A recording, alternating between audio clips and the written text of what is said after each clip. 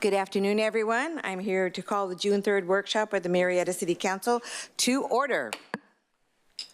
Madam City Clerk, would you please call roll? Councilmember DeForest. Here. Councilmember Stone. Here. Councilmember Holliday. Here. Mayor Pro Tem Lavelle. Here. Mayor Warren. Here. Let the record reflect that all members are present. Thank you very much. Before we get started, I want to welcome everybody this afternoon. I know it's early, but we do appreciate your time and patience with us. How we're going to run the meeting, or how I'm going to run the meeting today, I thought I'd give you a little bit of a heads up. We're going to have staff give a report. I will bring it back up to the dais for questions from each of our council members, and then I will ask for you to respond to any questions that they have. Then we will move on to public comments. Any public comments are made after the person's 3 minutes and they sit down. I will ask you then to please answer those questions, and then we'll go on to the next person so that the answers do not get put to the back end of the agenda or the program, and we do it as they go along. At the end of that, we'll bring it back up to the dais for any further questions and discussions for direction to staff. So if that works with everybody, thank you, staff. Let's get started. We are at the presentation from staff on the updated Parks and Recreation Master Plan and newly developed Trails Master Plan to support city growth, enhance recreational opportunities for its residents, and establish strategy framework for future parks, facilities, and trails development. Staff, may we please have your presentation? You may. Good afternoon, Madam Mayor, Mayor Pro Tem, Council, and members of the community. My name is Leah Kolick. I'm the Parks and Community Services Manager for the City of Murrieta. It is my pleasure to be here with you this afternoon at today's Council workshop. I hope you're as excited as I am to discuss something truly significant for our community, our Parks and Recreation Master Plan update, and the unveiling of our new Trails Master Plan. To give you a bit of context for why we're here, the original Parks and Recreation Master Plan adopted in 1999 laid the foundation for so many of the amenities and recreational opportunities we now cherish as a community. Fast forward to today, and we see a city that has grown substantially, not just in population, but in scope of services and facilities we provide. With well over 115,000 residents, 53 parks, and miles of trails under our stewardship, we are at an exciting crossroads. These updated plans will ensure we continue to enhance the quality of life in Murrieta for generations to come.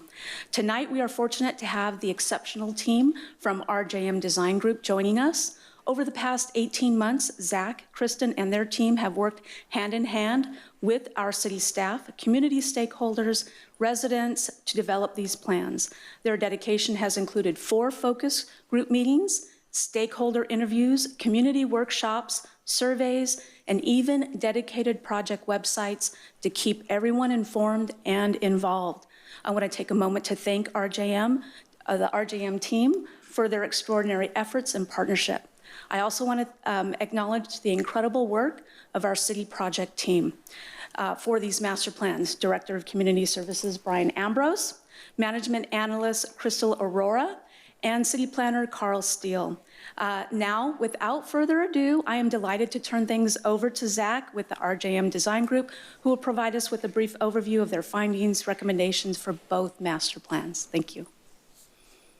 Thank you very much. It's an honor to be invited back here to share what was more than a year's worth of research, analysis, and what we're presenting tonight is really a summation of our findings of that report. And it's very difficult to kind of condense everything and all the information down to just one presentation, because it's such a journey. And to hear and listen to the community and share everything we have back, it is a rather difficult element. But I will go through what we've heard, what we've seen, as well as some of the recommendations to sum up what we found over the last year's worth of efforts. The Park and Recreation Master Plan, what it is really a guide and an implementation tool to develop parks and recreation here within the city. The most important part is it's based on local community needs. This was established by going through with the community and asking several different questions, going out in workshops, going out in stakeholder groups, going out with multimodal phone surveys, and we'll see all that information tonight. But based on the local community's input, then we developed the recommendations. This project was broken up into 5 phases. We looked at the inventory of existing conditions,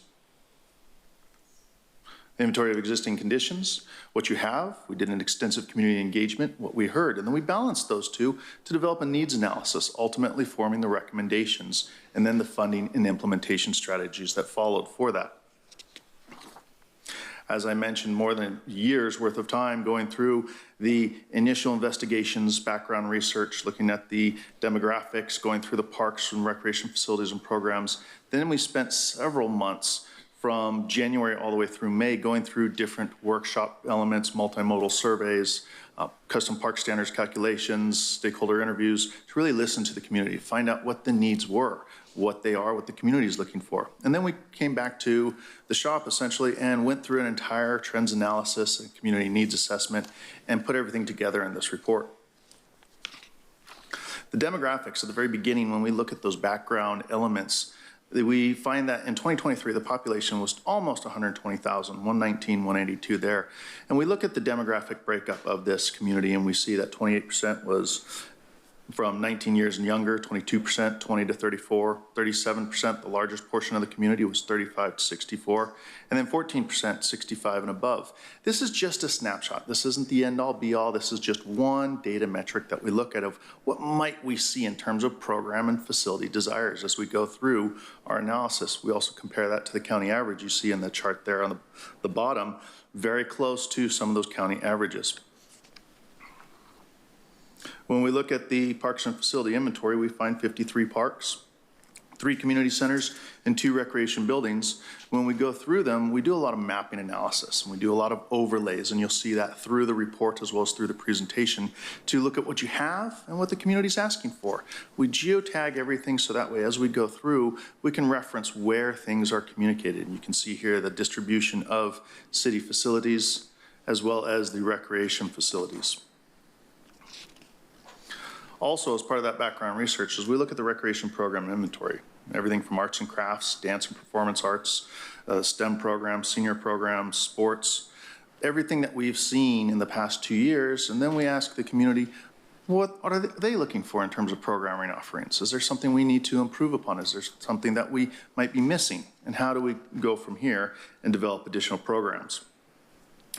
With all that background information, then we go out to an extensive community engagement process where we conduct stakeholder interviews, a statistically valid multimodal survey, 3 in-person workshops, as well as 3 online workshops. And then we also had a project website where live today is still a feedback button where anybody can comment right up till to now.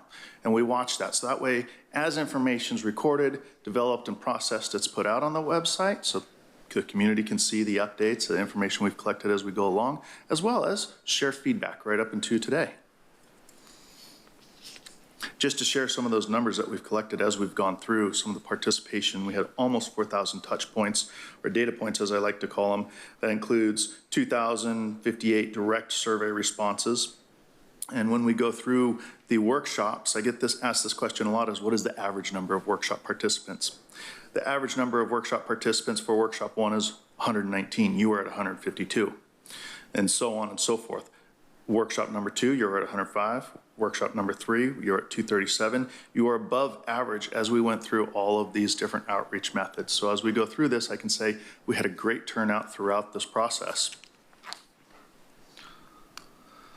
Starting with some of the stakeholder interviews, when we go out to the community, whether it be the workshops, online surveys, multimodal surveys, or stakeholder interviews, we ask a series of questions. And we start to get an identification of program and facility needs based on those questions.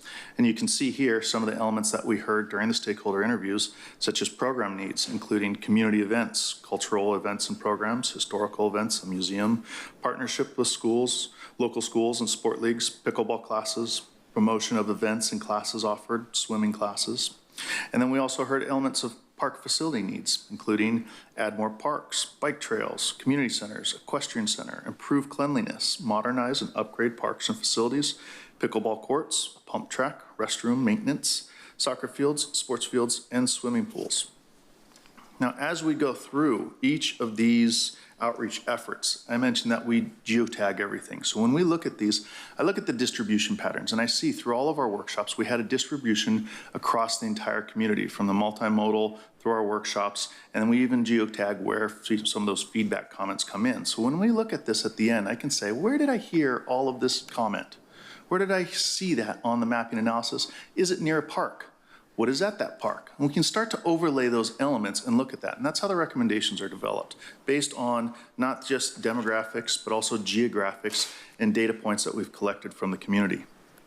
Continuing on into some of the information that we heard from the statistically valid multimodal survey, 44% of the participants of that survey said they get their information about Murrieta parks and recreation facilities, trails, and programs from the city's website.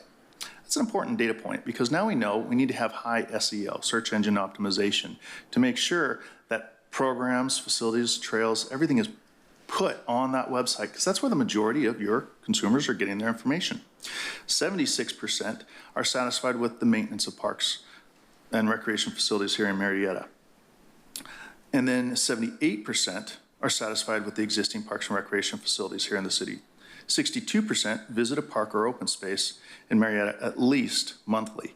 Now, I say time and time again, no two communities are the same. And looking back across the last 10 years of park and recreation master plans I've developed, the average for that last data point is 33%. You're at 62. You have a high community, a high utilization of your parks from your community, which is substantial. So as we go along, that's going to play an important role in some of the maintenance elements. Also, again, asking those questions similar to what are the program needs of the community, what are the park and facility needs of the community, based on the participants of the statistically valid multimodal survey, we start to see some common threads arise. Teen or kids activities and classes, senior activity classes, swimming classes, improved communication, tennis and pickleball classes, fitness classes. Some of the mentions on the program needs are also elements we've heard earlier. And that's what I look for. When we go through all of these data points, we look for the commonalities, those common threads. So at the end, when we see these common threads weave through all of the different elements, all of our outreach, then it starts to create the tapestry or the mosaic of what the community will be looking for. On some of the park facility needs, improved playgrounds, community pool, improved parks in general, dog parks, restroom maintenance, splash pad, water park, pickleball courts, walking trails, sports field improvements, bike trails, landscape improvements, improved safety, picnic areas, lighting, tennis courts, improved cleanliness of parks, drinking fountains, add more sports fields, and basketball courts. I won't read each list each time, but I'll start to identify the commonalities as we go through that we see within each one of them. On workshop number 1, when we went out to the community, we went out in person, we shared a presentation with them, and then for 2 weeks after that, we had an online survey reflecting the same survey that we had in person. We asked 3 questions at the first workshop, which were, what are the most important community characteristics that make the city of Murrieta a great place to live, work, and play? What are the issues or trends that may be negatively impacting those community characteristics? And what role can the city play to address those issues and support the community characteristics? And this is what we had seen from a high-level element, starting to get a feeling for what the community likes about the city and those community characteristics, including the safety and security, community engagement, and the events, recreational spaces and outdoor activities, educational excellence and resources, family-friendly environments. Issues that may be negatively impacting those community characteristics we heard is traffic and urban planning, the rapid development we see, homelessness and social issues, park maintenance and upgrades, recreational facilities and spaces, not having enough of them, making sure that we have plenty of them for the community, community engagement and activities, making sure that there is that dialogue and that communication strategies. And how can the city play a role in addressing those issues to support the community characteristics? We see having clear urban planning and development guidelines, community safety and public safety improvements, community engagement and events, park maintenance and amenities, sports and recreation facilities. As we moved along, we went to workshop number 2 and followed the same format, an in-person workshop and a summary of all the previous information we collected, information we've heard, and then following that workshop, we had an online workshop for 2 weeks with the same information where people could participate if they didn't make that one-night event a week. And we asked 2 questions at workshop number 2. What is one park amenity or recreation facility you would most like to see added? And we see playground improvements, swimming pool, pickleball court, walking paths, hiking trails, dog park. Those common threads are beginning to arise through this process. Then we asked, what's one recreation facility, class, or activity you would like to see added or expanded? We see aquatic programs, pickleball classes or league, youth and family programs, fitness and wellness programs, and senior activities and programs. Again, as we continue, we go through workshop number 3. After collecting all the information at workshop number 3, we followed that same format. We had a presentation where we shared all the information we collected before, the results and the summary of those items. And then we asked the participants of that workshop, what are their top 5 program classes and activities they would most like to see? So sharing all the information back, asking if there was any new information, what we heard from the participants of workshop number 3 was sports programs for all ages, partnerships with schools and sport leagues, community events, teen or kids activities and classes, and swimming classes. When we asked about the top 5 park, feature, and recreation facilities you would most like to see added or improved, we heard elements such as baseball, softball field improvements, including lighting, fields, bleachers, and seating, restroom maintenance, add more sports fields, improve cleanliness of parks, facilities, and trails, and modernize and upgrade parks and facilities. That information was also available online as we went through a 2-week online workshop process as well, and all summarized into those results. The last outreach piece here that we have is really the project website. On that project website, we shared information back with everybody, and we had a feedback button, which I talked about earlier here, which is still online and live right now. We had almost 2,000 project website views, so we could see that the community was checking in, going through, and we offer that ability to have feedback comments should people miss a workshop, or should people have additional information they want to share. And when we go through those feedback comments, we read everything. We looked at some of the elements that we heard in there as well too, the program and facility needs that were identified. Program needs, community engagement and visibility. Environmental education and conservation programs, inclusive and accessible community spaces, outdoor fitness and recreation programs, youth sports programs support, as well as facilities including ADA accessible parks and facilities. Adding more sports fields, baseball and softball field improvements, bike path, educational interpretive signage, landscape improvements, playground improvements, restroom maintenance, running track, splash pad, water park, walking paths, and hiking trails. Again, those common threads move to the surface, starting to paint the tapestry of those community needs. What we do when we collect everything, we put it in a very large matrix and we do a lot of analysis on it, and it's simplified down into 3 key modes, what I like to call the small group stakeholder interview mode, statistically valid multimodal surveys, as well as the qualitative public at large workshops and feedback comments. If we heard something through all 3 of those modes, it's something that we heard frequently. It's that common thread, that tapestry item. We list everything through our process that we've heard, so everything gets identified, because as you move forward with this prioritization, there might be things that you can combine or things that you can tackle together as you move through. Now, these are just the program needs. Some of the highest program needs that we heard were community engagement and marketing of programs offered. That's an important element because I want to refer back to where we get our information. As part of the statistically valid survey, we asked where people get their information. And when we go through that, we want to make sure we have that high website SEO, we're reaching the people where they're at. Other program elements include pickleball classes or a league, swimming classes. Some of the apparent items that we heard in 2 or more of those modes include community events, fitness and exercise classes, senior activities, classes, teen and youth programs. We did that same analysis for the facility needs. And we go through the facility needs, the prioritization, things that we heard were add more sports fields, bike trails, improve cleanliness of parks and facilities and trails, modernize, upgrade all parks and facilities, pickleball courts, restroom maintenance, swimming pools, walking paths, and hiking trails. The apparent elements came in at dog park, improve safety, playground improvements, splash pad, water park. There are several other mentions that we heard that throughout the process that are still listed here, including lighting, a running track, tennis courts, add more parks. those are all included in here as well, too, from the community's voice. So as we move forward into the future, if we are able to develop one or two or a combination of these elements based on funding mechanisms, they're all identified here so we can see, we can have that ability to ebb and flow with the needs of the community. As we go further on, we look at an acreage and service area analysis. Now, this is more of just the mathematics. When we look at the number of acres you have, 503.42 acres of city parkland, that's 4.22 acres per 1,000 residents. 67% of residents live within a 15-minute walk of a city park. That's just the GIS analysis calculation. We look at that, but we go much further as we start with where are the neighborhood parks and what is the walking radius? That's that first map.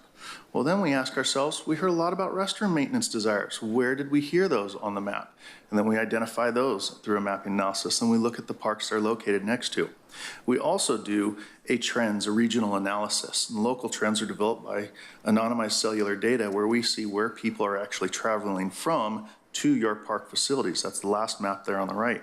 And what we see is actually people are traveling from far outside of the city boundaries to come and recreate in your community. You are a regional destination. People enjoy recreating at your parks. That information is then summarized and developed into key strategies and recommendations. Here are those 5 key strategies, and I'll go through each one of them. As we go through the document, there are goals attached to each of these key strategies. And in the document itself as well too, starts to identify that prioritization as well as next steps on how to move forward with each of these with specific examples.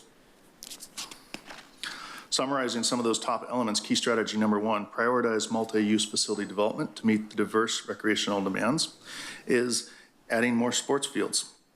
Looking at those community outreach indications for sports analysis, as well as our sports analysis and the deferred sports facilities, we see that there's a heavy reliance on school facilities to fulfill a lot of the sports facility needs. We recommend continuing to develop the Los Alamos Hills Sports Park expansion, as well as emphasis on multi-use overlay facilities when conducting those designs.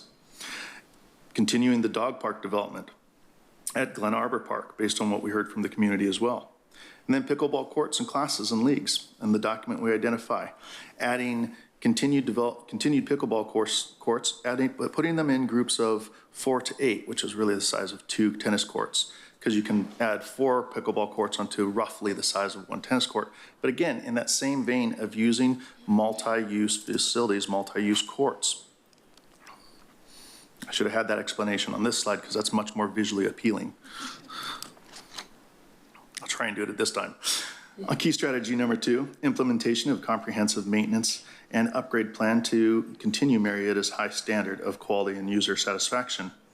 Several elements in here include the cleanliness of parks, facilities, and trails, improve safety with CPTED, crime prevention through environmental design, tactics such as adding lighting, looking at traffic calming elements, modernizing and upgrading parks and facilities, playground improvements, as well as restroom maintenance. And when we look at those restroom and playground improvements, the restroom maintenance, we want to make sure that we emphasize there's a relationship between public works and parks and recreation. The more programs and facilities we add to the list, the more we're going to have to consider those maintenance dollars as we go forward to balance the equation.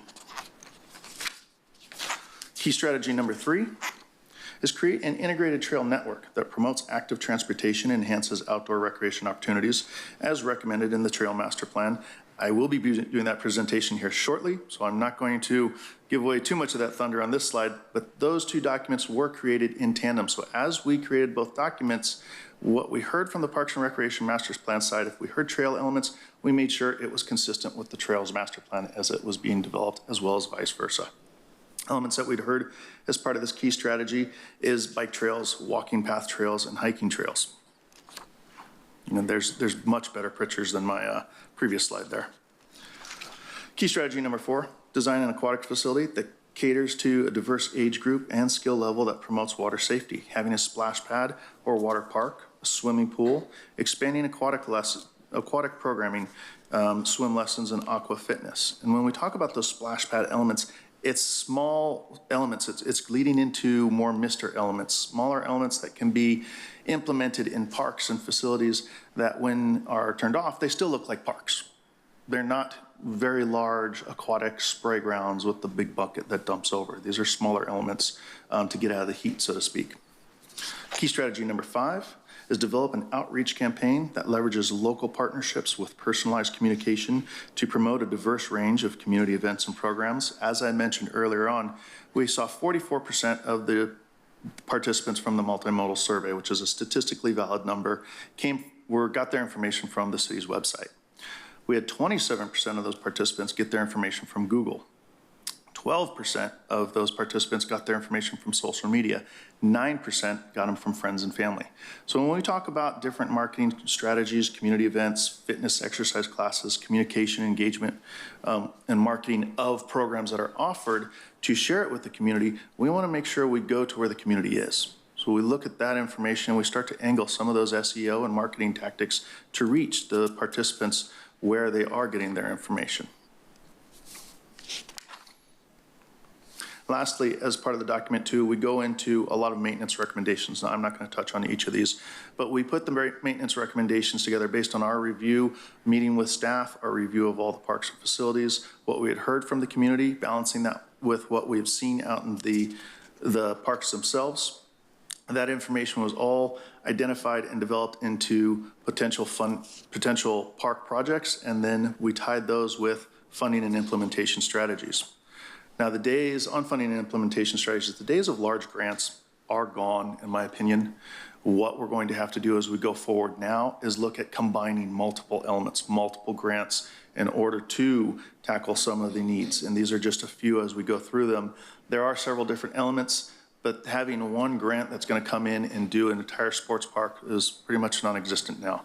Now, if that changes in the future, I will stand corrected. I would love to have that grant come back. Large grants, however, we're seeing that most communities are having to double up different grants in order to get projects to go through some of those funding mechanisms. Ultimately, at the end, when we tally up all of our recommendations and our elements that we've tied the grants to, that we've looked at the current capital project costs, we see $12.6 million in unfunded park recreation facilities, in funded park recreation facility and trail improvement projects, $52.8 million in unfunded park recreation facility and trail improvement projects and master plan recommended projects. That's 12.8 in unfunded, 39.9 in master plan recommended improvements as we go forward to accomplish everything in this master plan. Now those are big numbers, but this is a 10, 15-year document. This is a long-range plan. So as we go through these, we want to make sure we chip away at those elements in order to meet the community needs. With that, I hope I didn't take too long. I appreciate your time. Take any questions. Thank you very much for your presentation. I'll bring it back up to the dais, and we'll start out with Councilmember Holliday. Thank you, Madam Mayor. Great presentation. I attended one of your workshops over at Alderwood Park. I thought it was very well organized. Questions were great. The public input was awesome. So I commend you for that. And you've got a lot of great data, but as a numbers person, I do have a few questions. Mm-hmm. If you could go back to slide, I think it was 21. Ooh, you counted. What's the numbers at the bottom? I was trying to. I can't count that high with my shoes still on. Give you a compliment. I'm gonna go back to 21 here. You tell me if that's the right slide. How many respondents were in each one of those categories on the right? I do not have that number with me specifically on the right in which mode. So the each stakeholder one. interviews, what was that total number? So the stakeholder interviews, I'm just going to go off of memory on this one. I believe we had 12. Go ahead. I can answer that question for you. Okay. So for the stakeholder interviews, 5 city council members, 2 representatives from the city manager's office, 2 representatives from the Parks and Recreation Commission, 1 representative from the school district, 1 representative from an inclusion-based organization, Cultivating Inclusion, Murrieta Valley Historic Society / Arts Council / downtown representatives, 2 of those, a mountain bike group, and an equestrian representative. And what's that total? 15. 15. And how many in the statistical valid surveys, multimodal? We had a representative of 1,525 in that survey, and that's based on 492 households. And then the last category, the green category? And the green category, we had 152 in the first workshop, 105 in the second workshop, 237 in the third workshop. We also had 39 feedback submittals. Do you have that total? I can add those up That's for you. okay. Not that crucial. Did you give them all the same weight? No, because this is qualitative and quantitative methodologies. Want me to add? Oh, sure. Well, I'm answering She that. knows I won't be able to sleep. That's fine. I really appreciate the numbers questions because when we do this, there's a different element to it. When we do a statistically valid multimodal survey, it's both demographically representative, but it's also geographically representative. And I hold a lot of weight into that too. But it doesn't override any individual's feelings or people who want to show up, provide feedback, or provide part of the workshop. So which begs the analysis of we also have to do qualitative research alongside of this. Now, when we do those qualitative and quantitative methods, when we ultimately compare them back into this analysis that you see here, which there's a lot of charts in order to get to this point, it turns back into a qualitative analysis, which I like to call a human analysis, where we go through what we've seen, what we've heard. One of the tools in order to do that is I actually conduct all of the outreach workshops. So that way, as I go through it, as I read through everything, as people hear my presentations and I hear their voices, I can start to find those common threads too. And then I compare that to our quantitative data. And when I see anomalies, we research those anomalies. More often than not, I see common threads. And that's how we start to identify them here, is those common threads I've verified and we go through. I heard that in every outreach methodology. That moves it qualitatively up in kind of a prioritization ranking. However, it does not eliminate elements such as the tennis classes we see there down at the bottom. Tennis classes were something we heard. I didn't hear everywhere, but it does get a place in the report. So that way, as we go through, we know there is that, albeit smaller group out there that said they wanted tennis classes. We've identified it in there. Okay.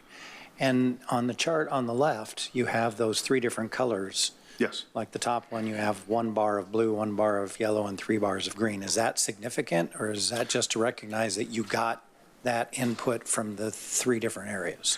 It's, you know, I'm glad you brought that up too, because it is significant in the standpoint of when we see highly organized elements in terms of a public at large outreach. We want to make sure that we note that there was a very large organized element for workshop 1, workshop 2, workshop 3, and the feedback comments. So I assign 1 to each one of those pieces as we go through.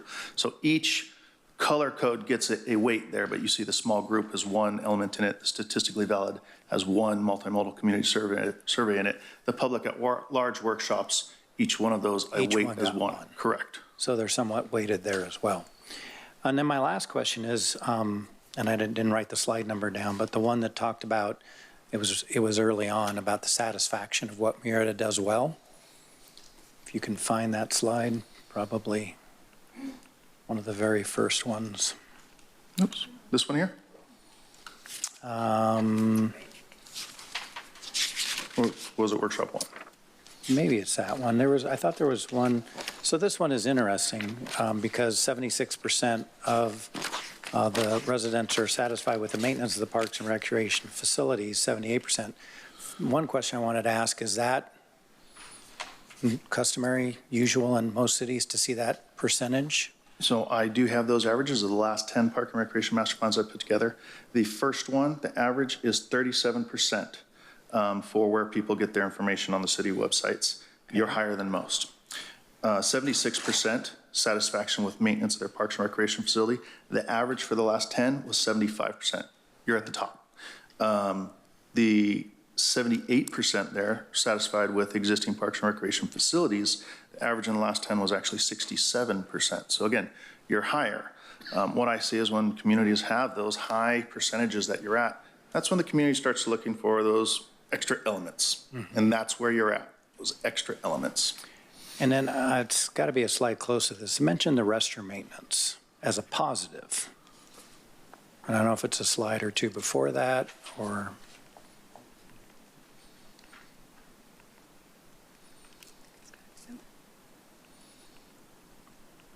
This one here? No, Because that was where it first mentioned that the restroom maintenance was a negative. So in two different places, one place it said that they thought the restroom maintenance was good, and then three other places they said that they thought the restroom maintenance was bad. I'll have to look at those data points specifically for you, but what I heard from the general consensus of the community as I write this report and I go through everything is we need to look at some of those programmatic elements when we have high program days, when we have large sports organization days in some of these parks, and that's why we geocode a lot of our data, is that people are generally seeing restrooms after they're heavily utilized. Mm-hmm. We should have programs, maintenance programs come in, tackle them right after that, or periodically through those. That's when we're starting to see a lot of those high restroom maintenance comments. Now, that doesn't mean it's universally across the entire community. Again, hence why we geocode a lot of that information.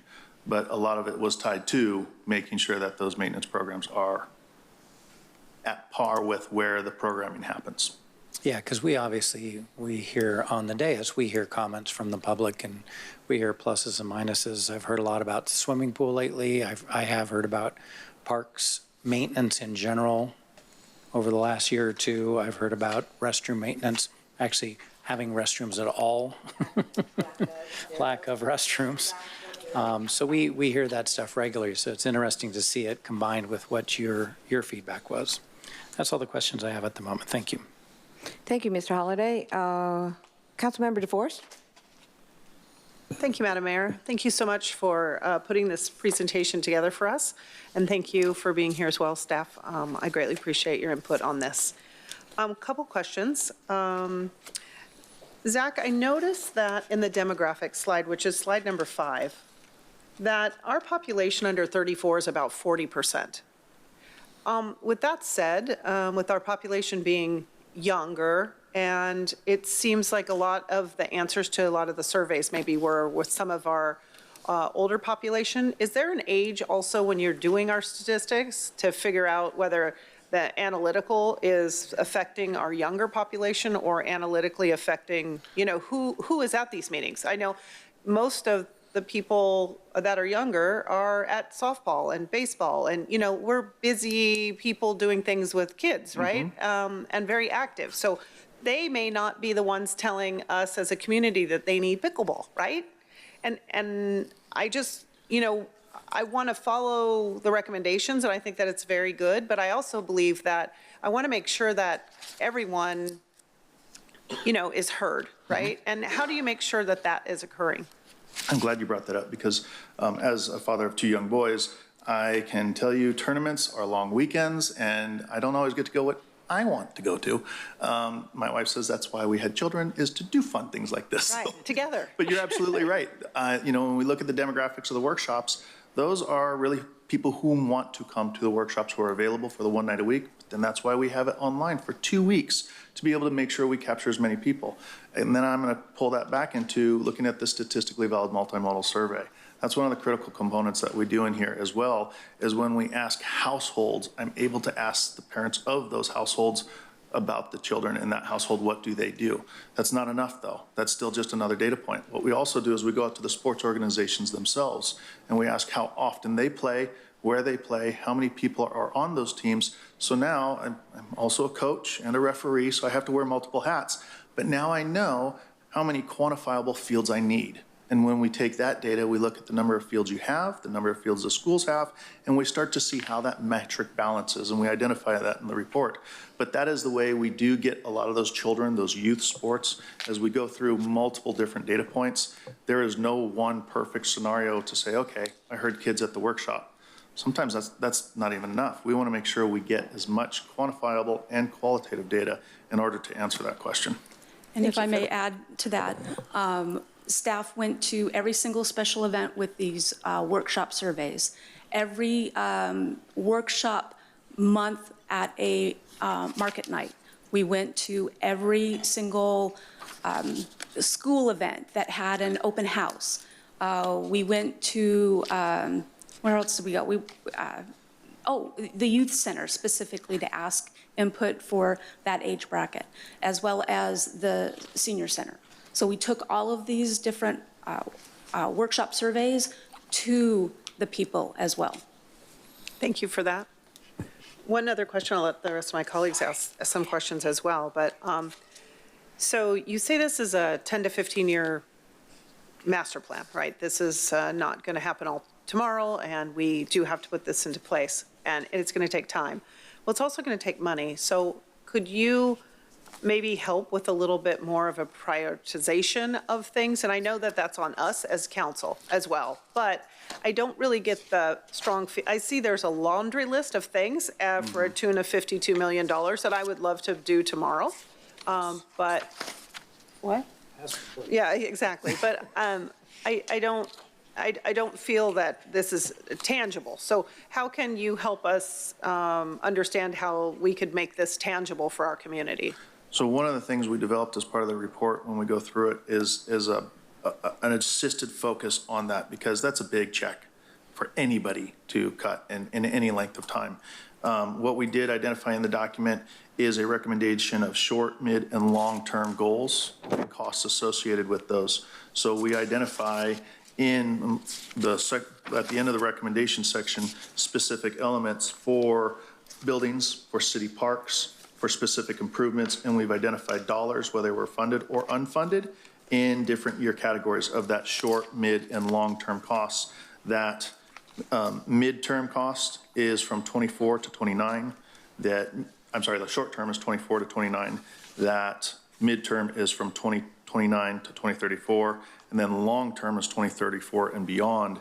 And I will just tell you right now, the 2034 and beyond, those look at some of those much, much larger, higher dollar amount elements that you're not going to be able to build tomorrow, that you're going to have to plan for and start to save money for in order to accomplish, in order to tackle them. But we do have itemized in here the immediate elements that we can put in for signage. We have an allocation of 41,000 some odd dollars for improving signage in certain areas.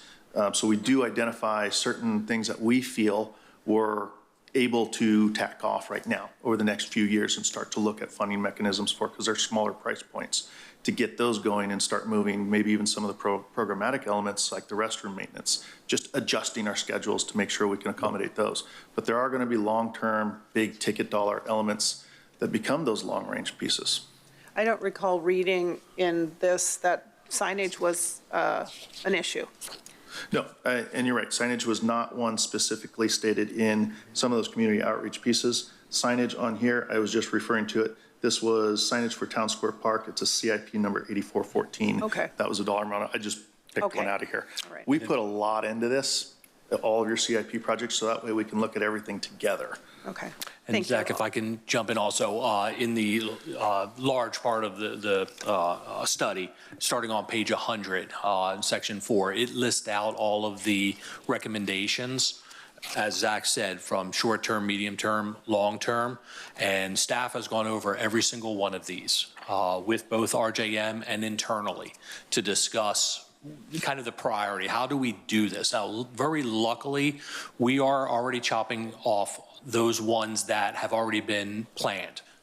Additional sports field lighting and tennis lighting up at Cal Oaks, underway. Glen Arbor Dog Park is underway. Construction is actually occurring right now. So on a lot of these, we are already underway in them, and the other ones we are planning. The large scale ones, the phase 2 of Los Alamos, it's on here, I think at $25 million. It's a large price tag. We have to come up with a strategy for that, but this is how we plan for those large price tags. Thank you so much. I appreciate that. Thank you, Madam Mayor. Thank you very much. I know that Councilmember Stone and Lavelle do not have questions at this time. I have a couple of comments I'd like to add. You mentioned that 15-minute walk to a park. Did you talk to anybody out in the community by the golf course out in District 5? Because there are no parks out in that community, so it's much longer than a 15-minute walk. I noticed that we do have a lot of pocket parks, but we don't have a lot of parks where we could actually do sports or practice. So did you go to any of the sports programs, those that run them, their boards? Did you talk to them about what they feel their needs are outside of a school or an event? I mean, did you go to their boards and ask them what their needs were? So in short, I did not go to any of the boards. Okay. We did is we conducted a sports organization survey that we sent to the sports organizations specifically, asking several different questions about logistics, their players, number of players, how long their seasons are, how many teams they have, so we can do that quantifiable research on it too. But to address the walking, the 5, 10, 15-minute walking radius, I personally have always had an issue with that because I pushed a stroller, and my stroller push is totally different than somebody walking by me. And as everybody, as we have kids, when they start to toddle, they want to toddle, and that's a 30-minute walk. But it's an academic analysis. I understand. And I've always had this issue with it. It's a GIS, looks at architectural barriers, looks at the roads, where the crossings are, where the crosswalks are, and it does that. That's why we go through the analysis for the anonymized cellular data, to where I can see where are people actually coming from. Because it's a completely different, it's a reality metric of where people are going, how they're going, where they're getting there, not just the 5, 10, 15-minute walk. We do that because that is the mathematical analysis a lot of planners do, but we like to go further because it is different. You have a lot of people coming from outside the community who want to recreate in here. And we are very much an automobile-centric society. Smaller neighborhood playgrounds, they get a lot of those communities walk to them. Some of the larger sports facilities, some of the community parks, those are all automobile-centric facilities where people drive to. So it's not a perfect, clear analysis to where I can say this is how much we're all walking towards, because we all walk different. And I prefer to look at what is actually happening with the anonymized cellular data. So just for the Parks and Recreation Master Plan, it seems like to me that this is a really big wish list. This is just my general take on this, and I would have really liked to have preferred to see in writing a 1 to 3 year plan, a 4 to 7 year plan, a 7 to 10 year plan, and beyond, specifically broken down to what our residents are asking for and what is the actual reality of any of this happening. I would really like to have seen that breakdown so that we have a real plan in place, not a wish list. So that's just coming from me. What you're saying is absolutely correct. We want the moon, but we only have enough money for a smidgen of the pie.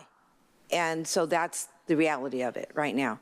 So before we go on, since we have no more questions, I don't have any additional questions or comments. I want to move and open up. You want to go ahead and do the master trails plan next, and then we'll open up. Yeah, I know. What I was going to ask. Are we going to do comments for this section first and then go to the next one? Is that what you'd like to do? Yes, ma'am. Okay, that would be great. Then I will open it up for public comments. Madam City Clerk? Camber Rutz. Welcome. Thank you. You'll have 3 minutes, and then any questions after you sit down, we'll get them answered for you, okay? Okay, perfect, thank you. You're welcome. Do I have to state my address and, okay, good, I don't know how this works. Okay, thank you for the opportunity, awesome, thank you. I have 2 questions, 5 key strategies. There's no mention of equine. Strategy 3, no mention of equine trails. There's funding. These are just my notes, so it states that there is funding for hiking trails, biking trails, but there's no horse trails. So unless that's in the next project that you're going to present on where the equine facility comes in and the trails, then I might be speaking too soon. Staff, would you like to answer those? So many of the trail aspect questions will be in the Trails Master Plan discussion. Perfect. Next item. As for equestrian facility in general, if it wasn't reported by the public and referenced in the surveys, it didn't make that list. Okay, thank you. Yeah, it was on the list. Okay, it was. It was mentioned. Madam City Clerk? Thank you, Madam Mayor. I have Connie McConnell. I believe hers is on the trails also. Yeah, Okay. leave it after the trails. Is there anybody else that would like to speak before I bring it back up to the dais for comments on this presentation? Okay, Yes, Madam Mayor. Kathy Bierce. welcome. Good afternoon. I came because I was part of this master plan, Do you remember, Leah? I watch you guys. I want you guys to know I'm not here all the time, but I do pay attention. And I miss our pool, but I understand. And I think the thing that you guys seem to have, this is what's important, is that we have our fingerprint listening to what people say in our community. I have the audacity to think that I live in a high-income neighborhood. I was hoping that that was what it was going to be, but it's not. I live in a low-income neighborhood, but I love my neighborhood, and I'm not going anywhere. I have kids who come around to me who have both parents that work, and they have one neighbor lady that watches them all, and they come up to me and they say, Miss Kathy, what are we going to do this summer? And I look at them and go, gee, I don't know, because we don't have a pool. So I had some ideas, and I'm going to try to put something together for the kids in my neighborhood so that they have something to do. But we have low-income people in this neighborhood. They can't come to all your events that you carry over here at the park. They can't come. And they love when Santa comes because Santa comes to them. They love when you guys do things that you guys reach out to them. They don't want to have to reach out to you. You're the people who are in charge here. You should know what your people really think. I mean, I think it's wonderful that they had people come to them to do it, but these people that I live in the neighborhood of, not everybody has access to a car. Not everybody has access to automobiles or to buses. They're children. They walk to school, they walk home, and then they're looking for something to do in the summertime. They've got nothing. These are going to grow up to be kids who are going to have no money. They won't have any goals in their life. I was so blessed where I grew up in Long Beach that we had people that came in our neighborhood from the Parks Department and found a house and begged people in the neighborhood to do crafts with them once a month. And it was awesome. And then we would do water park. We would do water park once every 6 months. We would go to the water park. Or once a month, we would go to the water park. So I think we need to think about those people too. These are your constituents. You guys, these are your constituents. Pay attention to them. These are your growing up next, the younger kids. We have to take care of them too. Their parents are watching you. Just so you know. Thanks. Thank you. Any further comments? Seeing none. Thank you. At this time, I'm going to bring it back up to the dais for comments and direction. Mr. Holliday. I just had a quick question. The equestrian center that we currently have, is that considered a park and rec facility? Yes, It is. Okay, thank you. Together now. Okay. Yes. Councilmember Stone. Thank you, Madam Mayor. Thank you so much for your wonderful presentation. It was very educational for me. I think for me, there's a couple of things that are in my mind. Number one, what needs to be done? And what do we need to do, and what is it that we want to do? And so those are things that I'd like to task staff with. And I agree with the mayor. We need a short-term strategic plan, 1 to 5 years, 5 to 10 years, 10 to 20 years. And $52.8 million is definitely a lot of money. And for me, I was elected in 2020.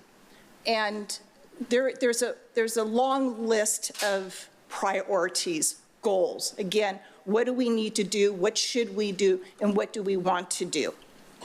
I think it's really important as we move forward that we set the goals where we could take things off of our list.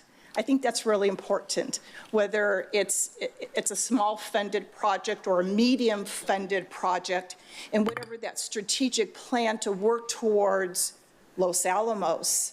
I think also upgrading and maintaining the parks that we have right now that need love and care, especially Cal Oaks Park. Again, Los Alamos Park. I think that we should have a strategic plan, and again, whether it's small projects, but then within our regional parks, what are the top priorities? I know that bathrooms is an issue because I get phone calls all the time about doors being off of restrooms, having additional cameras, the vandalization of our restrooms. So I think it's really important that we narrow down what we need to do and then what we want to do. And so those are just my comments, Madam Mayor. So thank you so much again to staff and for your presentation. Thank you, Councilmember Stone. Mayor Pro Tem Lavelle. Thank you, Mayor. Just a quick comment. To quote a great man, we can't do anything if we try and do everything. That's not right. There's a lot of stuff here to do, a lot of requests, a lot of ideas. It will be tough, directing those things and also having patience on the long-term plans, because if we have a long-term goal, the patience and the being able to understand it's in the plan, it's going to take a while to do all of these things, which we all want to. But to echo Councilwoman Stone's points, we should try and figure out how to make what we have very nice and better and usable current state. So that's all. I look forward to the trail map or the trail plan. Thank you. And I'll sum up my last comments. Go ahead. Both of you back in? Okay, all right. I would agree that it is extremely important that we maintain what we have before we build new, because what we have is awesome, but it is in disrepair. And we need to step up our repair so that people feel safe and welcomed and they feel like it's a priority. Wouldn't want to take my child or my grandchild to a park that isn't safe, or I don't feel if it's safe. And you said there's a 76% that love the parks. Well, that other 24% is calling all of us.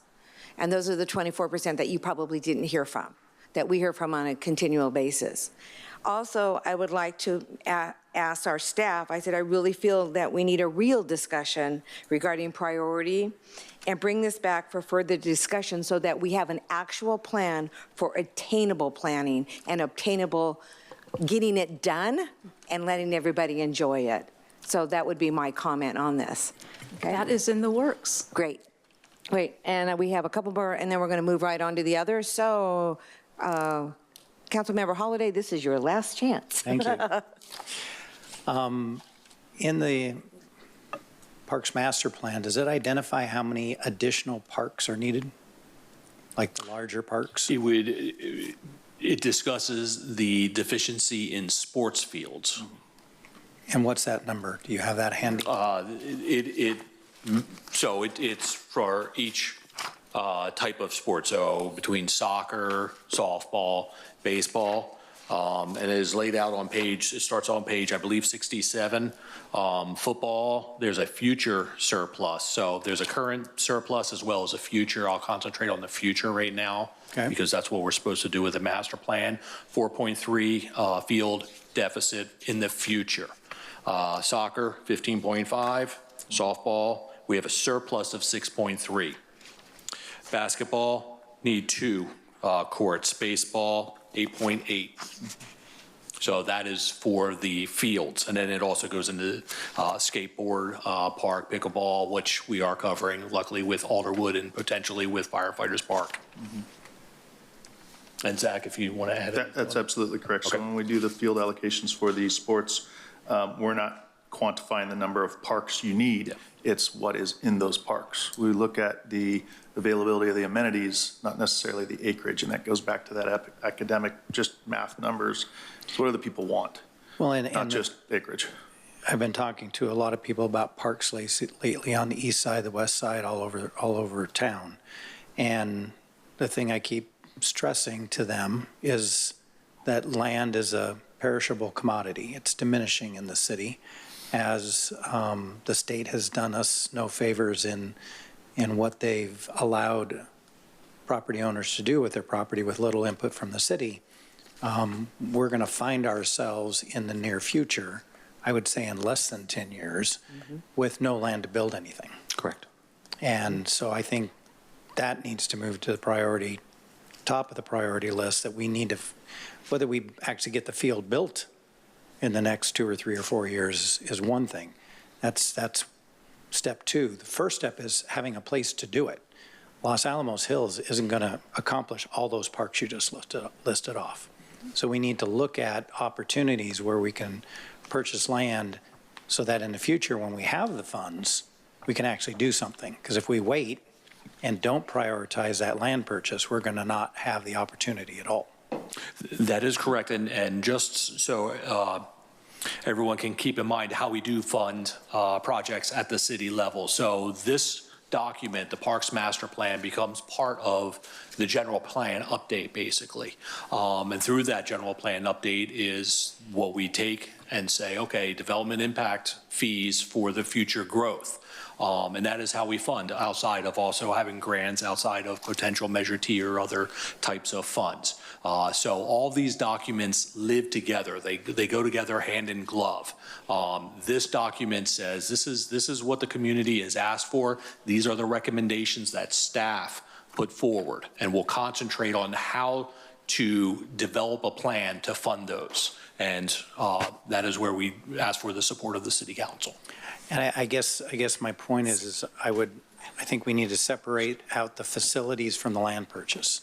So those can be prioritized separately, because we can prioritize, more pickleball courts or something else. If we don't have the land to build it, by the time we get to that stage in a priority, it's a moot point that we prioritize and we have the money to build the facility if we don't have the land to put it on.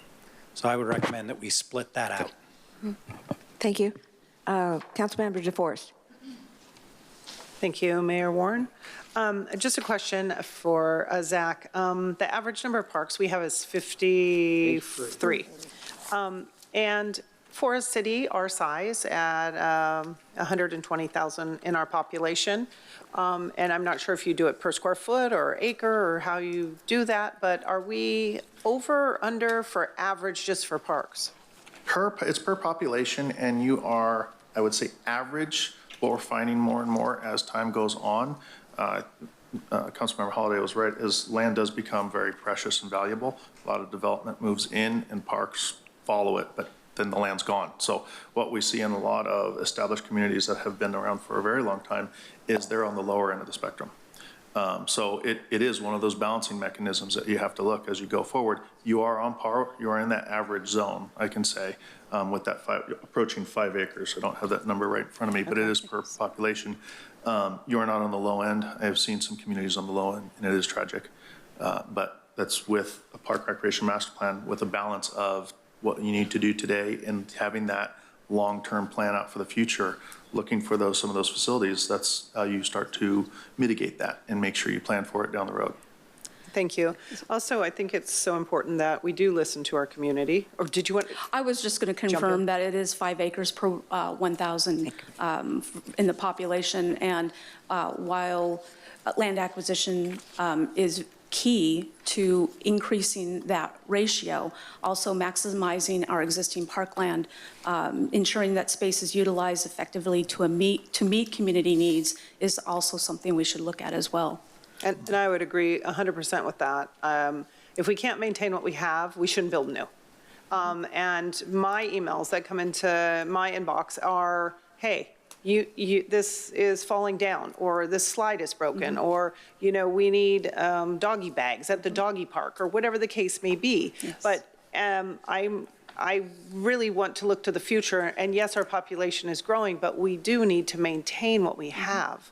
And if we build more, then that's more dollars for maintenance. Yeah. And so also, with that said, looking at all of this, and I'm trying to represent the west side, and that area, it seems like even looking at the diagrams and such, it doesn't seem like there is much for that region to do. We don't have a lot of parks. We have one little teeny tiny itty bitty park, and here we have this downtown, we have, street fair.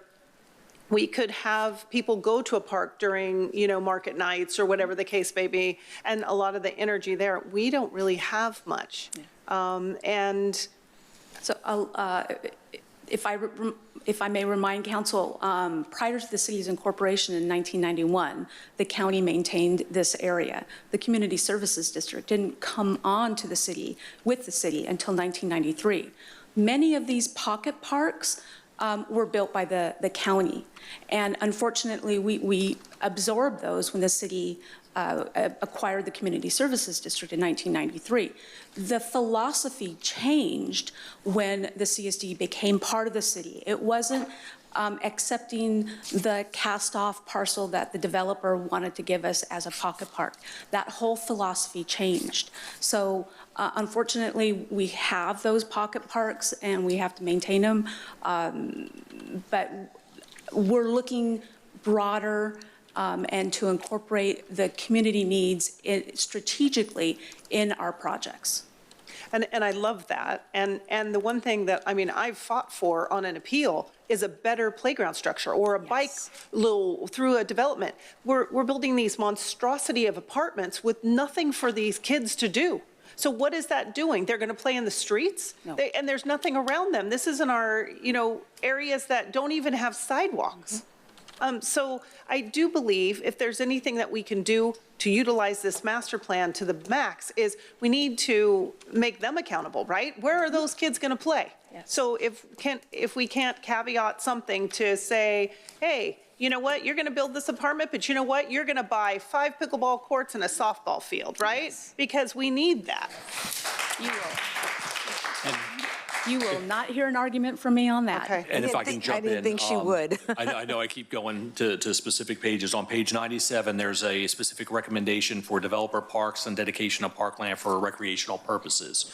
So yes, that is part of the recommendation is in partnership with development services when these projects come in. Let's take, for instance, the area north of the triangle. We are working with development services to figure out a trail system that leads to a park, because if we have a trail system that leads to parks as well as to the high school, right, then we've done our job. Right. If we start planning that after every one of those apartments has been constructed, we failed, and we'll never be able to build a park out there. So we're actively, a lot of it does come down to the funding.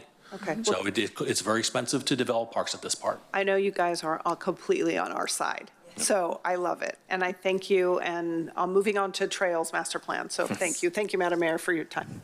Thank you, no problem. Councilmember Stone? Thank you, Madam Mayor. Before I propose my question, I want to piggyback on Councilmember DeForest. Spending time on the west side, in talking with the children, their number one gripe is that there's absolutely nothing for them to do on the west side, whether it is a community center or whether it's a park.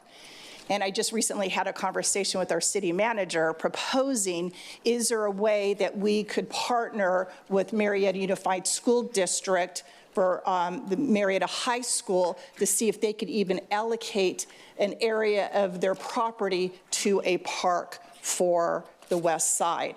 So it is definitely an issue that needs to be addressed. And so he heard my words.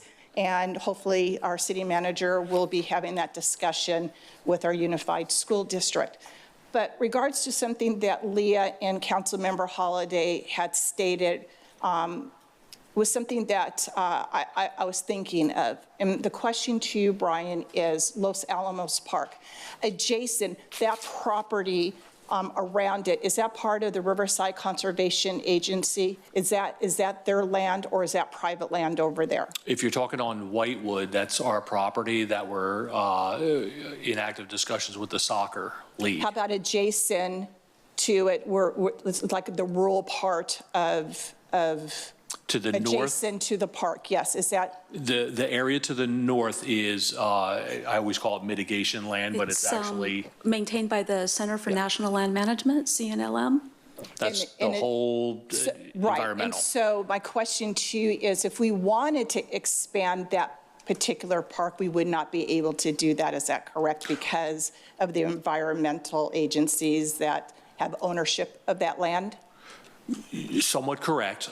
So phase 2 does have a footprint. We have an outline of what we would like to build and where we would like to build it. And that's the active discussions that we're having with the county right now. And so if we did hypothetically want to purchase property in the future, part of our long-term strategic plan, would the Riverside Conservation Agency land that they own or land that has to be dedicated, would that also be an issue for us as we want to expand in the future? In that, I'm probably going to butcher the definitions here. In that cell criterion, yes. Now, if you're talking about over, where the vineyard property would be, some of the other properties that we've actively talked to some of the landowners, probably not. Might be some land. I mean, not everything is buildable. You will have to mitigate for some environmental concerns. It all depends on the land. Fantastic. Thank you. Thank you, Madam Mayor. Thank you very much. One note, and this is really, might be a really great idea. We do have some underserved neighborhoods in our community, and I know we have some pocket parks in there. Maybe we can come up with a plan to do a little something at those pocket parks to engage the kids in those underserved communities. Just a thought. Thank you, Kathy, for your suggestion. I appreciate that. We're going to now move on to our, yes? Yes? Oh, I'm sorry. I just wanted to caution, I know everyone gets excited about let's make the new developers, build all these different things, but we have to be really careful that the nexus is there, and it might require bulking up the needs analysis that we have in the diff analysis to show that we need, that our goal is X plus Y, and we only have X right now, so that we can calculate the need to require future demands. And you can only offset a particular development from the potential impacts of that development, not from existing needs. So it would be great if we could just tell a developer, we think you're going to have 50 kids, so you need facilities for 50 kids, but it's a lot more nuanced than that. Well, thank you for the reminder. I think we, yeah, I know, yeah, you're no fun. But thank you, you're needed, thank you.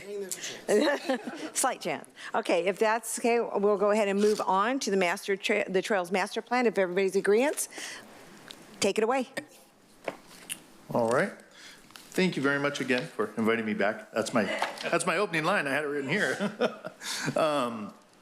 So as I mentioned earlier before too, when we did these two plans concurrently together, is we made sure when we heard elements of trails, we made sure that it was along with the trails, and the trails was in line with the master plan as we went through the projects together themselves. The Trails Master Plan is very much in line with that same guide and implementation tool, but it's again based on the local community needs that we heard through the process, where people were recreating, where they're going, how they're utilizing the trails, and when they're utilizing the trails. So we did that same local community analysis on this plan as we went through it. Those same 5 stages were done in concurrence, looking at the existing trail conditions, going through the extensive community engagement process, comparing the two, developing the needs analysis, as well as the funding and recommendation and implementation strategies. That process had its own timeline, it had its own project website, it had its own feedback button, it had all of the same elements that the Park and Recreation Master Plan had. So as we went through it, we also made sure that there were cost savings developing the plans together. So that way, when we conducted the multimodal phone survey, we were able to ask the trail questions as well in that same multimodal phone survey without having to duplicate the cost throughout the process of them. This process did have its own workshops. So that way, we had a completely separate workshop series for this one. They were not combined together. They were completely separate processes. However, we did have flyers at both, with actually very cleverly designed by the team, is on both sides of it. So everybody knew, okay, where's the trail workshop? Here's the Park Recreation Master Plan workshop. So we made sure there was a lot of information out there about both of them. Same process as we go through it, looking at that demographic, looking at the community demographic characteristics and what we may see as we go into it. As we looked through the trail inventory, we found that there were 19 city trails. We looked at the trail connectivity. We looked at the trail conditions and utilization, the usage of those trails. You can see some of them there represented on the right-hand side. And our trail inventory. As we started to go through this process, we put everything into GIS database. That's kind of a key thing. As we go forward, all that information is turned over to the city. So you now have an updated GIS database with all the information we've collected turns over into your systems as we go through this. That extensive community engagement included stakeholder interviews, statistically valid multimodal surveys, as well as 3 in-person community workshops and 3 online workshops replicating the in-person workshop element, and then the project website and feedback. And here are the numbers for those. We actually received more touch points or data points as we went through the the survey for the trail elements you can see here, again, very high numbers, 4,600 data points as I went through this one.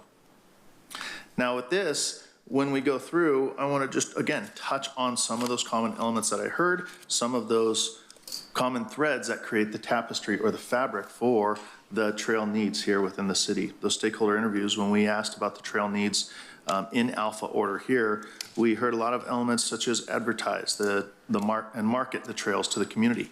That parallels a lot of the information too in terms of the Park and Recreation Master Plan. Make sure we broadcast, we share information with the community. It's not just posted in one spot, but it's posted where the community is, and we're going out to the community to share that information with them.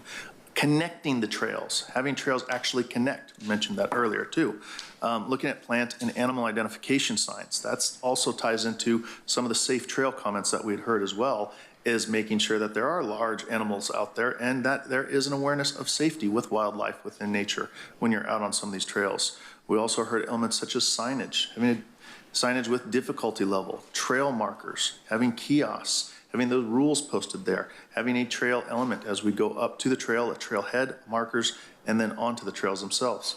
Having trail amenities such as dogway stations, trail maintenance, long-term maintenance elements, keeping our trails safe and clean, and then updated trails maps with amenities on those trails and parking areas as they exist.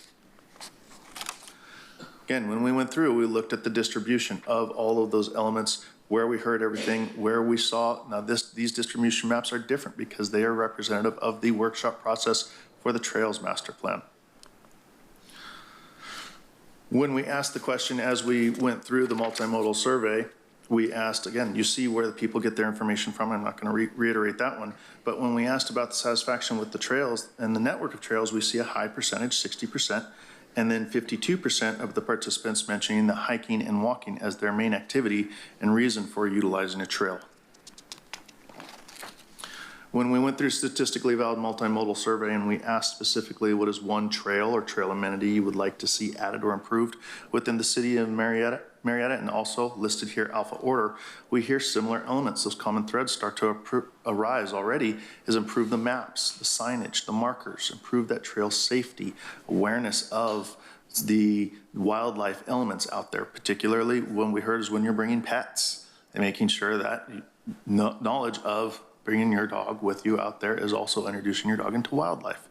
Improving trail network and connectivity, connecting trails again, providing dogway stations and more trash cans, providing more bike trails, providing more hiking trails and walking trails, and providing more trail information in general. When we started to look at the workshops themselves, we asked, how are you using the Murrieta trails? So we wanted to know how the population is utilizing the trails here. And we did a couple of different things to look at this. This is just the workshop one summary. When we asked that, we heard the majority of people were walking, hiking. Some are biking, running, dog walking, and we had several other usage, which includes people who don't use the trails. They told us that too. Or as equestrian use. Equestrian riders were in here, and that's how they use the trails themselves. So in the report we did hear from all those elements. When we asked how satisfied are you with the maintenance and overall condition of the trails, we had elements such as satisfied, but they had suggestions for some improvements on the trails. And we took those and we added those into our data sets. We heard some elements such as they were dissatisfied with the maintenance quality. We heard some neutral opinions on the trails themselves. We also heard that there were satisfaction with the trails, but just needed more trails. Then we also heard people who were satisfied with the trails also wanted specific trail improvements, and they had mentioned those specifically in the trails. So we recorded all that information as we went through this process. Also at workshop number one, we asked if there were any barriers or challenges that prevent you from utilizing the trails more often. And we heard elements such as the trail conditions and the maintenance of them, accessibility and knowledge of those trails, connectivity and length of the trails, desired features and amenity, as well as safety and security. Question number 4 that we asked during workshop 1 was how can the city improve in providing those trails to the community? And we heard elements such as trail access, expansion of trails, design of those trails and amenities, urban planning and development, conservation of trail elements, trail preservation and regulations to preserve trails, community engagement, promotion of the trails, technology, feedback collection, awareness, outreach and advertising, that ties directly into a lot of the elements that we heard as well too, of having that dialogue between the community, having that shared identification of what is out there and how can the community also participate in that collaboration. Information provisions as well as accessibility, trail maintenance, and environmental protection of the trails were all terms that we heard during workshop number 1. Further trying to ascertain where people are going, why they're going there, how often they're going there. In workshop number 2, we asked the name of the trail people most often utilized. These are the top 3 trails that we heard from the community that are utilized most often: California Oaks Trail, Coal Canyon Trail, Las Brisas Trail. And I will add a note here, as we went through this process, is we actually found from the community quite a bit of the time as they said, oh, I'm going to Steve's Trail or Bob's Trail. Well, because they were going to the trail that they identified in their head of where their friend lived or their kids wanted to go. And what we found is that ties back into the trail identification, trail signage, trail awareness, trail mapping. So we heard a lot of the community recreating on trails where they had their own names for them, and that was a key identifier of, okay, we need to follow this and watch it as we go through, make sure that as our data starts to be collected, we carefully pair things together.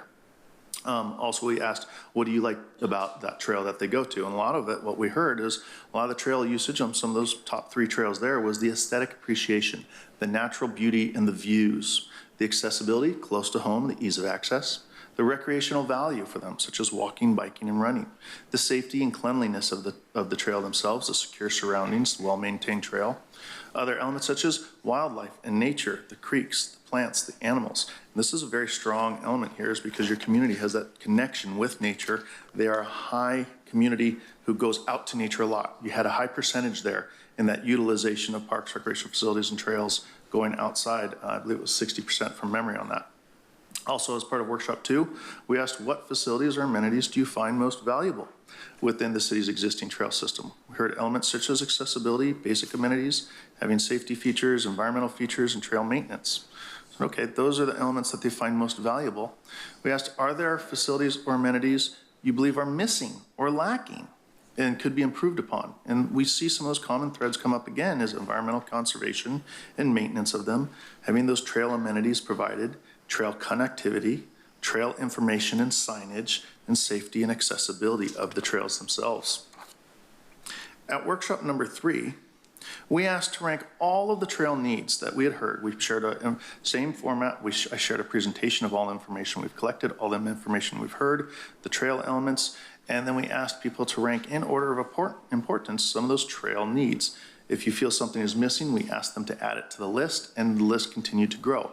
Now, what we had heard was, in order here, 1 through 9, is adding more hiking and walking trails, including the Murrieta Creek Trail and Greer Trails. Connecting the existing trails, including improve the trail network and connectivity. Environmental protection, including preserve natural settings, protect the wildlife, preserve creeks, protect and preserve open land, trees and ponds. Bike-friendly trails, including more bike trails, improve bike trails, provide mountain bike trails, improve the bikeway network, and trails for e-bikes were also mentions. Trail maintenance, including the trail conditions, maintenance of them, cleaner trails, long-term trail maintenance projects, flatter trails. That was also tied to some of the accessibility elements. Multi-use decomposed granite surfaces, native plantings, and trail repairs were mentioned as part of that. Provide trail amenities, including dogway stations, drinking fountains, benches, trash cans, and restrooms, as well as features for children. Safety and access was also something that came up on the list, number 7 ranked here, including improved safety, trail safety, accessibility, trail safety features, ADA trail access, and no motorized vehicles on trails. When it comes down to number 8 here, signage was what that next one that was ranked on our list by the community, was including trail kiosks, trail markers, difficulty level, type of trail, trail use, plants and animals. And then number 9, promote and advertise trails, including provide more trail information, community outreach about those trails, trail awareness, and trail maps. As we went through and started to collect all the information, we also had the feedback comments where we allowed participants to share feedback at any one point in time throughout the process. It's still online, available today. We had almost 3,000 views on this project website. 21 comments were provided as part of the feedback. Some of those feedbacks Again, the feedback is open-ended. People can type, write anything they want into the planning team. We heard improve trail connectivity, incorporate signage and educational aspects, enhance safety of trails, and build new trails. So all of those elements that we collected as we went through the process, based on what we've seen, based on what we've heard, we developed these following recommendations. 1 through 7, trail connections and additions, signage and wayfinding, trail classifications and design standards, trail amenities, trail maintenance, traffic calming and improved visibility, mapping and data management. When we go through those trail connections, elements that we've identified in the report include new trail connections and introducing connections between existing trails and or new trails as they're developed. Again, when we talk about developer improvements, as you go through the development, the planning process, making sure that there's that awareness of trail connectivity is included in the early planning stages of it. Sidewalk connections, utilizing sidewalks to form connections between nearby and existing trails. New trail incorporation, incorporate trails that exist but are not formally part of Murrieta's trail network, but looking at some of those paths that have evolved over time. And then future new trails. The city's general plan identifies a number of new trail opportunities and the circulation element, including those, but also pushing forward the Murrieta Creek Regional Trail Project, making sure that that one goes through as one of the elements that we've talked about when we do new trail connections and trail planning that has been established. Again, my pictures followed my plan there. I should have gone to this one earlier on because it talks about those trail connections. When we look at those connections, looking at the general plan elements, the new trail connections, potential sidewalk connections, new trail incorporations there's a lot that we can do in order to tie these networks together and to have these long regional trail connections so people can move across the area, move across town, have that multimodal transportation opportunity. When it comes to signage and wayfinding, we have elements in here that talk about the signage across all trails, ensuring that there's a standard across all the trails, and looking at, we've prepared in the document itself, sample signage that can be utilized to have information shared with the community, provide a clear directional set of waypoints along the trails, being able to identify the trails, trail signage, the trailhead areas, roadway crossings, directional elements, trail mile markers, even as well as on-street trail guide signs. Adding in QR elements to this so you can have those digital elements. Your community has a high propensity, according to our participants of the online multimodal survey, is they're very tech savvy. Having something that we can upload and make changes to PDF maps, having those onto the trail markers and the signs themselves so people can get the trail maps on their phones. We've provided that information as part of the report here. The trail classification design standards. One of the things that we had heard and seen is to have a clear set of trail design standards and classifications, and we've developed that into the report as well too, as having adopted this classification system. This classification was actually developed based on looking at the U.S. Forest Service standards, Riverside County Trail standards, as well as local design plans and design standards that are actually in place now with those trails and your previous trail planning elements, making sure they're all in line with, as you develop new trails, this becomes your classification trail. This also talks about, in terms of classification, having some of those user classification trails as well too. Having a user classification trail helps us identify equestrian trails, bike trails, pedestrian trails, and that way we can start to develop those trail maps people were looking for in terms of having a difficulty level. We've provided those in the report as well. We've actually, when we went through all of our mapping analysis, we started to work those elements into your plan, into your trail maps. So that way, as you go forward with this trail plan, we've done a lot of the elements and put them in here in terms of the classification, in terms of the trail length, the trail type, the trail width, the accessibility, the difficulty level. We've started to put all the stuff in here and we've provided that back in terms of the GIS data set. So you can get a leg up, if you will, on implementing this information back to the community. Trail amenities. We heard several elements in terms of the recommendations. The trailhead amenities included trail signage, trail maps, Well, we put together the trail maps for you here, and we identified several different elements along them, as well as recommended signage locations and recommended amenities based on our trail experts who went out and walked these trails, looked at them, and identified locations for these different staging area amenities, as well as on-trail amenities. Trail maintenance.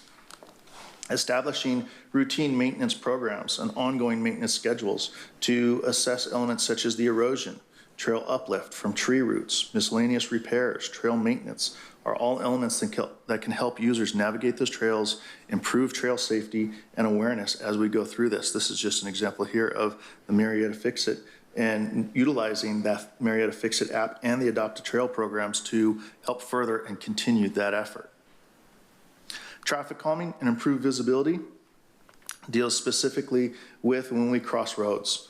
Having enhanced safety crossings, implement of high visibility marked crosswalks, rectangular rapid flashing beacons, as well as opportunities on those crosswalks, and then speed reducing measures to allow safer crossings where identified throughout the trail network itself. Last one here, the mapping and data management. When we went through this process, everything's in our GIS systems. So why say, hey, go do mapping? We just started to do it. We provided all that information, started to turn it back to the city. So that way, in a collaborative effort, as we collected all of our GIS data sets, we're turning them back over to the city. So all these mapping elements that we've provided in the report, all of the recommendations you can see here, the different trail segments, how long those trails are, as we talk about what the trail amenities are, the access points, are there restrooms, is there a parking lot? You know, is this a walking, jogging trail? What is the difficulty level of this trail? These are all things that we started to develop and provide in this report. And that was one of the things that we also heard from the community in our recommendation too, is continue the continuous mapping and advancements of those maps and availability of those trails. So that way that communication to the community is two-way. So they evolve with those digital markers, those QR codes, with consistent naming. So that way people don't call it, oh, I'm going over to Bob's Trail. We all know what trail we're going to now, and we start to promote that trail network. So those elements are all included in this too. One of the things that our trail specialists did as well is when we look at the implementation based on their information, their understanding of what we see out there, they've identified relative dollar cost estimates and how long it would take to implement some of these trail elements. Now, in terms of a prioritization list out there, a lot of them really revolve around that connectivity. That is a very hard thing to do because connectivity is not simply 50 feet or 100 feet. Sometimes it's miles. And that takes a lot of planning and elements to go through. So that's why you can see there's a lot of variation in terms of some of these recommendations and costs. But elements that we can do, such as the signage, such as the mapping, those are things that we've already started to implement in this document for you, such as the trail classifications table and the user classification table of those trails. We're able to identify early on and get those moving because those are immediate things that can be done rapidly to get the community aware of the existing trails and how to utilize them. With that, I appreciate your time and happy to answer any questions. Thank you very much. We're going to move on. We're going to bring it to the dais first, and then we'll ask for public comments. So we'll start with, Mr. Holliday. Shocking. Shocking. Thank you for the presentation. Again, job well done. Appreciate all the data. I'm going to ask Leah this first question because she's been around the city as long as I have, although you started much younger than I. Do you remember that we did kind of a master trails plan or started it years ago, maybe decades ago? Connie remembers. Do you remember that? Vaguely. Probably 15 years ago, maybe? At least that long ago. And then it kind of just disappeared. Yeah, it wasn't formalized in this type of setting. I think it was more kind of on the side and looking at developments that were coming in and looking how we might be able to add a trail and how it might connect to something else. But yes, Well, it's been at least 15 years, 2 decades maybe. Maybe. Well, I'm glad to see we're finally doing it. Yes. Before, again, we lose that opportunity to be able to connect some trails because too much building has gone in the way. Yes. Just a couple of thoughts, really. We have the Murrieta Fix-It app, which you mentioned in your thing. It would be nice if we saw that grow to the point that Fix-It was a piece of the app. So we had a Murrieta app that included the trails maps and the Fix-It and Parks and Recreation and more city stuff versus just the city website on your cell phone. So that was a suggestion. And the other thing that I had seen in other communities that I don't know if has been considered, but when you go to the trail, I know it has the difficulty levels, and that's all, you know, it's like, oh, this is easy, or it's moderate, or it's whatever. But some communities have a drone flyover that you can watch. It's accelerated to where the drone flies the trail, and you can click on it and watch in a couple minutes what the entire trail looks like. Gives you a much better understanding of what you're facing. So I thought I'd throw out that suggestion as well. That's all I've got. Thank you. Thank you. So Great, Councilmember Holliday, if I may. Please. For trends analysis, you hit the nail on the head. That's one of the things that is up and coming in our trends analysis, is taking drones and following trails, or making our parks map more interactive, where they can go to a park and view the different elements of that park more in real time than it is on static photos. So that is definitely an up and coming trend in the Parks and Recreation field. So thank you. Thank you. Dr. DeForest. Thank you so much, Mayor Warren. Thank you for the master plan. Thank you for the Trails Master Plan. I know that it's always nice to have some place to walk or to do a trail or just to get out in nature. I don't necessarily consider a sidewalk a trail, and that's kind of some of the pictures I'm seeing, so I'm getting a little bit confused with that. But just to kind of go back on that a little bit, number 7, page 7, it looks like that our trail inventory is, the biggest trail we have is 8.1 miles long. And then the next one is 3.3. Is that correct? Slide 7 or page 7? Page 7, sorry. Slide 7, 5, it's the same. Oh, yeah. Yeah, it is. Sorry about that. Slide 7.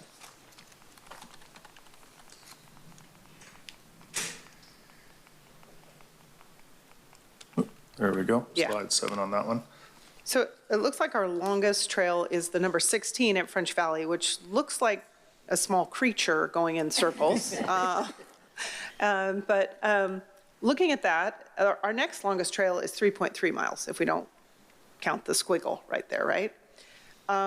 So these trails are, some of these trails, which are considered trails, are 500 feet or 0.1 mile, right? Which is about 528, yeah. So 500 foot is considered a trail?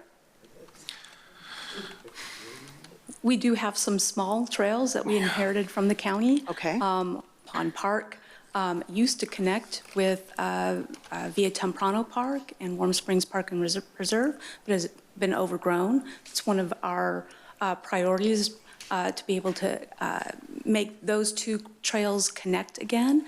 So a lot of trails we did inherit that are much smaller because that's what the developer provided us. Right. Again, that philosophy has changed, and we are looking at ways, if you, on this current slide, if you can see the blue, that connects, if at the end of the day, when all of this happens, we're able to connect all those trails.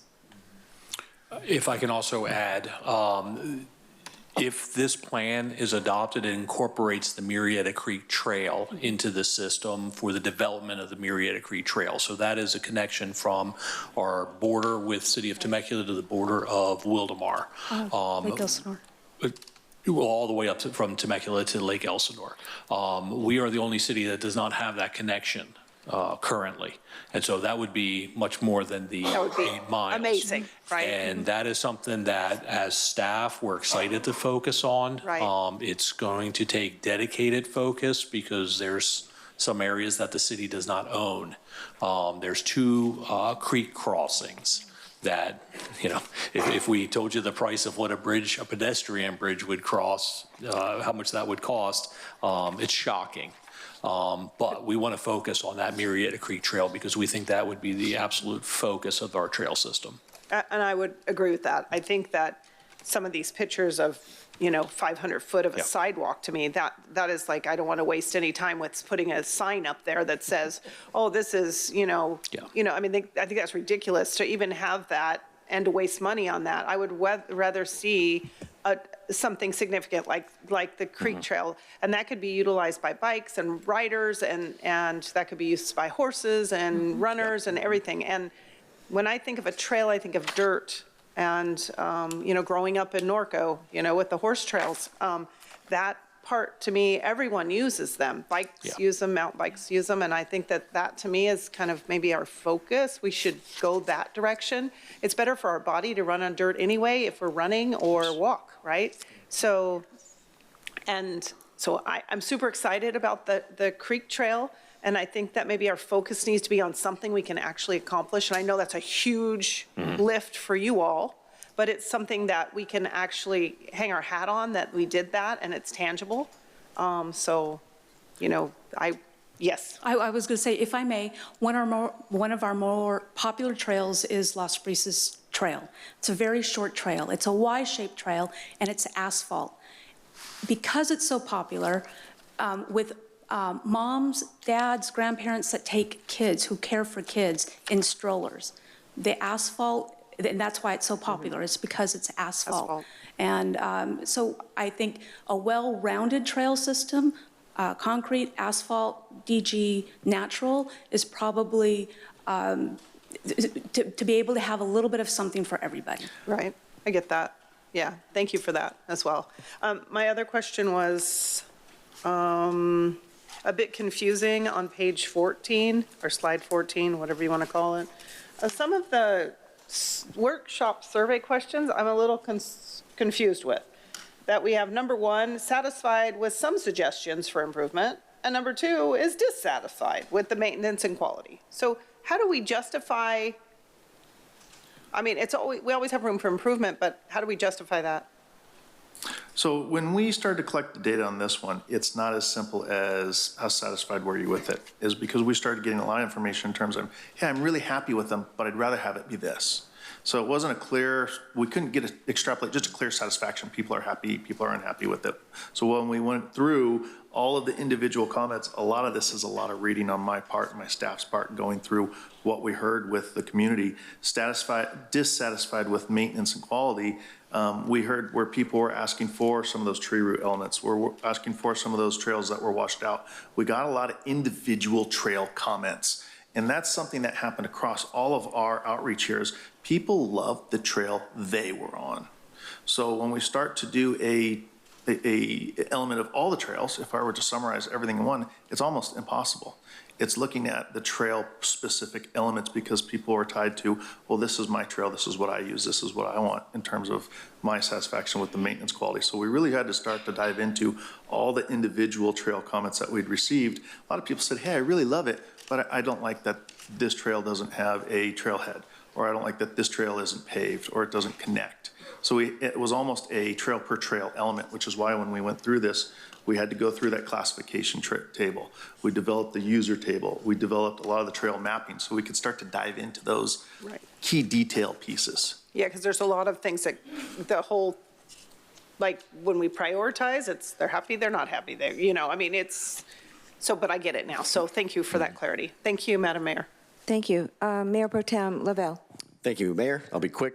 Just to comment on the workshop number 3 about the e-bikes. I know this is going to be a very growing topic of conversation. If we're not careful, I know it's probably too granular now, but we're going to have a giant connected trail motocross track in Murrieta. So I don't know how you accommodate that, which I think we should, but most of those Surons in class 3 and above e-bikes are literally supposed to be on like a closed course track. So we don't want to sponsor a closed course track with Murrieta. So designating the e-bikes when it's time on how to do that, it's going to be very important to do that correctly. We're going to have a bunch of people getting hit by motorcycles. If I can piggyback on that comment, there was one section in your report that you said no motorized vehicles. And then in that section, it says a place for e-bikes. E-bikes are a motorized vehicle. Yeah.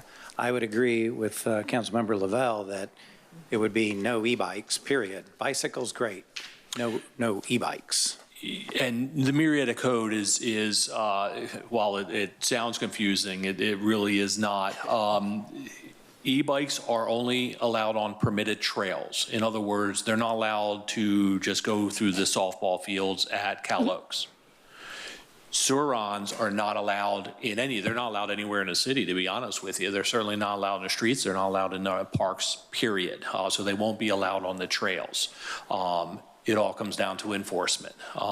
When our park ranger comes up to an e-bike or to someone on a Suron, we get a nice one finger wave and they fly away, and very rarely do they stop. So it comes down to an enforcement issue. I am working very actively with our police department up at Cal Oaks Park for some of the things that happen after school up there, as well as Copper Canyon Park. And we're determining some strategies that we can use to incentivize the e-bikers to take it easy on our parks. When you say e-bikes are allowed on permitted trails, what trails are permitted? They are allowed on trails that specifically allow e-bikes. Okay. And right now, I don't know of any sign that we have in the city of Murrieta that allows an e-bike on a trail. So currently they're not allowed on any? Correct. Okay. A baton in the spokes works really well for enforcement. Okay, moving right along. I have two things, and then I'm going to open this up for public comments. Connectivity to me is extremely important, and we need to preserve our equestrian history. I think that is extremely important. You're not going to see a horse on my east side of town, but you are going to see horses on the west side of town, and that connectivity. Well, no, over by Winchester. I mean, past me. No, okay. And I think we need to always look at that and never lose sight of that. I think that's extremely important because I love seeing our equestrian riding around town. And I don't want to lose sight of that. On the east side? Okay. Well, wherever. We need to have that, okay? There you go. That just kind of rounded that out. Also, working with our neighboring cities for connectivity and funding is a very important aspect to all of this. And I want to make sure that we always looked to funding neighborly because, they can throw some money in the pot and we can throw some in. Some of this can happen sooner than later. But again, come to us when we come to this for finalization with a real game plan of planning per year. What can we do? What is reality? What is a dream? And how can we make it happen? That's what I would like to see. To that point, I'm on a committee with Wildemar, Temecula, and Lake Elsinore. We meet about 4 times a year, and that's exactly what we discuss. Excellent. Thank you. Thank you. At this time, I'm going to open up for public comment. Madam City Clerk? Thank you, Madam Mayor. Connie McConnell. And I will say, Madam City Clerk, if the lady that would like to speak prior on the equestrian would like to come back up, I'd be happy to entertain her. Yes, ma'am. Okay, we do. You okay? All right. I want everybody to have an opportunity. Welcome. Thank you. I'm going to try to talk fast, see if I can get it all in. There you go. Go.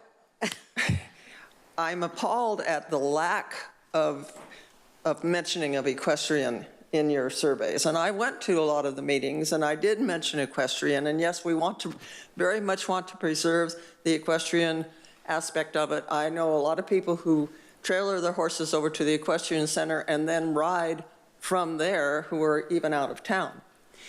30 years ago or 40 years ago, we were talking about this connected trail from Lake Elsinore to Temecula along the creek. And I think we should really emphasize that is the, excuse me, one of the main trails that can be used by equestrians. And it's so important that we have that kept for that. So I'm glad that you're talking to these people because it just never seemed to have happened, and it should be along the creek. Either the horse course can ride in the creek bed, but we do need a trail up above that's better for that. In the past, there was mention of we need a connectivity with a trail that goes, and I'm not even sure where this is, but there is a trail that connects this side with the other side of the 15 or 215 freeway that goes over towards the hot springs. I don't know where that is, but we want to make sure we keep that open, please, because that is the only way for kids on bicycles and horse riders to get across or under the freeways. And I don't know, I just know that it was mentioned in the past that there was a trail there and it should be kept open. So I think that's very important. I believe most of your riding is going to be on the west side. And no, e-bikes and horses do not mix very well at all. Usually the people on bicycles are pretty, they're pretty cognizant of the horses and they don't seem to have a problem in the past. But e-bikes, yes, and as you know, I've been much against e-bikes down at our market, and thank you to the police officers who stopped some of them the last time. We were very happy with that. But anyway, it is so important to us to keep that equine history going, and that's really what I was here to talk about today. And I am sorry that there wasn't more mention of it in our presentation. Thank you. Next speaker, please. Yeah, Madam Mayor, it's Camber Rhodes. Please come on back up if you'd like. One more time. Yes, round two. I'm sorry, I got the cart ahead of the horse. Okay, now I'm more in tune with this, so perfect. So this is attainable on the West Side short-term goal in the type 1. The equestrian center is already a park, so there can be a trail system right outside the equestrian center. That trail system can connect to the riverbed, the Murrieta Creek, the vineyard, which then connects to Copper Canyon, which then actually can go up to Sylvan Meadows, which will then take us into La Cresta. The improvement from the city only has to be at the equestrian center, really, because the trail maintain is already there in Copper Canyon, because that's in the vineyard, because that's a big hiking trail to the public. There are no bathrooms out there, but and then the equestrian center provides the staging area for the horses and the trail, and there is a bathroom there. So this makes sense to horse people for us because it is already there. It's attainable. It's in the short-term goal. Financially, it's not going to cost as much as to create a whole new trail system. The Murrieta Creek can be connected all the way to Temecula and all the way up to Elsinore, but it really has to stop as you get into Temecula, but that goes further. And then that loops us up into La Cresta and Sylvan Meadows. So I don't understand, and it was disappointing that there was no mention of equine trails, but I get it because as horse people, we kind of stick to ourselves and we make up our own trails because we know there's not a whole lot of support there. But if I could bring that to your attention in the short-term goal that we've talked about, this is totally attainable, like by the end of the summer. I can make a trail. Thank you so much. Thank you. Thank you for letting me speak again. No problem. My pleasure. At this time, would you like to answer any questions that either speaker had? 100%. Could you bring back up the slide that had the blue? the Yes. trail connectivity? If I can get the presentation. It'll be okay. We're gonna do it. It'll be okay. I got it. So when you're looking at this map here, the blue is what we're aiming for, is to Right. connect those trails. And what staff would like to do is identify trailheads where equestrians can trailer their horses to a particular location and pick up on a trail anywhere along here. It doesn't have to be at the equestrian park. It can be at another location. So that's part of this process that staff will engage in, is identifying those trailheads so that not just equestrian riders, but people can drive to that particular trailhead and pick up that trail from that location. So most of the natural trails that this master plan has identified are multi-use. They're equestrian, they're bike riding, they're pedestrian. It's not just one or the other. There are multiple types of users can use these particular trails. So when we say a trail, when it's natural, we're encompassing all those types of use. So it may not say equestrian, it may not say pedestrian, but that's what we're meaning. But when we get down to identifying our trails, we will then have some type of signage or mapping on our phone or whatever so that we know what is allowed and what is not allowed.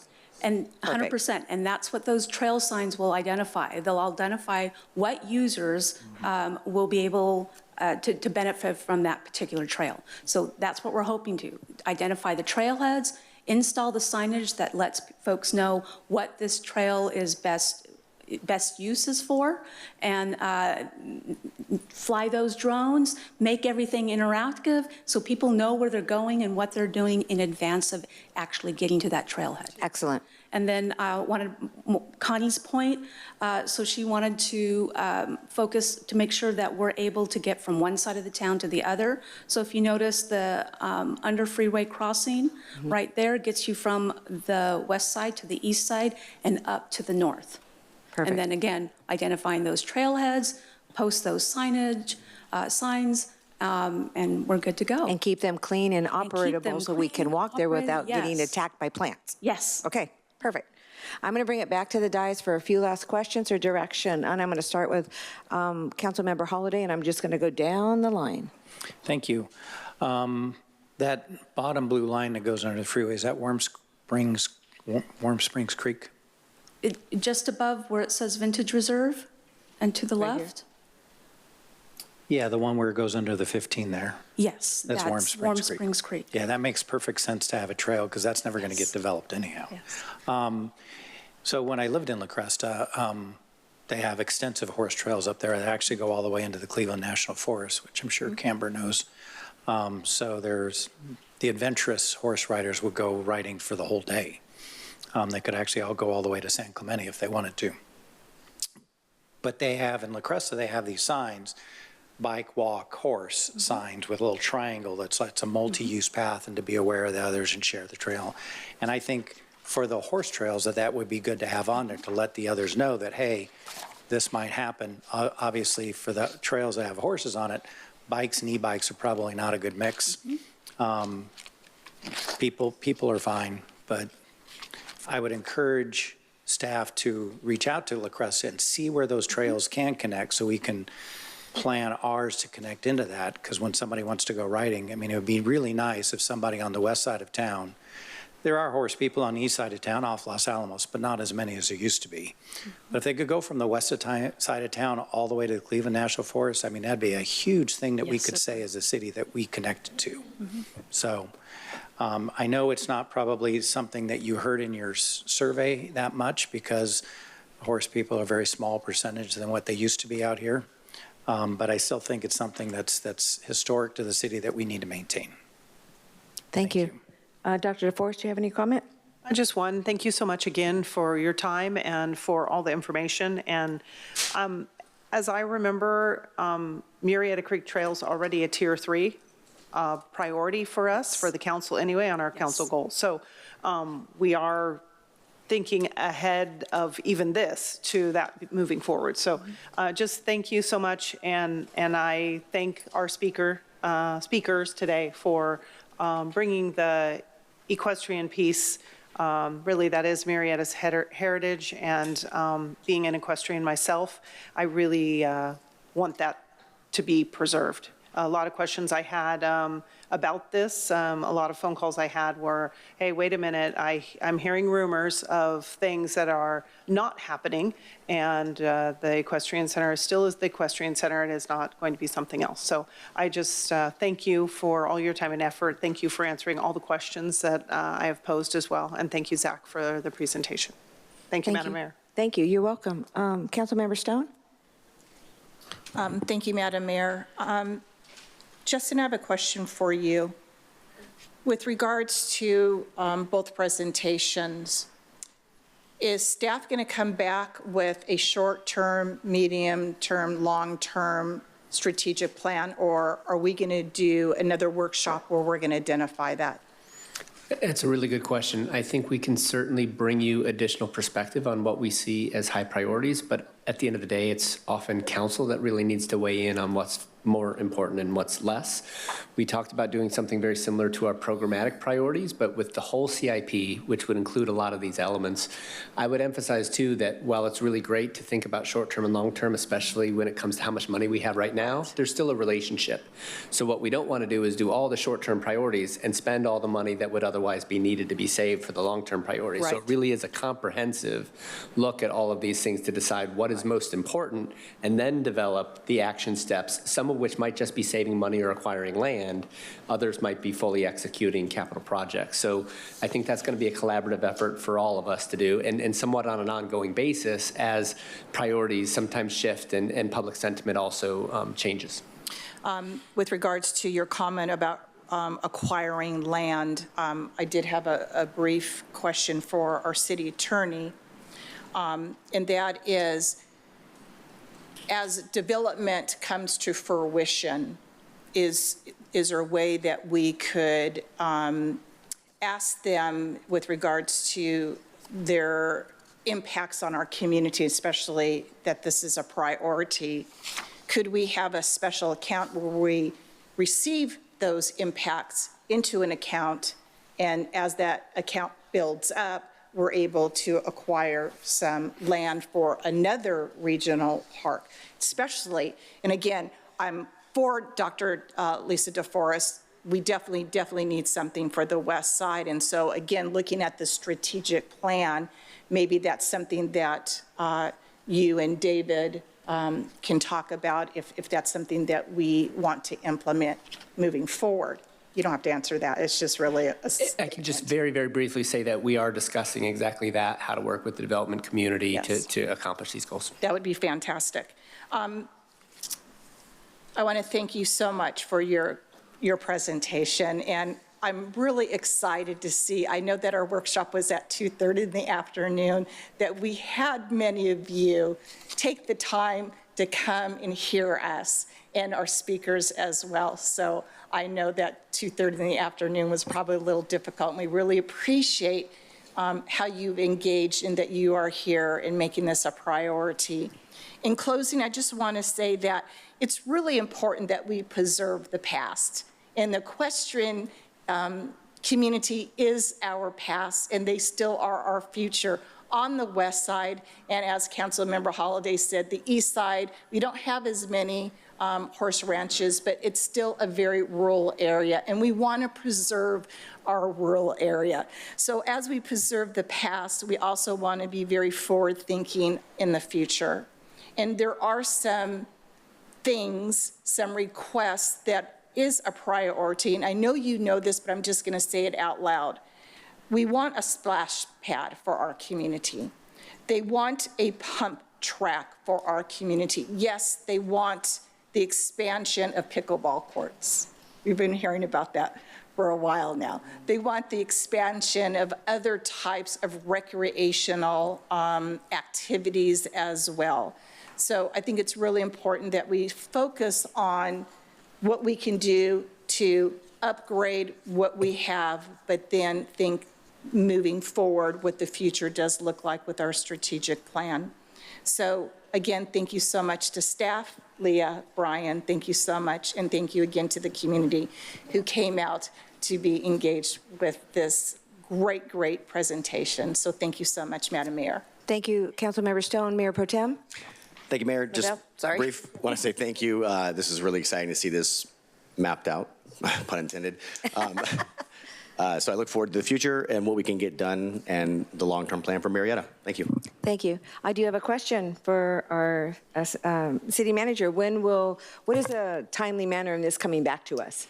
A couple things I want to emphasize. It's a good opportunity to mention to council and the community that on our consent agenda later on, we have an item that will incorporate these into our general plan. So that's step one. Over the course of the year, we already have discussions at the staff level of how to come back to you to prioritize the overall CIP. We might need to break that down into a couple of sections. That's about a 5-year horizon outlook. So that will help us. And then beyond that, we need to have some internal conversations on what else do we do to queue up the bigger conversation conversations, especially on those big ticket items, things like land, things like major sports park developments that will be competing for the same limited funding for some of those smaller projects, and really get some clarity. I don't have anything definitive in terms of a target month, but certainly as soon as we can do some analysis and get our thoughts together, we'll come back and engage with you to make sure we're aligned and get your direction. Excellent. Well, I want to thank the community for coming out first and foremost. I want to thank the staff and the consultant. You guys have done an excellent job. There's a lot to be done. I know it's not going to happen overnight, and if I had a big wish, I'd make my wand, make it all happen, but I don't have it. It needs some electricity to it or something. It's not working right now. So at this time, I would like to say thank you, and we are going to call for a recess until 4:45 for our closed session. Thank you very much.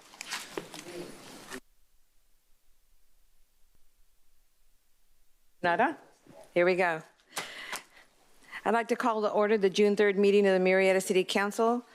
Madam City Clerk, would you please do roll call? Thank you, Madam Mayor. Councilmember DeForest. Here. Food truck. Councilmember Stone. Here. Councilmember Holliday. Here. Mayor Pro Tem Lavelle. Here. Mayor Warren. Here. Let the record reflect that all members are present. Thank you very much. Madam City Clerk, would you please go over the closed session agenda and public comments? Thank you, Madam Mayor. Seeing no public comments, the City Council will conduct a closed session pursuant to Government Code Section 54956.8, enabling the City Council to consider negotiations and to give direction to its negotiators regarding certain real property at the intersection of Kelmia and Jefferson, APNs 906-080-041, 906-080-042, and 906-008-080-033 with Bold Communities and Fidelis Advisors. City's real property negotiators, city manager, assistant city managers, development services director, economic development director, and city attorney, who will seek direction from the City Council regarding price terms for the property. City Council will conduct closed session pursuant to Government Code Section 54957.6 with city manager, assistant city manager, city attorney, and city's negotiators regarding labor negotiators with the Murrieta Police Officers Association. And lastly, City Council will conduct closed session pursuant to Government Code Section 54956.92. There is a significant exposure to litigation in 2 cases. Thank you, Madam City Clerk. With that, we're going to recess into closed session, and we'll reconvene at 6 p.m. for the regular meeting.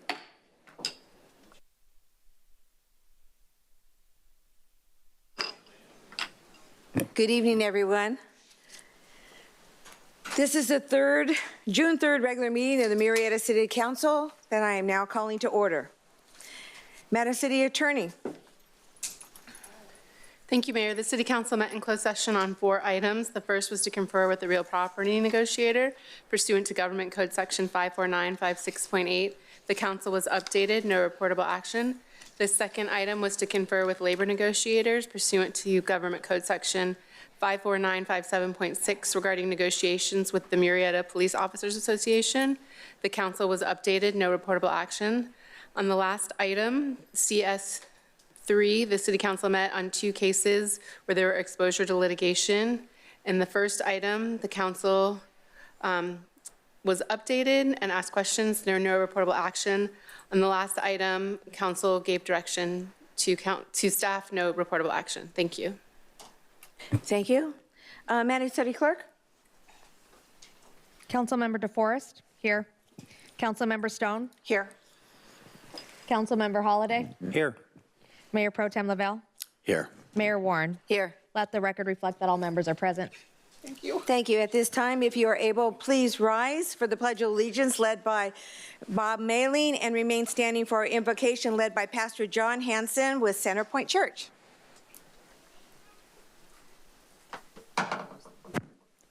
Thank you, and place your right hand over your heart, face the flag, and repeat after me. I pledge allegiance to the flag of the United States of America and to the republic for which it stands, one nation, under God, indivisible, with liberty and justice for all. I'm coming. Members of the council, on behalf of the whole faith community, I just want to say thank you for your service to the city of Murrieta. Let us pray. God, thank you for our community. Thank you for the place that we call home. And God, where there are communities and other places in the world where there are wars raging, we want to thank you for the peace that we experience. We don't take it for granted. God, you have been our rock and our refuge. And God, you have been protecting us, whether we have been aware of it or not. Protecting us, shielding us, defending us, pouring out grace on us, giving us the gift of a safe community to call home. And God, I pray for your wisdom and your grace over our leaders here. God, thank you for Cindy, Ron, and John, and Lisa, and Lori. And thank you for entrusting them to us as leaders that would oversee with wisdom and tact and grace and dignity, everything that happens that the rest of us just get to be experiencers of. And where they have to make decisions about litigation and about issues with labor laws and parks and trails and annexing properties and so many other things. God caused them to have great wisdom so the rest of us can continue to be blessed by this great place called Murrieta. And together with one voice, God, we thank you for Murrieta, California, and we're grateful for your blessing on it. And I personally pray in the name of Jesus. Amen. Amen. Thank you, Pastor. Please be seated. Well, this week is Public Works Week, and we have a proclamation for our Public Works Department. If I could have you come forward, Mr. Maylene, and your staff, come on down. I'm going to read it first, okay? And then we'll come down and take some pictures. Great. It's a long one. It says National Public Works Week, May 18th to May 24th. Yes. Right on cue. Amen. Whereas 2025 marks the celebration of the 65th National Public Works Week, highlighting the three cornerstone ideas that motivate public works professionals: people, purpose, and presence. And whereas these infrastructure, facilities, and services could not be provided without the dedicated efforts of public work professionals who are engineers, managers, and employees at all levels, who are responsible for beautification efforts in parks and public landscapes, maintenance of public facilities, street repairs, and water quality initiatives, all while actively responding to the needs and concerns of our residents. And whereas the City of Murrieta proudly honors the individuals who bring public works to life, the people whose dedication and expertise serve the public good, and the purpose that inspires them to build safer, stronger, and more connected communities, and the enduring presence of public works in everyday life, often behind the scenes, yet always essential. And whereas it is in the public's interest for the citizens of the City of Murrieta to gain knowledge of and maintain an ongoing interest and understanding of the importance of public works and public works programs in our respective community. Now there be it resolved that I, Mayor Cindy Warren, on behalf of the City Council of the City of Murrieta, do hereby recognize May 18th, 2025 to May 24th, 2025, a National Public Works Week, and extend appreciation to our Public Works Director, City Engineer Bob Maylene, and the Murrieta Public Works Department for the vital services they perform and their exemplary dedication to the City of Murrieta. Congratulations. Thank you. Thank you very much. If my colleagues and I would like to go down, we'd like to get a picture with all of you. Thank you very much, Mayor. We'll be happy to take a picture with you. I just want to thank you for all the support the council's done over the years for Public Works. Also wanted to recognize Ken Jones has been with the city 20 years next month, and Ryan Hurst has been with us for 13 years. So these are the guys and gals out in the city that are cleaning up the streets, are cleaning up the parks, and maintaining our facilities. So thank you for continued support.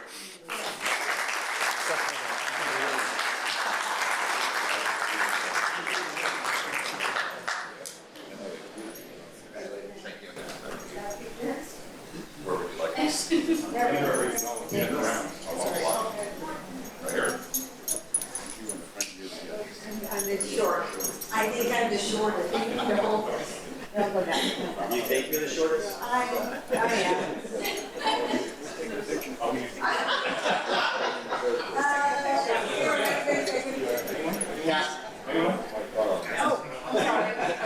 I'm so sorry.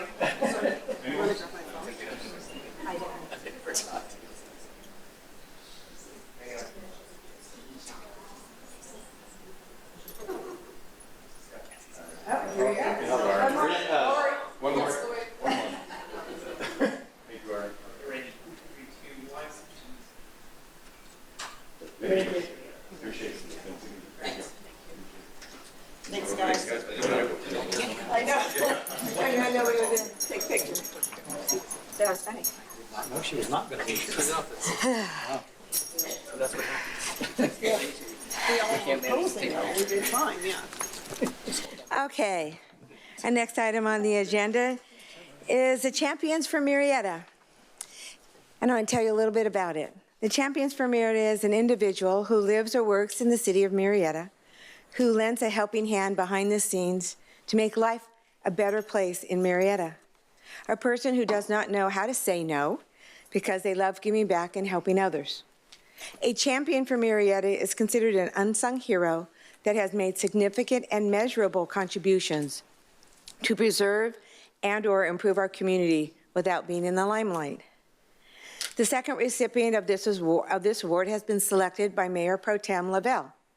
His selection, in my opinion, will always be a true champion to Murrieta, in my heart and all of yours too. Mayor Pro Tem, will you please do the honors and announce your champion selection? Thank you, Mayor.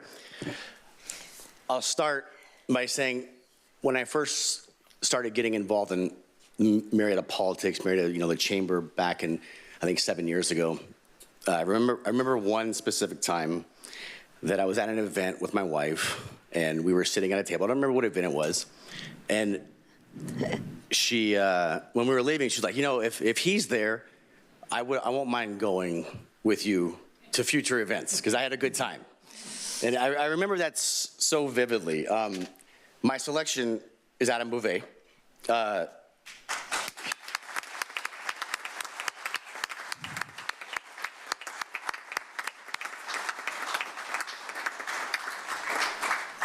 About that same time that I was getting more involved in the community and planning commission and the chamber events, like I said, Adam was at most of the events I went to.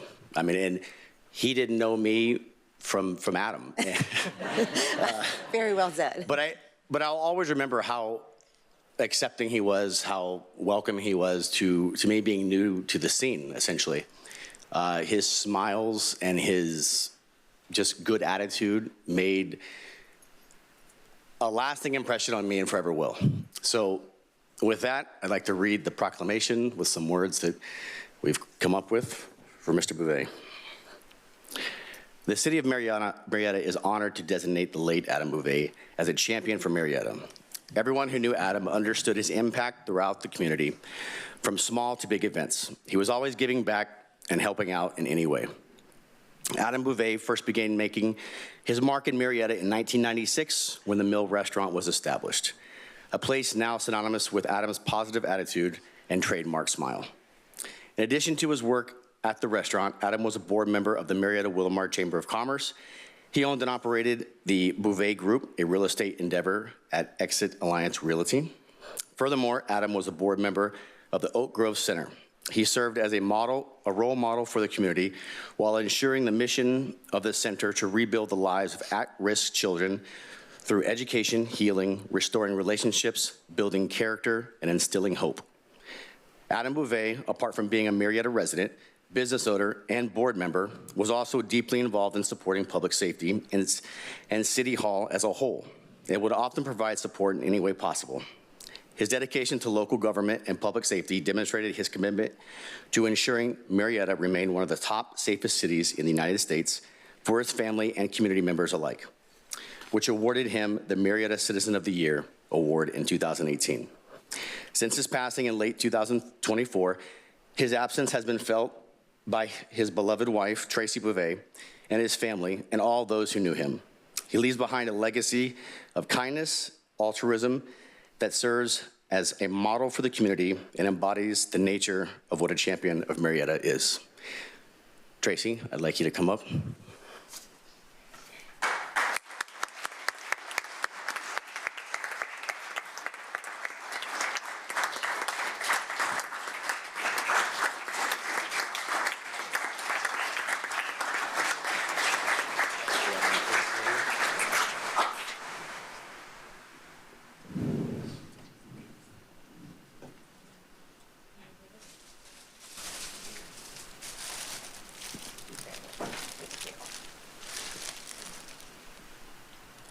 In addition, we have this very special pin that only goes to champions, and if you'd allow me, I'd like to pin you.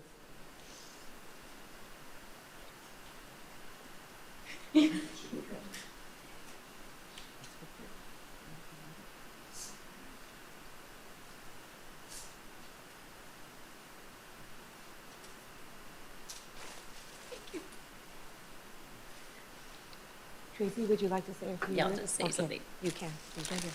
I want to thank the city council for thinking of my husband. My husband was so amazing and such a blessing to anyone that knew him.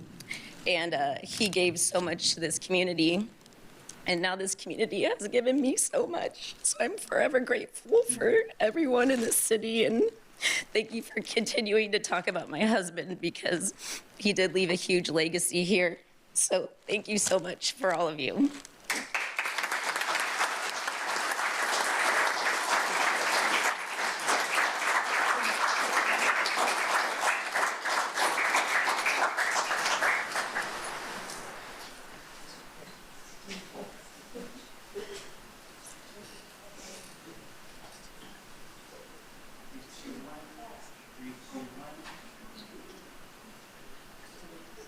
Everybody look this way. 1, 2.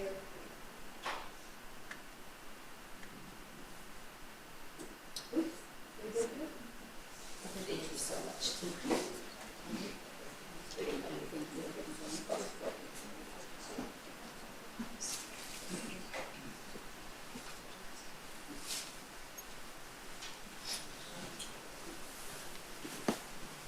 Well done, sir. Thank you. That was hard.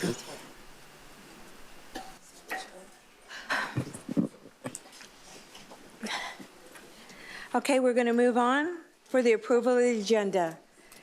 Are there any changes to the agenda? Seeing none, may I have a motion and a second to approve the agenda? I have a motion by Councilmember DeForest and a second by Mayor Pro Tem Lavelle. Please vote.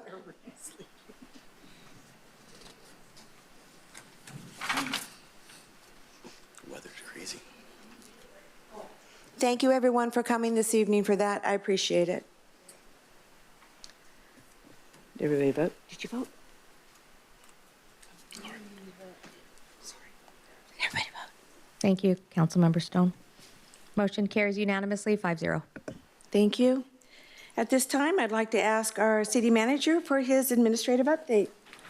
Thank you, Madam Mayor. Just a couple of things this evening. Firstly, I want to extend a heartfelt thanks not only to our Public Works and Clerks crews, which we celebrated tonight and last meeting, but also want to make a special mention of our fire department.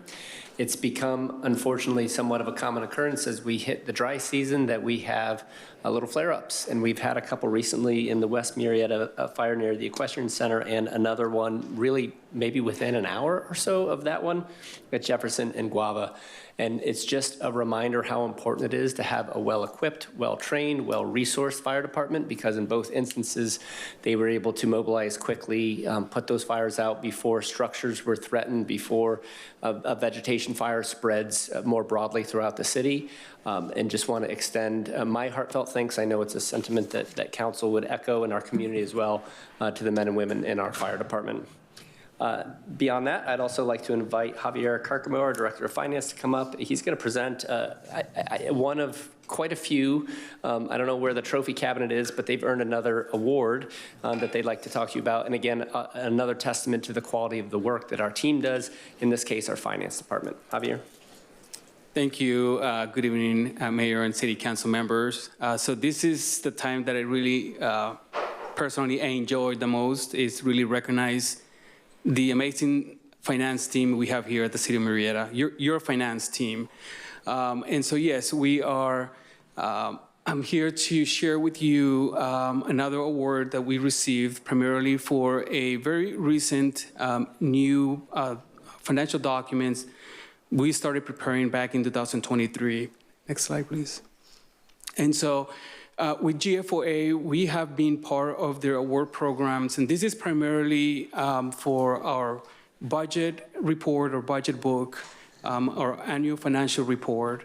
And we recently started preparing the popular annual financial report. That report is a condensed approximately 18-page report of the financial report, our report that includes all of our statistical data information. So the primary objective is really to provide a report that is quick to read, easy for our residents to determine our financial condition without any accounting and budget jargon. And so we started preparing that report in 23, and pleased to announce that on our first report, we received feedback, but at the same time, we received the award from GFOA. And so if you have not seen, we have a QR code here for the 2023 and 2024 report.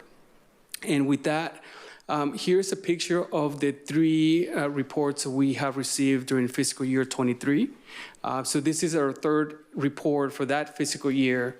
And GFOA identified or list all of those cities and government agencies with earning those 3 reports as the Triple Crown Award winner. So I'm happy to announce that for fiscal year 22-23, we are the 4th city in Riverside County that received that award. So congratulations to you and congratulations to our finance team. They do an amazing job day over and night. So thank you. Congratulations. Thank you, Mayor. That concludes my administrative updates. Wow, thank you. That was awesome. I'm so proud of you guys. You work so hard. What an awesome team you have. So please let them all know how much we appreciate everything they're doing for this city, because they're doing an outstanding job with great leadership, I will say. Thank you. All right, we're going to move on to our governing body commission board reports and board and committee reports. Governing body reports is an opportunity for the City Council to provide a brief report on conferences, seminars, and commissions, committees, and or board meeting attendance. Governing body announcements is the opportunity for the City Council to provide miscellaneous reports and announcements. Each report shall not exceed 5 minutes, and the City Clerk has a timer. So we're going to start with Councilmember DeForest. Thank you, Madam Mayor. That sounds like a threat there. She has a timer and she knows how to use it. Thanks, John. I would just like to say you can read my report online, but I'd just like to take some time right now just to say thank you. I'd like to give a shout out to the community. At 2 o'clock or 2:30 today, we did our master plan for our parks and our trails, and shout out to our community for putting their input and to our staff for all the information they presented today. So a big thanks to staff and the community, especially the youth, which definitely had an opinion on what they wanted in our parks, and the equine community. So thank you to both of them. And also just to piggyback a little bit on our city manager's update, I'd just like to personally thank our fire as well as our police department for all the activity that has been in West Murrieta with the multiple fires, and thank them for their professionalism and for making us feel very safe. And I know there was one fireman that actually was transported, and I wish him a speedy and fast recovery. So thank you so much. That's all I have for this evening. Thank you, Madam Mayor. You're welcome. Thank you, Councilmember DeForest. Councilmember Stone. Thank you, Madam Mayor. So last week I traveled to Florida and I spoke before the Florida City County Management Association annual conference, and I was able to brag about what the city of Murrieta is doing to combat mental behavior health and homelessness. And some of the topics that I shared was our community policing team, which is a team of 4 specially trained officers that deal with mental behavior health. Our CBAT team, specially trained police officers, partners with a full-time licensed clinical social worker who responds to all behavior health care calls. In addition, we partner with CityNet, which is a nonprofit that provides street outreach and case management. Project Touch is a private-public partnership with a nonprofit that provides emergency housing. And Renewing Hope, which is a family counseling center that provides street-level mobile behavior health services. And then, of course, Care Solace is a clearinghouse where our residents and those that work in Murrieta have access to Care Solace 24 hours a day, 7 days a week, 365 days a year, whether you have insurance or not, and they will give you a warm handoff to someone with regards to resources, treatment centers, housing, and even food. I bragged about our district attorney and the success that he has in our Veterans Court. That's something that's very, very important to him. And when I talked to DA Hestron, I asked him, why is our Veterans Court so successful? First of all, it's a #1 priority for him, and the best of the deputy district attorneys are the ones that are in that court system, and there's a high rate of success. In addition, I talked about our medical leaders luncheon. Where's Scott? Is Scott in the room? And what's so exciting is I was able to talk about the luncheon that you host with our local hospitals, our CEO, Patrick Ellis. And this is something that I don't think you even are aware of. The mental health providers have been in touch with me, and I'm hoping that John Lavelle and I will be able to host a roundtable discussion and fill the gaps and find out what else is going on within our medical industry and what we can do to help facilitate. So I want to thank you for the Medical Leaders Luncheon. And in addition, we have the lowest per capita of unsheltered homeless population here in Murrieta. I truly believe it is the best of the best, Lindsay and Brian, what you've been able to facilitate and the partnerships that we have with our neighboring cities. You can never, ever measure that success. And I just want to thank you so much for all that you are doing. And we also had a roundtable discussion after the session, and it was really nice to have those one-on-one conversations and still be able to brag even more about what we're doing. I love the drone program that we're doing as well. And so a lot of the cities probably will be reaching out to you because they have a lot of questions, and it was really fantastic. So that was very, very exciting. In addition, yesterday, I attended the WRCOG meeting, and on Wednesday, May 28th, 2025, Nuveen closed a $17.5 million project with KTM, North America LLC, a retroactive financing of a newly constructed Class A3 building, corporate campus situated on 17-acre parcel in Murrieta. So with that, you can also review all the events and meetings that I attended since our last city council meeting. You can reach me at lstone@murrietaca.gov, and that concludes my reports, Madam Mayor. Thank you, Councilmember Stone. Councilmember Holliday. Thank you, Madam Mayor. I'm going to apologize to my city clerk, who I did not get my report to, so I'm going to defer most of my stuff till next council meeting, but I did want to highlight a couple things this last week. All of my colleagues attended the Memorial Day ceremony, which our mayor presided over, and she did a great job. And the keynote speaker was a retired judge, and I thought he did a phenomenal job as well. We probably had, about 300 plus people attend that at 8 o'clock in the morning, which for me is a challenge. But the other thing I wanted to highlight, this last Wednesday, we celebrated our Clerks and Works at a barbecue at our Town Square Park. And I think it's something that we're going to continue to do each year, correct? It was great to get all the staff together, and I know that Public Works felt gypped by the volunteers for the Clerk's Department for the tug of war, but don't hate the player, just hate the game. I left before that happened. But it was nice to see everybody come together and have a great time. So those are only a couple things I mentioned. I will have a full report next time. Sorry. Thank you very much, Councilmember Holliday. Mayor Pro Tem Lavelle. Thank you, Mayor. A couple updates already mentioned by a few of my colleagues, but Memorial Day, just want to echo the speaker, the judge that spoke. I personally thought that was one of the best speech I had heard at that service. It was just so real and organic, and you can tell it was full of genuine comments and thoughts. So I really appreciated that morning. I did coffee with the city, with the mayor. Yes, you did. And I can't remember what we talked about, but I was there. Public Works? Oh, yeah, Public Works. Yeah. Yeah. I have no comment. Yeah.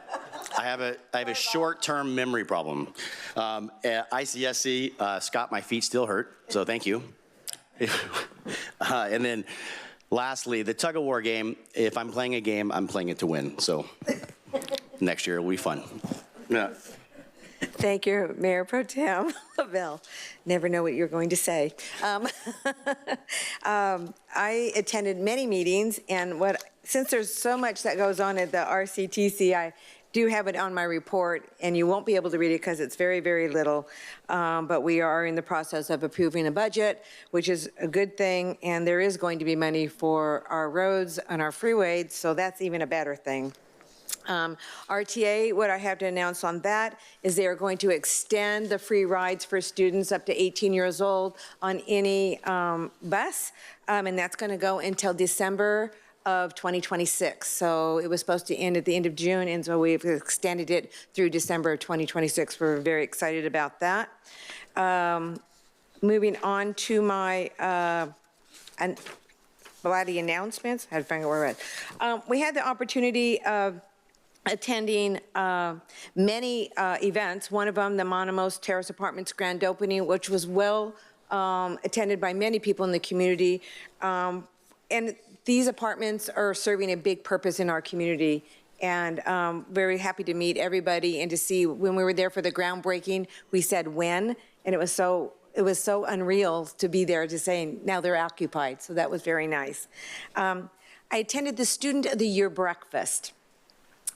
And I cannot tell you how great our future is going to be, because the students coming out of Murrieta Unified School District are amazing, and all of the specialty schools that we also have in our school district. These kids are going to take names, and they are going to make a difference, and the difference is going to be a brighter future for everybody, and I was so thrilled to be there. Also, I attended the ICSC, and yes, my feet don't hurt, because I know how to run in tennis shoes, but I tell you, I don't think I've put so many miles on my feet in quite a long time. So I think we had, 62 meetings in 62 meetings in a less than a 24-hour period. So that was really crazy. But good things are coming to Murrieta. Obviously, I was at Market Nights, which was a great time a couple weeks ago. I also attended the Lynn's Grand Buffet Barbecue grand opening, and let me tell you, if you have not eaten there, you need to go. The owners are delightful. The food is refreshing. The place is popping with people, and they are so kind. And they love Murrieta, so let's show them some love by showing them that we want them to stay. So I really would like to recommend that wholeheartedly to everybody. I attended the barbecue as well, and there's one picture on here from Isaac. He did not want his picture taken, but I think that's probably the best picture ever. I made him stand up and smile, and it was a great time. I got to meet everybody, and I really enjoyed being there. Lastly, I would like to show you a couple of pictures. We had 55 kindergartners here yesterday morning. They were here for an hour. They each had an opportunity to come up to the podium and ask me a question. And of course, my granddaughter asked me, why do I go to so many meetings? And when is that going to stop? Another young man wanted to know how many people lived in the United States of America, so we honed him down to Murrieta. Another one wanted to know if we had ice cream in the back room. I told him no, but Scott did in his office. But the most important one came up to the podium, and he looked me straight in the eye and he goes, do you ever have fun here? I said, all the time. So that was a lot of fun having them here. They each received a coloring book. They went through our veterans room, and they each came through and they hit the gavel, and this has more marks on it than it's ever had in its entire life. So that was a really special day, and I know that's a day that each of them are never going to forget, because they got to come and be with the mayor and just learn a little bit about government, and I thought it was pretty cool. So that concludes my report. Thank you. Okay, we're going to now move on to the items on the, oh, no, we're moving on to public comments. Look at me, almost got out of, see, we do have fun here. I was going to skip one. Any persons may address the governing body on any subject pertaining to the city business. Normally, no action may be considered or taken by a governing body on any matters not listed on the agenda.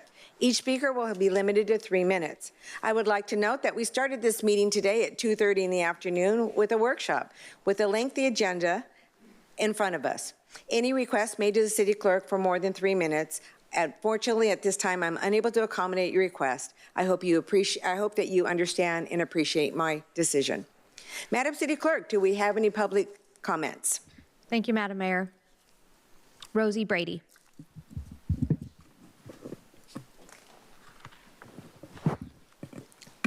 Good evening.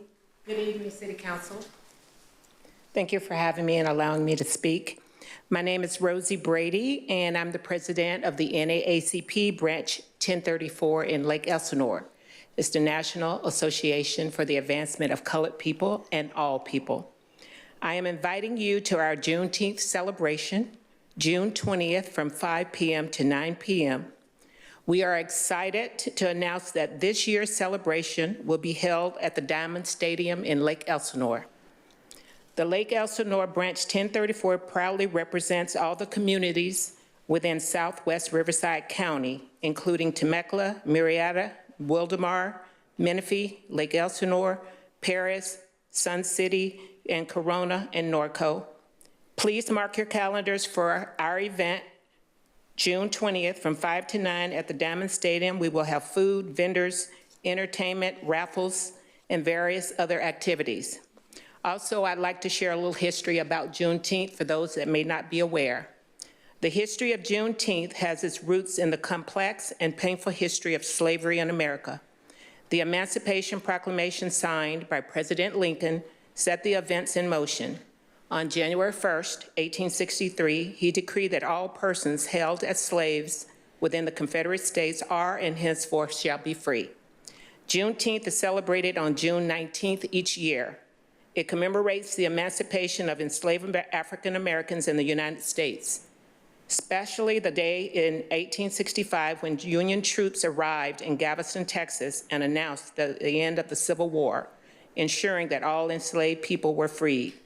Juneteenth is a Black English contradiction of June and 19th, celebrating the date, June 19th, 1865. Juneteenth was originally a celebration in Texas, marking the first anniversary of the day Black people there learned of the Emancipation Proclamation. Texas became the first state to make Juneteenth a state holiday in 1979. And in 2021, President Biden signed into law the resolution to establish Juneteenth as a federal holiday. That's the history of Juneteenth. We invite the community, we invite you all to come out as council and speak and be a part of this historical event. And we also are looking for sponsorship, so please support us and come out and have fun with us. Thank you for having us. Thank you. Anthony Noriega.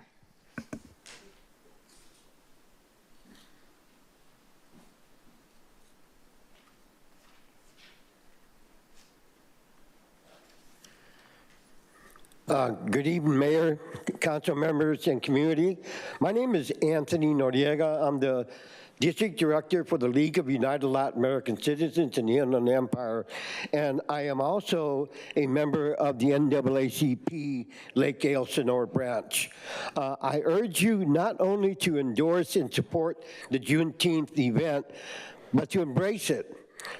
by attending and encourage participation in honoring its meaning, a celebration of freedom and a call to continue to fight for justice and equality. Black and Latino communities have long faced shared injustices, yet we rise together with resilience and commitment to change and justice. As a Latino, a proud one, I want to stress the Black and Latino communities share much in common. We both know what it means to fight for inclusion. Juneteenth celebration reminds us why coming together matters. We recognize our shared struggles and build stronger bonds through unity. Even today, our Black brothers and sisters in the Latino community continue to face deep inequities in how our neighborhoods are policed, how justice is served in our courts, and how our children are treated in our schools. We still encounter barriers to education and economic opportunities and carry the weight of systemic injustice. Black and Latinos make up 72% of our prisons and jail population in California. We are significantly overrepresented in the prisons and jails, reflecting systemic injustice. President Barack Obama said it best. Juneteenth was never a celebration of victory or an acceptance of the way how things are. It's a celebration of progress. It's an affirmation that despite what the most painful parts of our history, change is possible. And there is still much work to be done. El presidente Barack Obama lo dijo mejor. Juneteenth nunca ha sido una celebración de victoria en una acepción de cómo son las cosas. Es una celebración de progreso. Es una afirmación de que pensar que de las partes más dolorosas de nuestra historia es el cambio posible y todavía queda mucho trabajo que hacer. Yet we rise, we contribute, we serve, and our communities and resilience, and we stand up, not just for ourselves, but for each other. Thank you. Thank you. Jordan Chanel.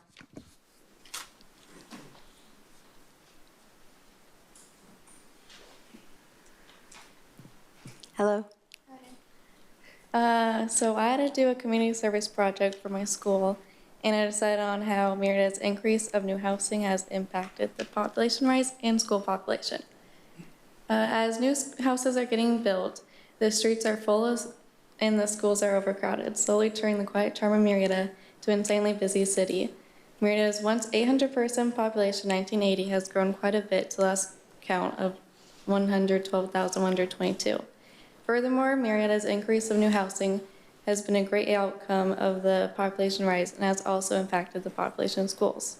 MBUSD states that the situation Murrieta is currently facing is the increase in student enrollment within the next few years. For instance, Coal Canyon is now experiencing uneven enrollment in their boundaries. Their attendance boundary is 80.9%, but the percent enrollment from the other boundaries is 11.1%, consequently leading the city of Murrieta to redraw the school boundaries to coordinate with the overflowing enrollment from the demographic changes. Another leading factor to redrawing school boundaries is having schools at Coal Canyon, Murrieta Elementary, and Thompson being full for the upcoming school year. Furthermore, two government websites have stated the population estimate of 2035 taken different years. From 2011, the 2035 estimate population was 127,962, and from 2023, the 2035 estimate population was 129,100. This shows that Murrieta's estimated population for 2035 will keep increasing, especially from the Housing Crisis Act, SB 330. SB 330 speeds up any building of higher density housing by rushing permit processing. This bill makes a rule to stop Murrieta from reducing the number of residential developments allowed in proposed housing project, lowering residential density. Overall, the state has forced higher density housing on Murrieta through SB 330 and other acts, but Murrieta should take notice of the impact the new residential development has on the city. And from Murrieta, seeing that SB 330 sacrifices land for 6,113 units, Murrieta should conserve vacant land and keep the population steady from that, and the schools will then be even, so the city won't have to constantly redraw school boundaries. Thank you. Thank you very much. That concludes public comments, Madam Mayor. Thank you. At this time, we are going to go to the consent calendar. Items on the consent calendar are considered routine and may be enacted by one motion and vote. There will be no discussion of these items unless specific items are removed from the consent calendar for separate motions. Are there any requests from the City Council to pull any consent calendar items for discussion or abstain from voting? Madam Mayor, Councilmember DeForest? I'm recusing myself from item number 15 as I own property within 1,000 foot of the project. Thank you, Madam Mayor. Thank you. Is there anybody else? Look in the queue. Oh, I did see. I'm sorry. That's okay. Councilmember Stone. Thank you, Madam Mayor. I'm recusing myself from item number 7 with respect to the project sites Calle Estancia Park, Pioneer Park, Murrieta Equestrian Park, Rancho Acacia Trail, Eastgate Park, as I own property within 1,000 feet of these sites. Thank you, Madam Mayor. Thank you. Mayor Pro Tem Lavelle. Thank you, Mayor. I'm also recusing myself from item number 17 with respect to projects number 8345 and 21029 as I own property within 1,000 feet of those projects. Thank you. Madam, is there any others? Madam Mayor, there's not. And just for the record, Mayor Pro Tem Lavelle will recuse himself from the discussion item number 17, not consent. Oh, okay. There we go. Okay, you get to I was do just that later. getting ahead of it. Practicing. Thank you. Madam City Clerk, are there any members of the public requesting to speak on a consent calendar item? Seeing none. At this time, may I have a motion and a second with number 15 recused for Dr. DeForest, number 7 for Councilmember Stone. I have a first and a second. That was quick. I have a first by Councilmember DeForest and a second by Councilmember Holliday. Please vote. Motion carries unanimously 5-0. Okay. We are now going to move on to public hearings. We're going to start with item number 16, a public hearing continuance, development impact fee reduction for certain commercial lodging and land uses. We will now move on to this. I understand the staff is requesting a continuance of this item to a date certain of July 15, 2025. That is correct. First, don't you leave. Procedurally, we will open the public hearing today and take a vote to continue to the date certain. Staff, do you have any other comments? Not at this time, Mayor. Okay, thank you. I'd like to open the public hearing. Madam City Clerk, are there any public testimony? Seeing none. Do we have anything we want to say up here? Seeing none. I'm going to close the public hearing. Call for a motion for a second. A motion and a second, which is already done, to continue the public hearing to a date certain of July 15th. We have a motion by Councilmember Holliday and a second by Councilmember DeForest. Please vote. Motion carries unanimously 5-0. Thank you. We are now going to move on to the public hearing for number 17, consideration of the fiscal year 2025-26 capital improvement plan budget and approve the capital improvement plan for fiscal years 25-26 to 29-30. Yes?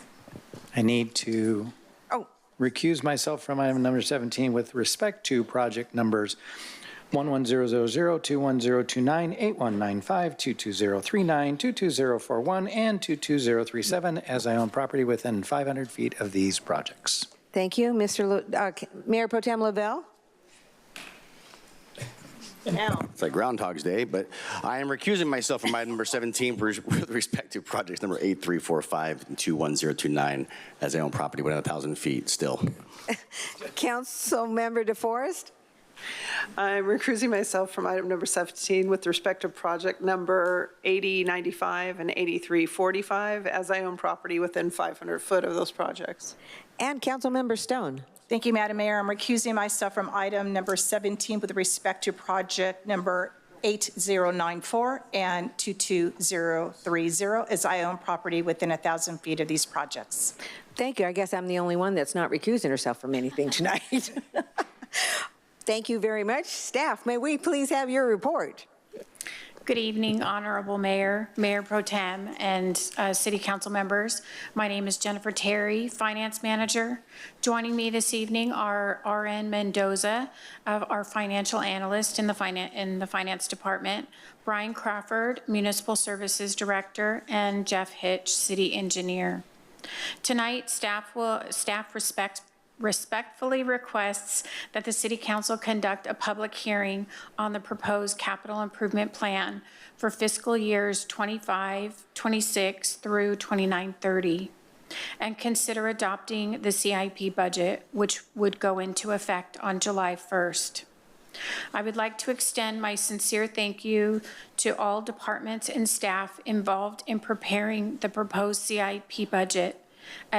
As always, it takes a collective effort to bring forward a plan of this scale and importance. During the presentation, Mr. Mendoza will provide an overview of the carryover budget and the proposed budget for both new and existing projects. Mr. Crawford and Mr. Hitch will present project-specific details related to their respective departments. In addition, there are project managers in the audience from other departments that are also present here this evening to respond to any questions you may have regarding their respective projects. I'll now turn the presentation over to RN. Thank you, Jennifer, for the introduction. Good evening, Mayor Warren, Mayor Pro Tem Lavelle, Council Members Stone, DeForest, and Holiday, Executive Team, City staff, members of the public. I am RN Mendoza, Financial Analyst, and as Jennifer mentioned, with me is Director of Municipal Services, Brian Crawford, and City Engineer, Jeff Hitch, presenting to you the proposed capital improvement plan for fiscal years 25-26 through 29-30, and the first year of the CIP budget for fiscal year 25-26 for your consideration. We are here on behalf of the Finance Department and various departments citywide.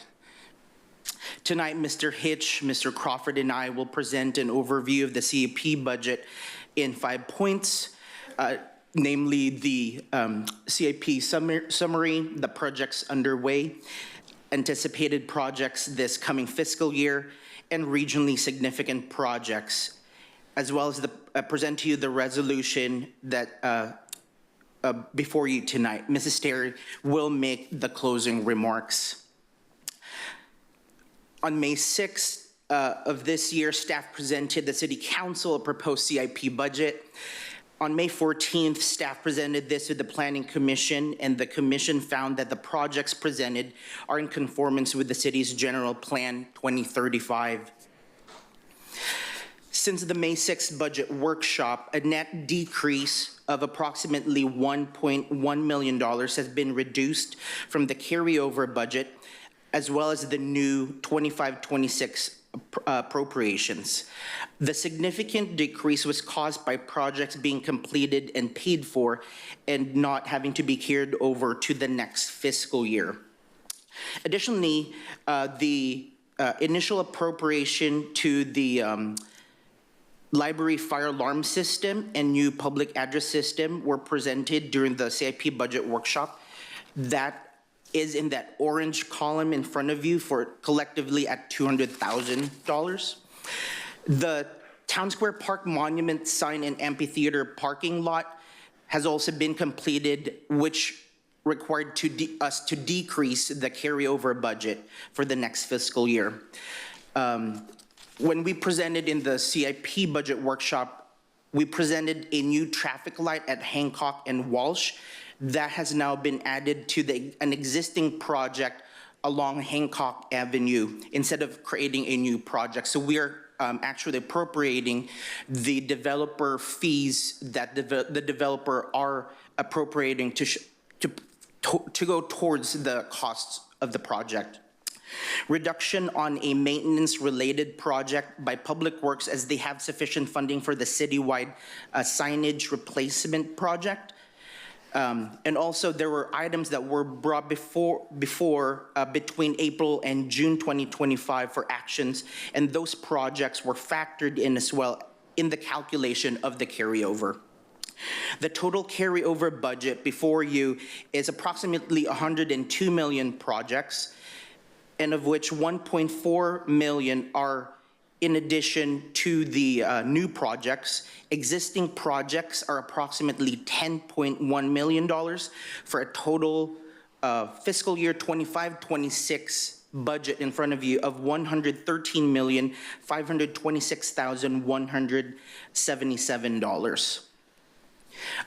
This next slide shows the new 3 projects that make up that $1.4 million appropriated in fiscal year 25-26. The proposed budget reflects the staff estimates for each project. If the budget revisions are necessary based on bid responses, then an item will be brought back to City Council to award the contract and request potentially additional appropriations. The ERP financial system is at 1.2 million, and as presented during the CIP budget workshop, could potentially go upwards of 1.6 million. The fire alarm and public address system collectively is approximately $200,000. The changes to the existing projects is detailed in your CIP budget book in pages 20 to 22. There is a typographical error found on page 20, as it only stated 14 changes, but there are actually 15 changes to the 15 projects. Some of the more significant adjustments to the existing projects are shown on this slide. The changes are necessary to complete the design, right-of-way acquisition, and fund the additional construction phases of the respective projects. These changes total approximately $10.1 million. Some of these major projects include, but are not limited to, the Keller Road interchange, pavements, surfacing projects like asphalt overlay and slurry seal, the Children's Expansion Project, the advancing of various CSD and Public Works related projects, and the closing out of various major and minor projects. We are happy to report that in this past fiscal year 24-25, there are 16 substantially completed projects that total approximately $7.9 million. The next CIP budget update will reflect the final costs of these projects that are being closed down. The completed projects, as shown actually on the slide, is the Town Square parking lot and monument sign, which provides a great addition and service to our community. The exterior paint and locker rooms at the police department, tot lots, pollinator garden, and the Sykes Ranch Park windmill for the Parks and Rec and the library.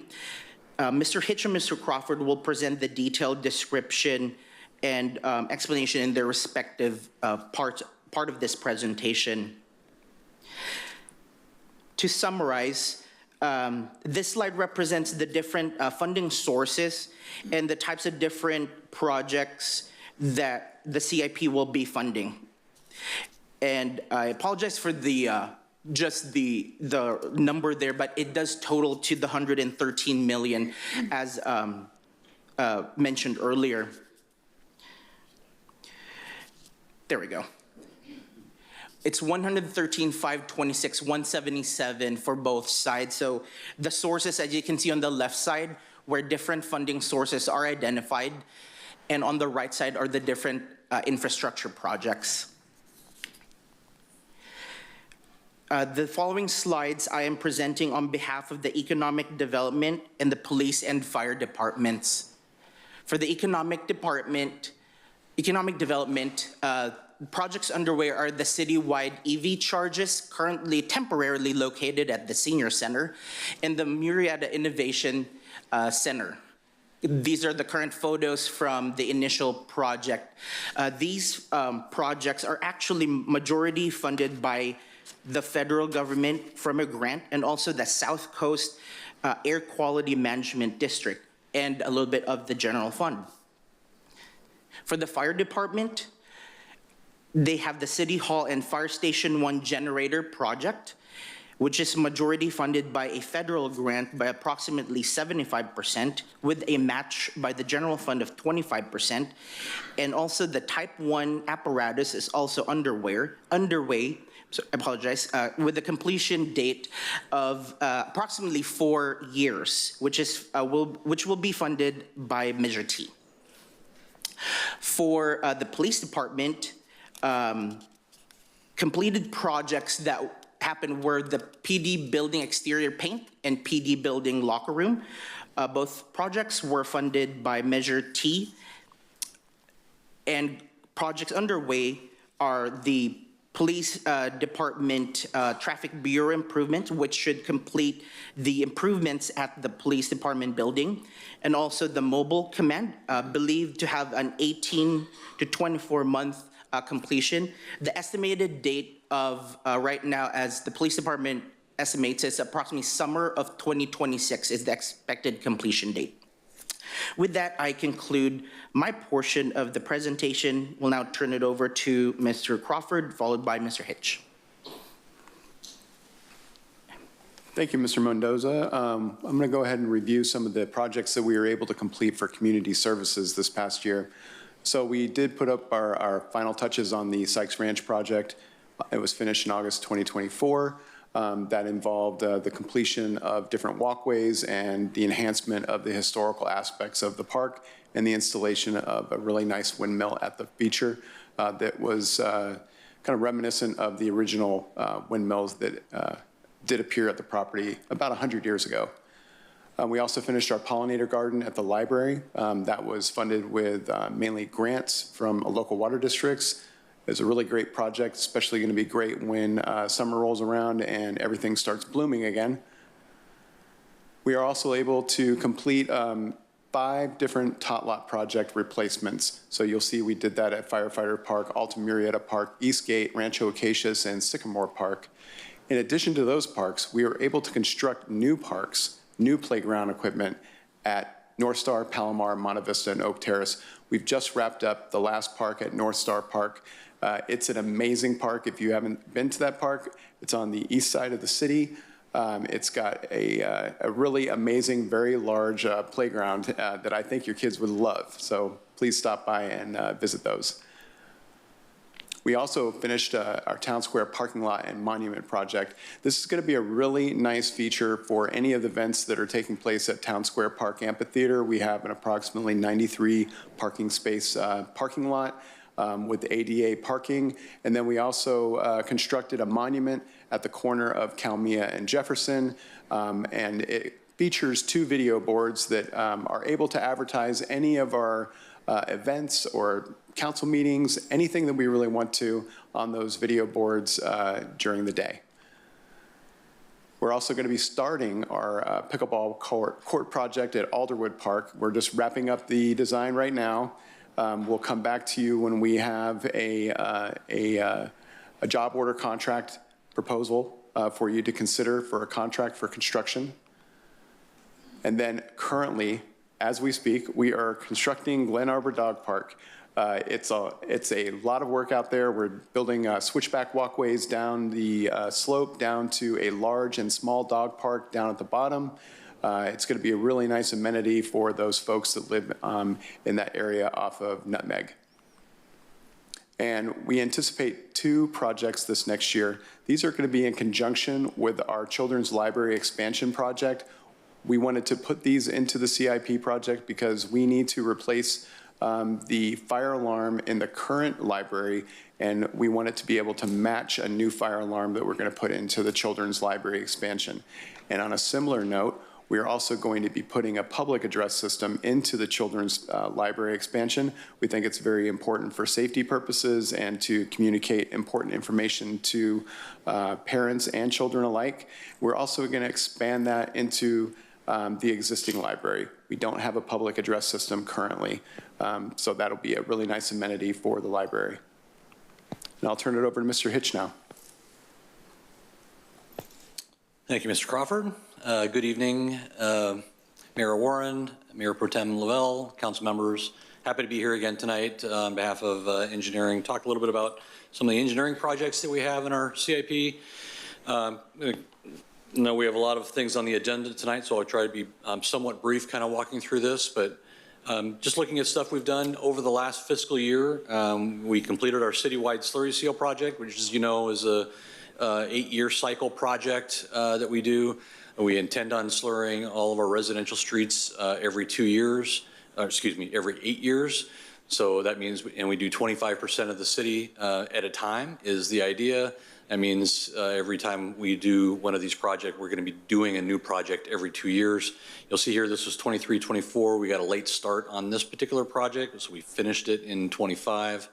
So we're working on catch up to get the next project underway, which we'll talk about a little bit later. This particular project wrapped up in the fall of 24, so in November. Our pavement resurfacing project was completed on Murrieta Hot Springs Road from Whitewood to Margarita. This is using our annual SB1 funding allocation, which is gas tax funds.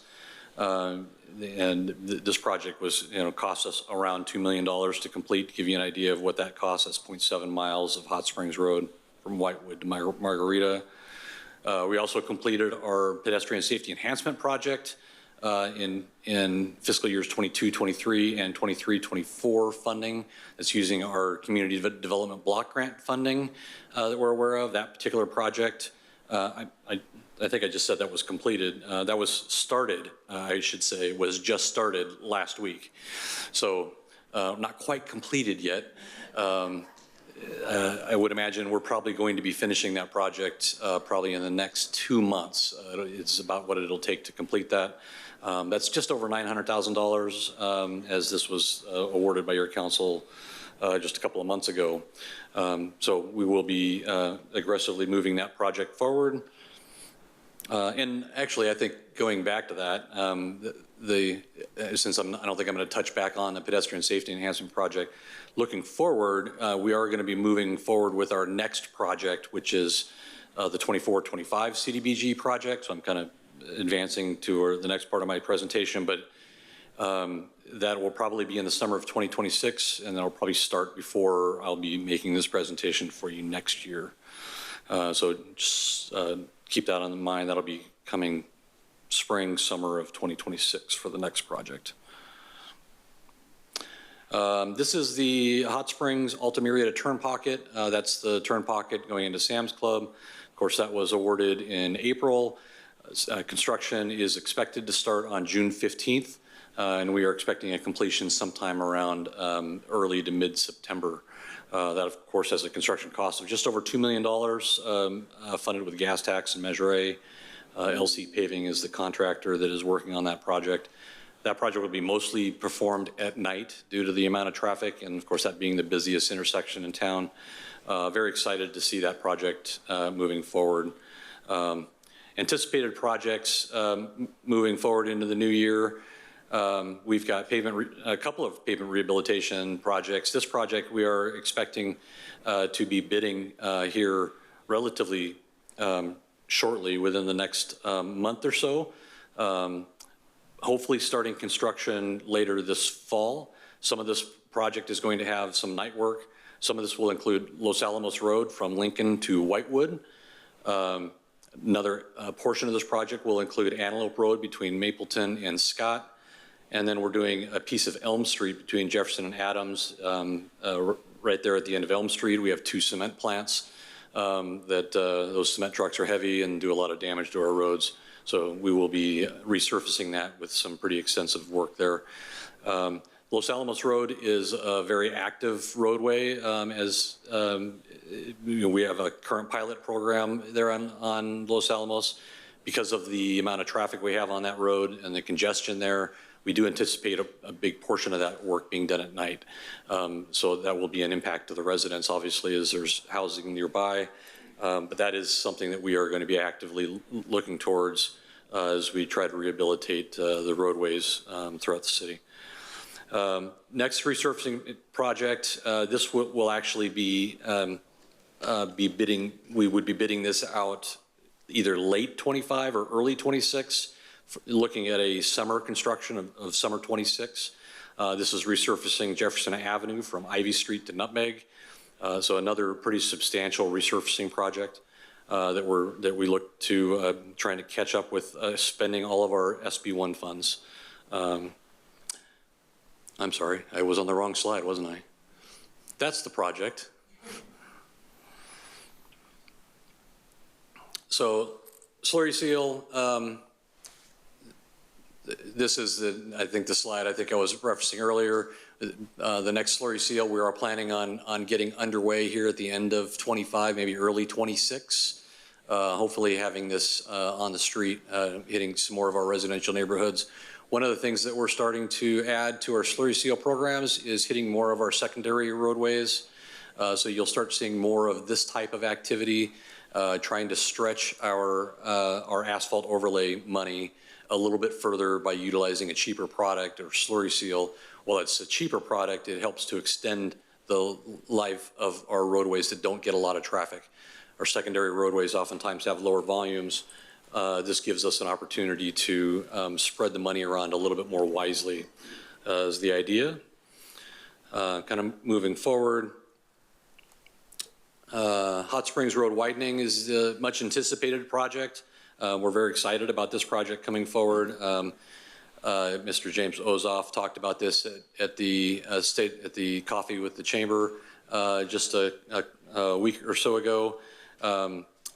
This project came in at a bid with $15 million. We're expecting to award this to your council on July 17th. And hopefully we will be starting construction in August of this year. Expecting delays with traffic on this busy roadway during this construction. We are expecting a big portion of this project to be completed at night for the same reason as we discussed earlier. So those will be things to be looking forward coming up. Madison Avenue from Guava to Elm is a project that we're working on. I probably didn't need to include this slide. This is not a project that we're going to be constructing immediately. We're looking at right-of-way taking place on this project in 2026, and construction really probably not occurring until 2027. These are a couple of traffic signals and that are underway, that are getting wrapped up in design. One of them, Jefferson Magnolia, is an anticipated new traffic signal. That signal is going to be, the design plans are expected to be completed in July, bidding in September, and probably constructing. You have to order traffic signal poles, which take a while. We would be starting construction in March of 26. The Clinton Keith and Nutmeg traffic signal modification is adding left turn phasing on the side movements. That is going to have a similar schedule as the Jefferson Magnolia. So again, that would be probably starting construction in March of 2026. And then the other project is the adaptive timing project, which we've talked about. We do expect that project to be bidding by the end of this year, and then starting construction again in early to springtime of 2026. Couple of other projects, city corporation yard upgrades we've kind of talked about. That project we've been kind of holding off a little bit while we understand some of the changes that we have in our department. We're still planning on moving forward with this project. As far as dealing with the annexation, which has not yet been completed, we're still wrapping that up. We were hoping that's going to be completed here by the middle of the year. The annexation of into Met for the water infrastructure. And And then the idea is to be constructing this project in later this year in 2025, early 26. Fire Station 1 concrete replacement, our design plans are at 95%. We're wrapping that up pretty quickly. We are anticipating, I think, putting this project out to bid probably in August is I think what we're currently looking at.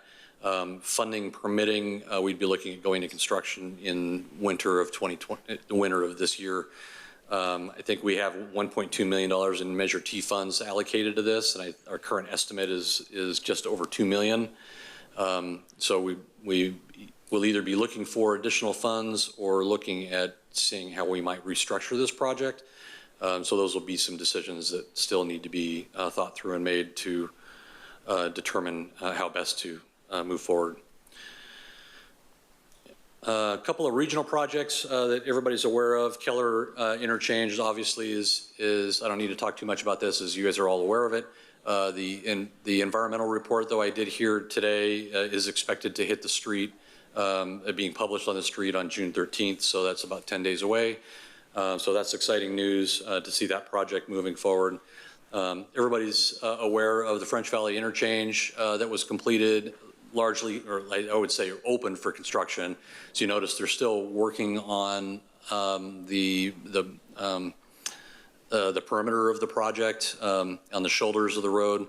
And I think they still have some freeway signs that they're still erecting. I think those are still a couple of months out before they're going to have all of that wrapped up.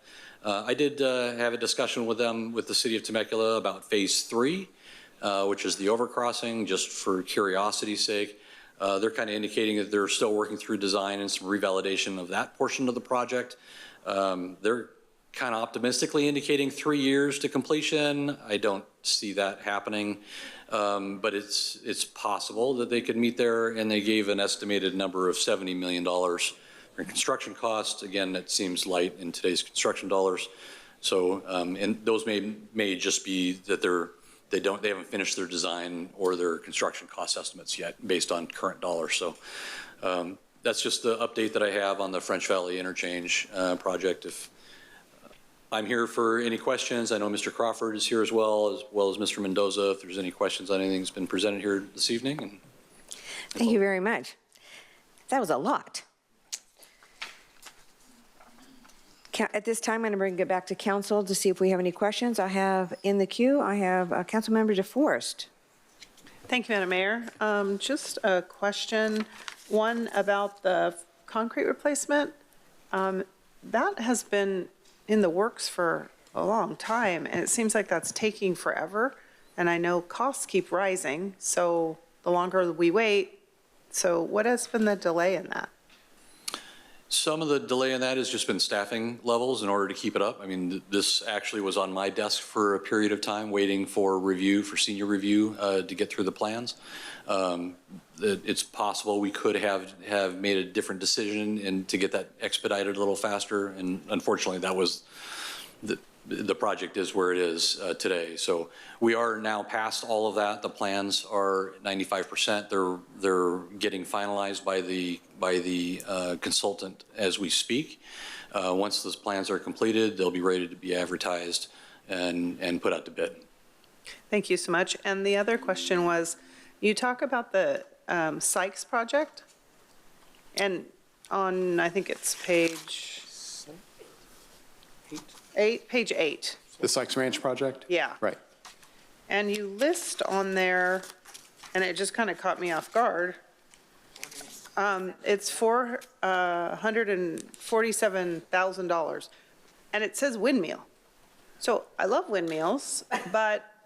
It wasn't just the windmill. Okay, thank you. Yeah. So it was all the improvements on the site. Sidewalks and. Sidewalks, yeah, Okay. yeah, absolutely, yes. Yeah. I was going to say that. Sorry for the confusion, That yeah. windmill is very expensive. Right, it's a super nice windmill It's a though, great right? windmill. Yeah, it looks Right. amazing, but yeah, thank you. Uh-huh. Yeah, exactly. By the best. Yeah, thank you for your report. Thank you for all of the information for us and making it very clear. So appreciate you all. Thank you, Councilmember DeForest. Councilmember Stone. Thank you, Madam Mayor. I just have a comment. Our former mayor, Jonathan Ingram, every few months drives me a little crazy about that pocket turn into Sam's Club. You are going to make him the happiest resident in the city of Murrieta. So I just wanted to say thank you so much. Of course. He'll be the first person I call when we break ground. You won't have to. He'll be there. I promise. I promise. If there's no other council members' questions, I'd like to open the public hearing. Madam City Clerk, are there any public testimony? Seeing none. Thank you. I'll bring it back to the council for deliberation. Any more questions or discussions? Hearing none, I'm going to close the public hearing and call for a motion in a second. I have a motion by Councilmember DeForest and a second by Mayor Pro Tem Lavelle. Please vote.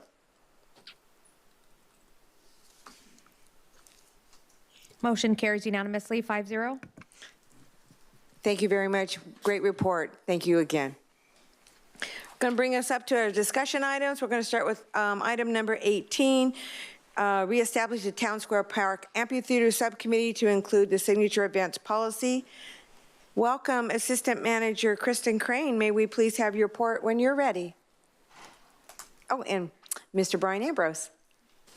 Yes, thank you. Brian and myself will present briefly on this topic and then be available for any questions that you might have.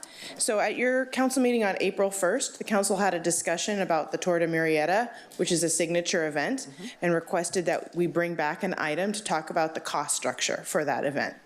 And as we were working on that and starting to peel back the onion of that discussion, what we found is it really ties into a number of other policy areas. For example, though the Tour de Murrieta and other signature events, they're not all held at our Town Square Park.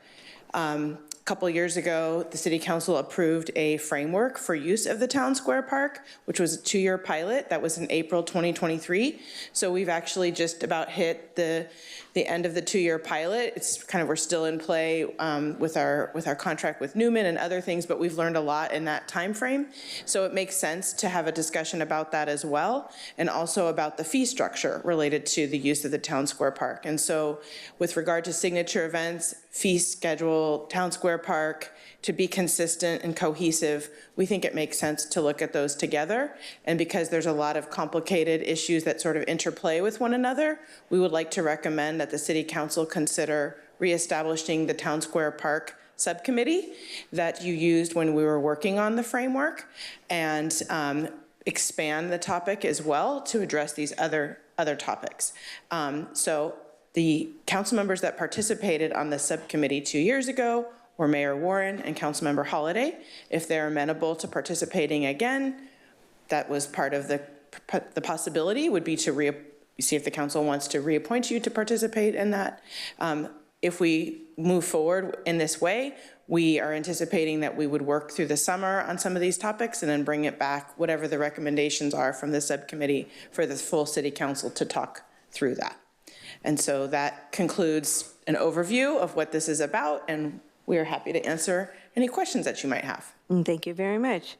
At this time, I'd like to take council member questions. Councilmember Stone. Thank you, Madam Mayor. This is really directed towards you. I've been very outspoken about our signature events and what my wishes are.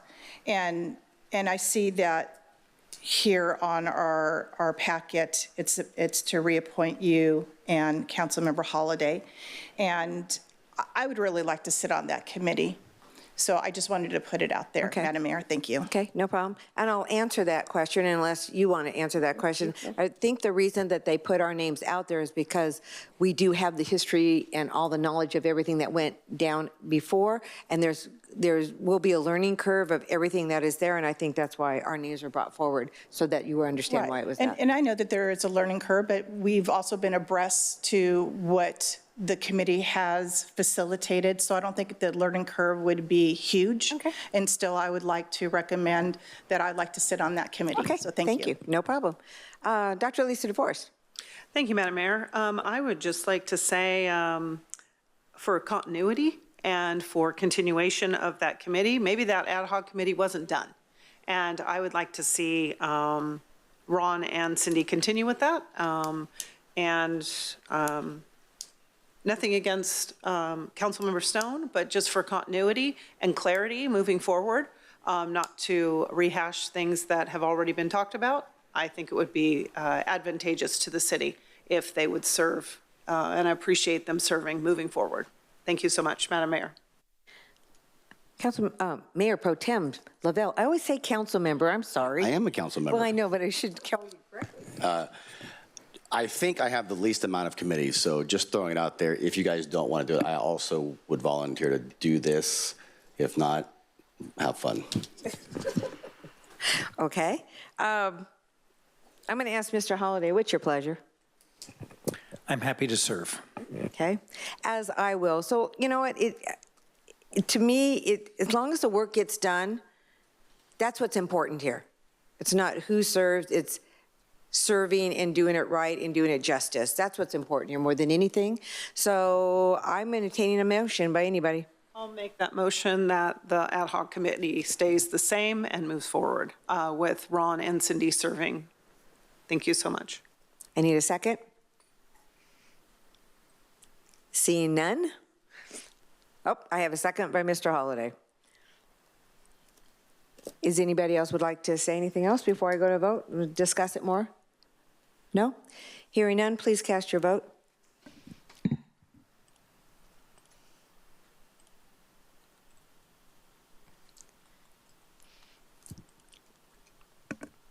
Motion carries unanimously, 5-0, and seeing no public comments, Madam Mayor. Oh, I'm sorry, I should have asked for that. My apologies. I forgot we were in discussion. Moving on. Ron, clear your calendar. We're in for a ride. We're going on to item number 19. Adoption of fiscal year 2025-26 and 26-27 operating budgets. Staff, may we please have your report and welcome back.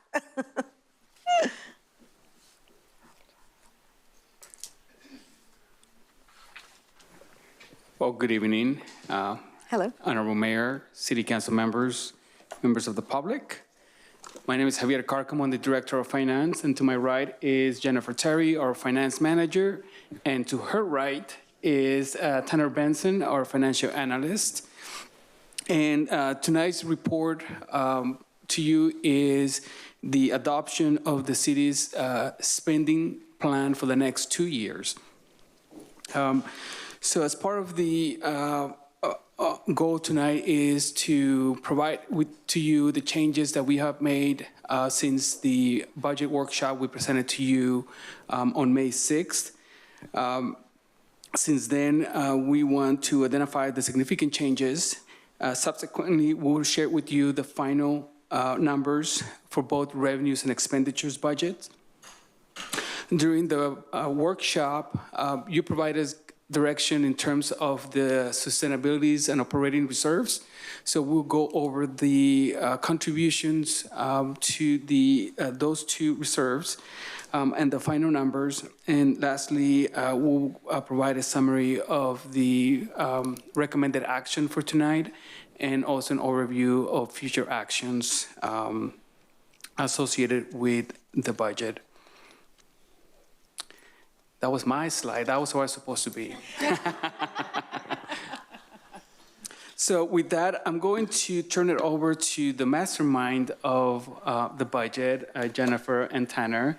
I have to say that all the three of us, this is a milestone at this point in our budget process, so we're super excited to be here tonight, get through this point.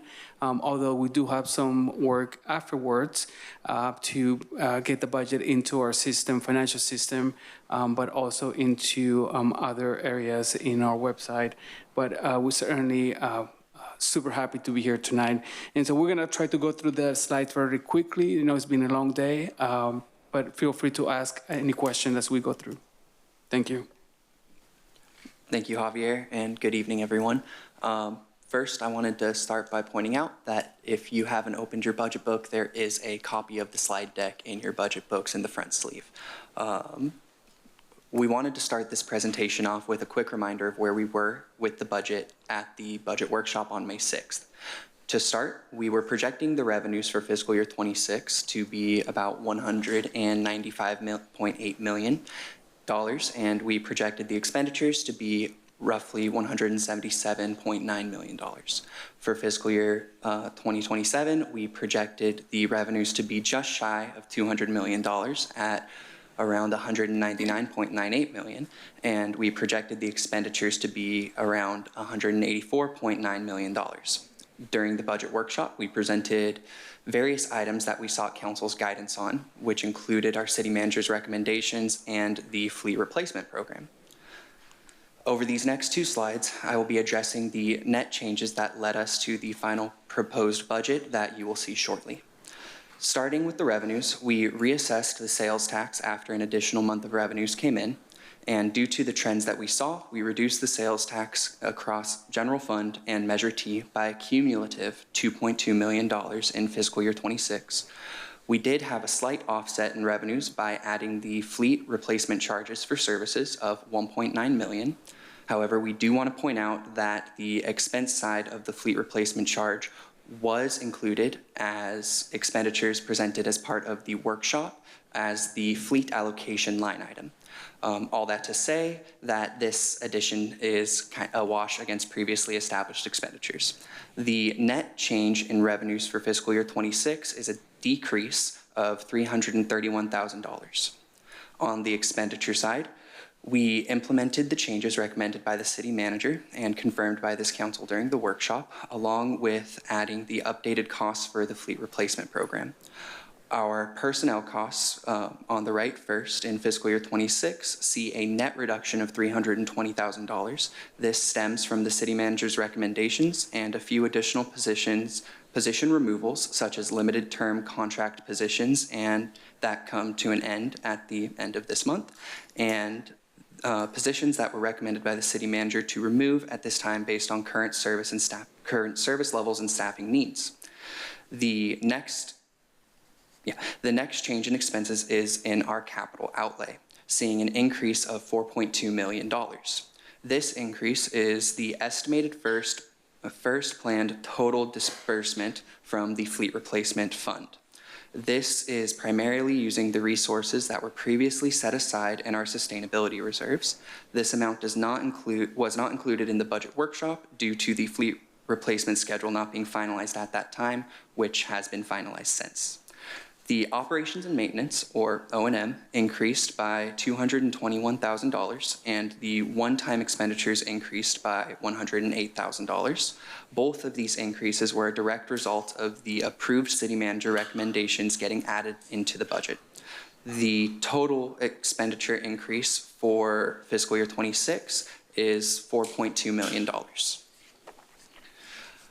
I would like to preface my next slides, my fiscal year 27 slides, by noting that the increases and decreases in revenues and expenditures share the same reasoning as fiscal year 26. So I will be proceeding into fiscal year 27 with a higher level update.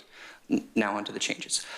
For fiscal year 27 revenues, we see a decrease in sales tax cumulatively across general fund and Measure T totaling $2.3 million, and the fleet replacement charges that were added total nearly $2 million. These revenues combined to have a net decrease of $342,000. On the expenditure side, we see a total increase in fiscal year 27 expenditures of $6.4 million. Of that increase, personnel increases by $562,000, capital outlay increases by $5.4 million, O&M increases by $95,000, and one-time expenditures increase by $311,000. With all these changes noted, we are brought to the proposed budget for the next two fiscal years, starting with fiscal year 26. Here we see the effects of the changes where our proposed revenue budget decreases by $331,000 to $195.4 million, and our expenditures increase by $4.2 million to $182.1 million.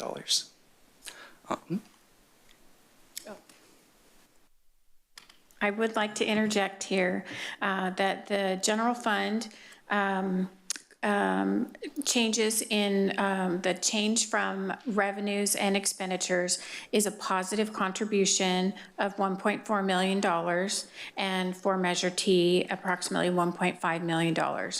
However, this is offset by the capital improvement budget of $1.2 million for the general fund and $1.1 million for Measure T.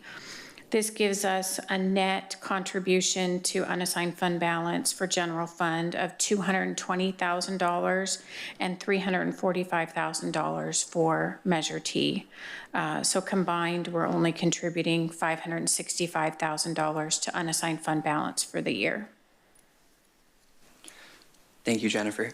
The last item we wanted to bring to your attention on this slide is the bottom portion of the table labeled Uses of Fund Balance and Sustainability Reserves. We wanted to show these uses here so that we could show that the transfers to reserves and the uses of the sustainability funds were not impacting the operating expenditures for the fiscal year. These funds were previously set aside for specific intended uses that Jennifer will be going over in the operating and sustainability reserves portion of this presentation.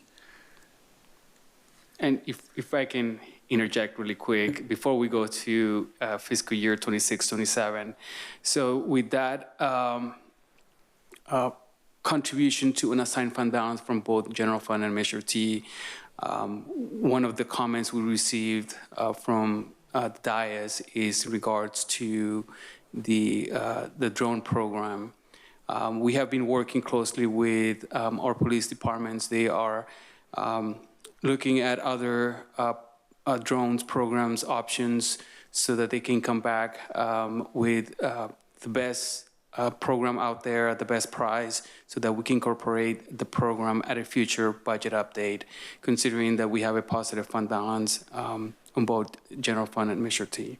So subsequently, we'll come back to you with an update on the program, and subsequently including that as part of a future budget update. I would assume possibly in the first quarter.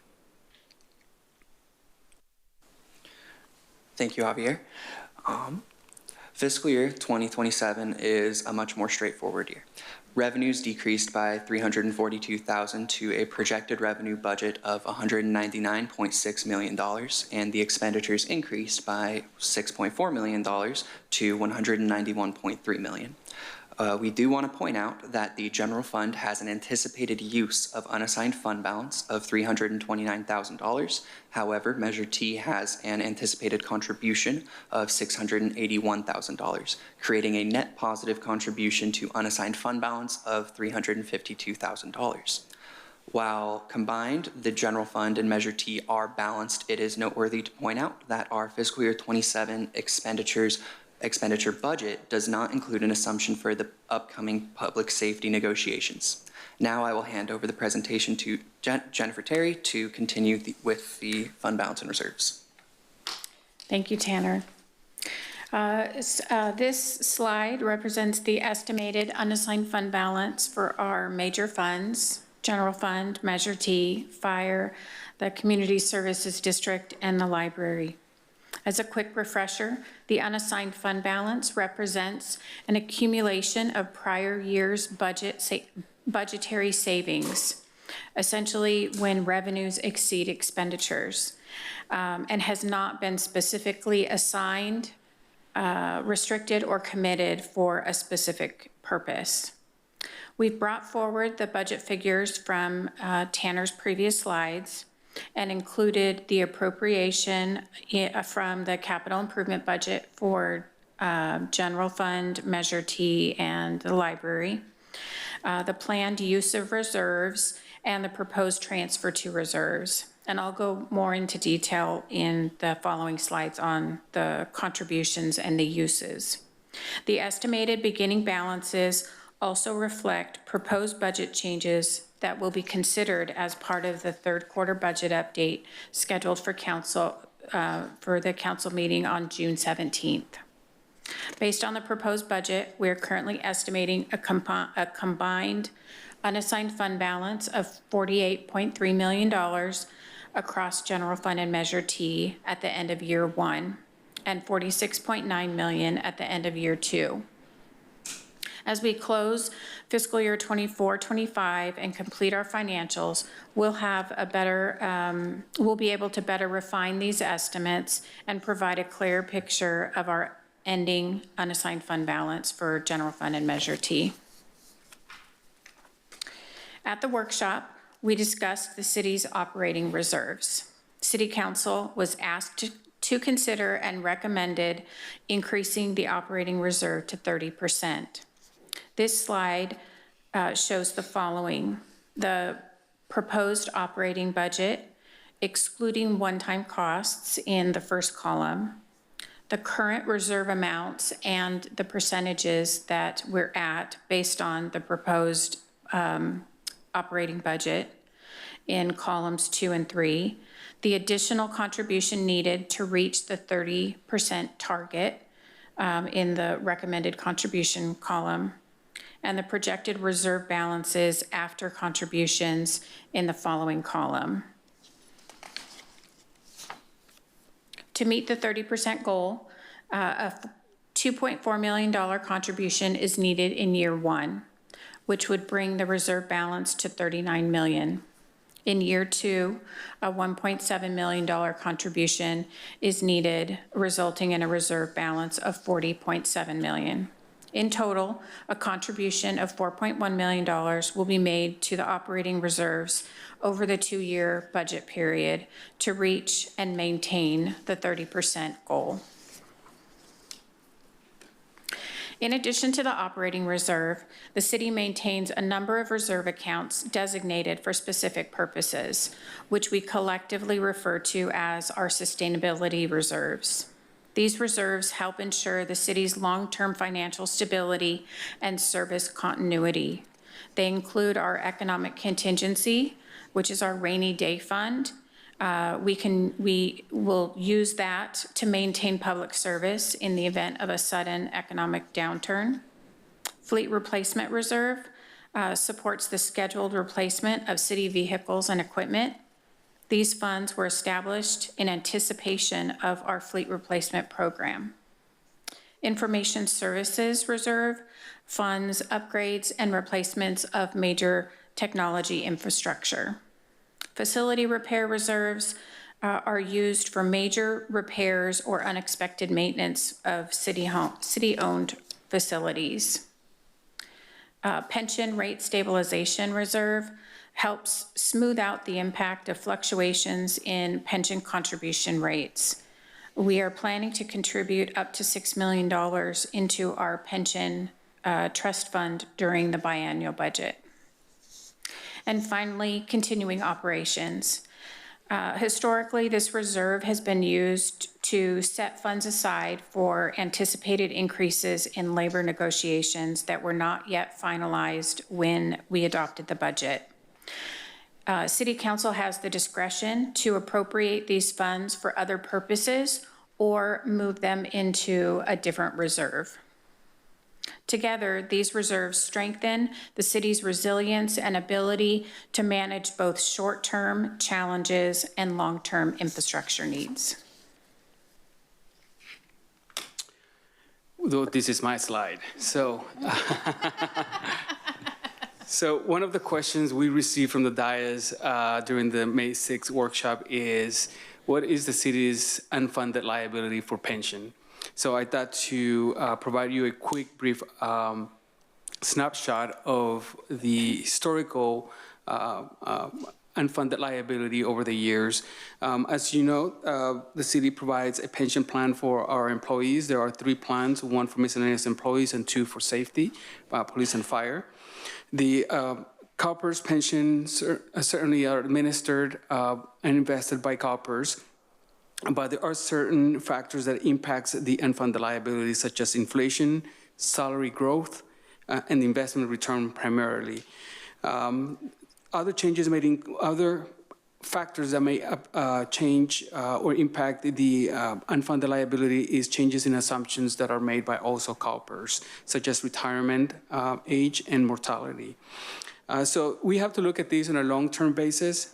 Is it a long-term obligation for the city? So as of fiscal year 24, the unfunded liability is approximately $70.3 million. So that is liabilities over the assets that we have with CalPERS, and we expect to have with CalPERS on a long-term basis. within that number, it includes a $3.3 million that we have set aside funds as a part of the 115 Trust investments. As you recall in the previous slide, we have approximately $9 million in pension stabilization fund. Those funds can go towards the 115 Trust, so subsequently we can increase that amount as well. Part of the trust can go towards to utilize towards increases in pension costs on an annual basis, or we can utilize it to make payment directly to CalPERS as a down payment or additional payment, akin to what we normally would do on our mortgage payment. You may send an additional payment on an annual basis. So with that said, with the $70.3 million, our funding status is about approximately 80%. If you ask me, that's a really good number. Where we at, but certainly on long-term basis. As we progress over the next 20, 30 years, we expect that numbers to increase just based on the future pension. Most of our PEPRA pension will eventually will take over, and that funding status essentially will increase as well. And that's all I have for you. So I'll turn it over to Jennifer.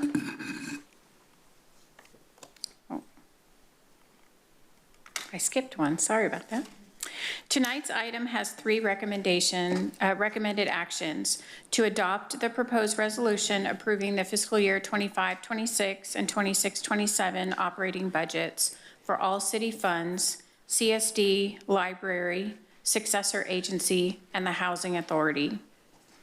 Approve the fiscal year 25-26 and 26-27 preliminary budget for the Murrieta Fire District and set June 17th, 2025 as the date of the public hearing, and also to approve the schedule of authorized positions.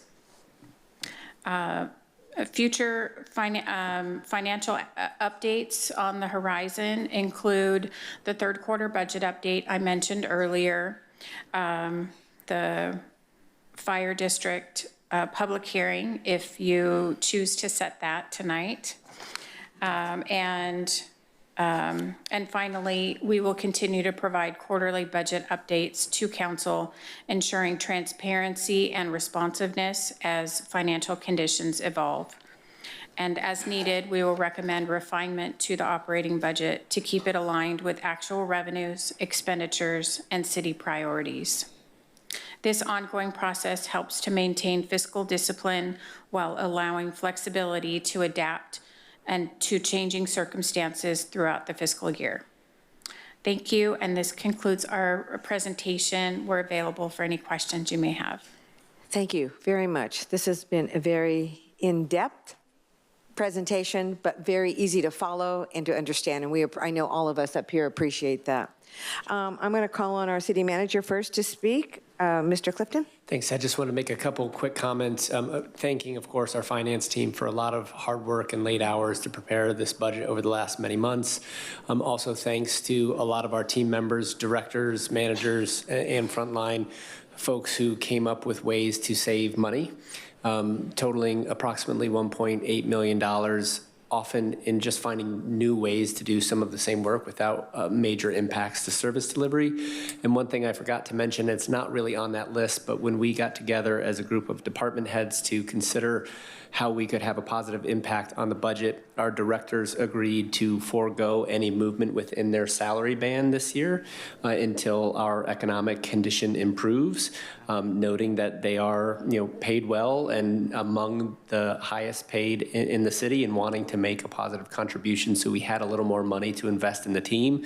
So of course, if our economic condition improves or if there's a really unique situation, we may have some movement there. But as a group, we've decided to also do that as a way to honor the commitment that the rest of the team is also making to our financial circumstance today. So I wanted to highlight that for council so that you also know the good hearts that they lead with. Thank you. That is extraordinary. Thank you very much. I'm going to ask a couple of questions first, and then I'll go to the queue, because I don't put myself in the queue, so I'm going to ask. I have a couple questions. Javier, when you said on CalPERS, our money goes to them, and they invest it, and oftentimes they lose it in their investments, and that happens a lot, unfortunately. When that happens, who has to make up that difference? It's us, correct? Correct. So in essence, when there is a loss, for instance, you can see from 2020 is an example that the assumption is to get 7%. CalPERS only got 5%. So that loss in investment has to be, it's amortized in a period of 20, 30 years, 20 years, I believe. And so that the amortization has to be made up by the city or the members of the of CalPERS. Okay. So our annual, what we call our annual unfunded liability amount increases as a result of that loss. And do you have any say into what they invest in? Do we have any, can we recommend where it gets invested, or is that handled by them specifically with no input from our city? That's correct. It's city members or any members of CalPERS don't have a say in terms of how, for the most part, they have to invest based on what the government code sections allows them to do, but Okay. it's all under the oversight of CalPERS. Okay. And my next question is, I know that the general fund right now is subsidizing some landscape lighting districts that are not being paid for by the people in those districts, and which is coming on the backs of all citizens of Murrieta out of the general fund. Do you know what that cost is right now? Is it around $1 million? It's approximately $1 million, yes. Okay. And if we were to not fund that, what would happen? We would have to reduce services. Which means there would be no clean parks, there would be no clean sidewalks, there would be no, it would be a mess, right? So the general public is subsidizing these districts that do not have any contribution from those that live within. Is that correct? They have contributions from the property owners. Right. But the amount that they've approved either doesn't include an annual inflation adjustment, or the rate is just so low that it's not keeping up with today's expenses, today's costs. And that $1 million today is only going to increase as we move forward. Yes. And City Manager, what is our solution for this deficit? Ultimately, there would be some hard decisions to make. One approach would be to reach out to the property owners within those districts and see, they would take a pretty significant education campaign to hopefully try to describe for people the situation and allow them to vote, to adjust the rates to keep up. If that were the decision, there'd be another decision, which is what happens in the event that some districts vote in favor and some don't. Do we actually realign our expenses to whatever those districts are paying or not? The consequence of that could be for those that don't approve it, the ones that have the largest gap between what they're contributing and what the costs are would see significant reductions in their landscaping services.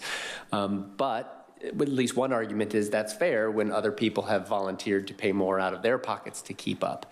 Another approach is to do what we've done so far, which is to do our best to minimize the subsidy, but keep up with a minimum level of service. The inequity there is some residents of the city pay the full cost and then want the other services that their general tax dollars are meant for, while some residents pay less than the value of those services. And that in turn means exactly what our team described. We can do less with some of those other general services, whether that's public safety, whether that's whatever. So it's ultimately a conversation with council. If you wanted us to start to look at what it would take to educate our residents and queue up a handful of ballot questions, ultimately, we could do that, but we'd also want to make space on our priorities agenda because I think that would be a significant lift. No, I agree. The only reason I brought it up is that $1 million is going to be $1.5 million and $1.75 million, and it continually is going to increase. And I know many of us don't like taxes and increases, but without their fair share, this is costing all of us money. And we're taking, that money could be used in other areas, such as public safety for police and fire. So I just wanted to bring that forward, that's $1 million that we're spending that we're not getting our fair share back in. So I just wanted to bring that that forward. That's all of my questions. I'll bring it over to now Councilmember DeForest. Thank you, Madam Mayor. I just want to congratulate you. Thank you for this presentation. I see why you got the award. It's very clear and transparent, and I really appreciate your time and effort and long hours putting this together. So thank you again. Thank you also for the unfunded liability question. That was great news on our unfunded mandate piece. I thank you for that, and I thought it would be much different than that, but I'm glad that it is not. One of the questions I have, and I didn't see it here, when we talk about, I'm on page 10, but it talks about the fleet replacement program, tiller truck, type engine. Now, have we paid in full for our tiller truck and for our type 1 engine? Is that already budgeted? Because I know we're supposed to get our tiller truck in 2027. I think June of, or July of 26. Oh. I think we heard. My apologies, I skipped over this slide, so I don't. To answer your question, though, the fire fleet replacement, the use of the fire fleet replacement is for the tiller truck and the type 1. So we've already set money aside, and we'll be asking for that budget appropriation for next year when we anticipate it arriving. So we do have the funds available. We will be moving out the fleet replacement and the fire fleet replacement into the fleet program, and then all of the budgets for the purchasing the vehicles will come out of that other fund. Okay, thank you for that. And one other question, and I'll stop asking questions, but the library fund, so we're doing our library expansion, and I see that you have like 3.5, oops, 3.5 million. Is that for the expansion piece? Is that for, yeah, that's what we have set aside right now for the expansion? There's the grant that we receive. They'll be using what available DIF funds are available from the library DIF, and the city through Measure T is loaning $3.5 million to the DIF fund to supplement that construction. And then there's also the donation piece that right, which we are all working on diligently. Yes. Okay. Thank you so much. I appreciate it. Thank you for your time. You're welcome. Thank you, Councilmember DeForest. Councilmember Holliday. Thank you very much, Madam Mayor. A couple questions. On slide 4, you mentioned the fleet replacement charges for services. Who are we charging? I'll answer that one really quick. So it's all based where the vehicle resides and who's operated. So it's being charged to several departments across general fund and part of it is Measure T. So the charges are residing on those, and the revenue, which you see on the left side here on your screen, the $1.9 million is a revenue to the fleet replacement fund. So it's an accounting entry? Yes. It's not an actual it works, income? Yeah, it works similar to what its internal service fund is. Yeah, that's what I had assumed, but I just wanted to clarify that for people that may not know what a charge for service is, thinking it's a fee that city is charging someone when it's accounting to different departments for whoever's using that vehicle. Okay, perfect. And then slide number 10. So the Economic Contingency Fund really is an extension of our reserve fund, kind of. I know we call it a different name and we have it in a different place, but if we add that 14 million into our 30% reserve fund, we're really at about a 41% reserve fund. True? Correct. Okay. Just wanted to point that out because that's a healthy reserve. And I'm glad, I'm not suggesting we change how we call it. We have that, we would use that first before we went into our 30%. And then obviously if things got that bad, we'd tip into the 30% and have to rebuild that up. So So good job on that. And then my last question is on slide 11. So we put $3 million into the fund, the Section 115 trust, back in 2022. And we didn't do much with it. I know it wasn't really invested initially. And we finally got that trust set up because we had to set up the trust, right? So we got the trust set up and we got it invested. And in 24, is that a full year return? The change between the two? So the 22 amount, the $3 million was our initial amount. We Right. didn't get it invested until June of 23. So Okay. that's only showing 1 month of interest earnings in 23. So between 23 and 24, we finally had a full year of interest earnings. So that 24 number includes the earnings. The difference between those two is the earnings for that one fiscal year. Correct. Less the 60,000 from the prior year. Yeah, the difference between those two, which works out to 9.3%. Yes. Pretty decent. Good job. That's all I have. Mayor Pro Tem Lavelle. Thank you, Mayor. By my math, that was 3 questions, Mr. Holliday, not a couple. Great job to the team. And I just want to acknowledge again the executive team that took the deferment and the salary contribution this time around to make this city do so well financially and, you know, commit to being healthy in the future. So kudos to everyone involved in this process, and thank you all for participating. Is there any further discussion? Seeing none. Madam City Clerk, are there any public comments regarding this item? Seeing none. Thank you. I'm going to bring it back up to council for one last discussion. Seeing none, I have a motion by Councilmember DeForest and a second by Councilmember Holliday. Please vote.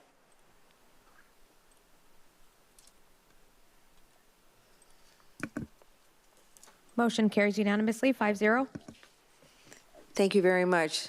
Great job, everybody. And thank you again to our executive team for your concessions that you are making. We do appreciate very, very much. We'll move on to item number 20, Community Facilities District 2025-S, Safety Services of the City of Murrieta. Oh, welcome back. You didn't even leave. I know. I thought he would want a new chair. Staff, at your convenience, may we please have your report? Yes, good evening, Honorable Mayor, City Council members, members of the public, Javier Carcamo, Director of Finance with the City of Murrieta. So we have a couple presenters for you tonight. With me is also our Director of Development Services, David Chantaransu, our City Consultant with Shane Spicer, with Spicer's Consulting. He's our Special Tax Consultant. And also Nick Yeager with Stratling, and they are our bond counsel. So the item in front of you tonight is a resolution of intention to form Community Facilities District 2025-S, and S for Safety Services. We are forming this CFD in accordance with the Melrose Act. The purpose of this community facility district is to levy a special tax on parcels of residential properties to finance safety services. And eligible costs associated with safety services includes police protection services, fire protection, fire suppression services, and paramedic services. As part of the city's Nexus study related to the impact of growth and population within our city, and based on the need of future personnel and tool and services that we need to provide public safety services, the study and the Nexus study resulted in a levy assessment for various land use type. So for instance, single family property, the assessment of the pros assessment is $580 per residential unit. For multifamily property, it's at $468 per residential unit, and for affordable housing properties, $150 per residential unit. All land type, single, multifamily, and affordable housing unit will have an escalator of 4% on an annual basis. The CFD 2025-S is a citywide annexable district and would allow for future residential developments to annex into the district to offset the impact on services associated with the new projects and new population. The intention to form, we received 2 petitions for this CFD. We received one from Rustic Meadows and a second one from Kensington Apartments. To talk a little bit about each of the developments, I'll start off with Rustic Meadows. This development is located on the southeast corner of the intersection of Whitewood Road and Clinton Keith, east of intersection 215. The development includes a gross acreage of approximately 10, with a plan for development of approximately 7.5 acres. This development would include 153 single-family properties. The special tax per each of those units is $180 with an annual escalator of 4%. The second petition we received is from Kensington Apartments. This development is located on the southeast corner of the intersection of Washington Avenue and Magnolia Street. This is west of Interstate 215. That should be it, 15 at 215. The gross acres with this development is 4.7 with a planned development of approximately 4.2 acres. This apartment complex would include 126 multifamily units.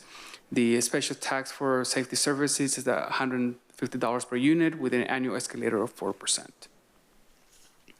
So tonight we're presenting to you for council consideration is resolution of intention to form CFD 2025-5. There is a scheduled plan to hold a public hearing on July 5th. On the same night, there will be we will hold a property owners election and introduce the ordinance at that point in time, with the ordinance having a second reading and for approval consideration on August 19th. So tonight, the recommendation is to adopt resolution number 25-4838, entitled a resolution of the City Council of the City of Murrieta declaring its intention to establish a community facility district number 2025-S for safety services of the City of Murrieta, to authorize the levy of a special tax on property within the district to pay for the cost of providing public safety services. With that concludes our presentation. We're happy to answer any questions you may have. Thank you very much. I just want to reiterate that we are voting, when we go to a vote, if we do, it would be a resolution of intent. We are not forming this evening. Is that correct? That's correct. Okay, just wanted to make sure. At this time, I'm going to bring it back to the council for questions, and Councilmember Holliday, you're first. Thank you, Madam Mayor. So I just wanted to clarify a couple things. We formed a CFD that only addressed apartments and single-family homes, previously 2025-1, I believe. And because of council's direction, that one is now no longer something that we would ever annex anything into. This is the replacement that was intended to be, but because of council direction, we said that one's a one-off, it's done, it's gone, and now we have this 2025-S, which is the successor to that plan, to where now anybody can annex into this, and those rates will stay the same, plus the escalator across the board. And the affordable housing units also get an escalator as we requested, correct? That is 100% correct. And because the rate I saw for the Kensington units, those must be affordable. That is correct. That's the one on Washington and Magnolia. Correct. Just thinking of all the affordable units we have in town, we must be making the Department of Housing and Community Development very happy Although if we talk to Scott, he would probably say we don't, but they should be. And just to reiterate some comments from our last discussion, is this only affects new development. It only affects developers that choose to annex into the project. It doesn't affect existing residents by one dime, correct? That is correct. And it really connects the additional services that we need to provide on the public safety side to the residents that are coming into town that are causing the need for those services. Okay, perfect. Great job. Thank you very much. Thank you, Councilmember Holliday. Councilmember Stone? Thank you, Madam Mayor. Javier, I have a couple questions for you. With this intention to establish our community facilities district and a levy of a special tax on new development, financially, what do you project that this special tax is going to bring to the city of Murrieta? So if I recall, and maybe I'll turn it over to Shane, maybe Shane developed our Nexus study, so he has those numbers. Good evening. I give it to you for being here for such a long time and Yes. still being wide awake. It's been a long day. Shane Spicer Consultant, honor to be here. The amount that was the delta at the build-out horizon in 2039-40 was $7 million for new development. Yearly at that time? At that time, At correct. that time. Mm-hmm. And so, Javier, if we anticipate an extra 30,000 new residents based on the state mandates, our goal typically is, one officer per 1,000. So $7 million estimated. Will we be okay financially? Not only is it going to be an additional 30 men or women on the ground, but also support system, also the expansion of new buildings, more equipment, more vehicles. So and let me clarify really quick in regards to the $7 million. So this is the projected, when we performed the study, we projected a gap between the number of personnel we need for both police and fire to maintain that level of services versus the expected revenue by the time that we build out is $7 million. So subsequently, we'll get to that point, to the $7 million a year. It's not going to be in the short-term basis. It will probably be in the next 20 years by the time we build out. The goal was to identify that gap so that we have the appropriate funding to maintain that level of services and hire the number of personnel positions we need in police and fire.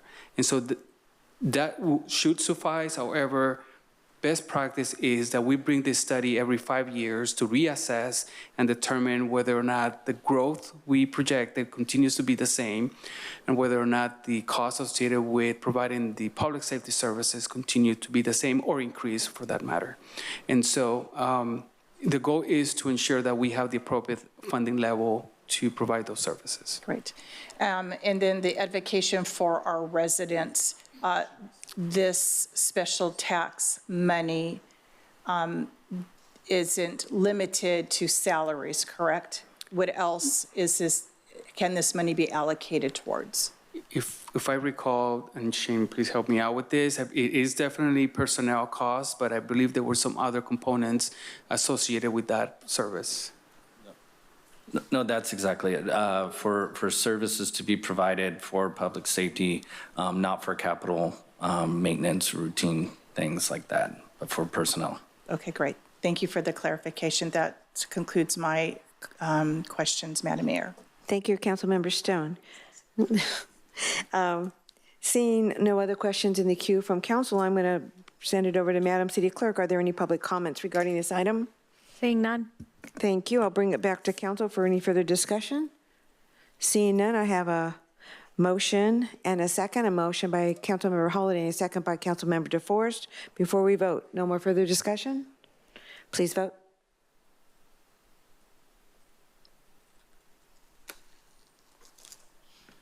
Motion carries unanimously, 5-0. Thank you very much. I'm assuming you're going to stay right where you're at. We're going to item number 21, intent to form a community facilities district number 2025-4 for Rustic Meadows of the city of Murrieta and incur bonded indebtedness. Staff, may we please have your report? Good evening, Honorable Mayor and City Council members. Again, we should have a brief presentation for you tonight. Again,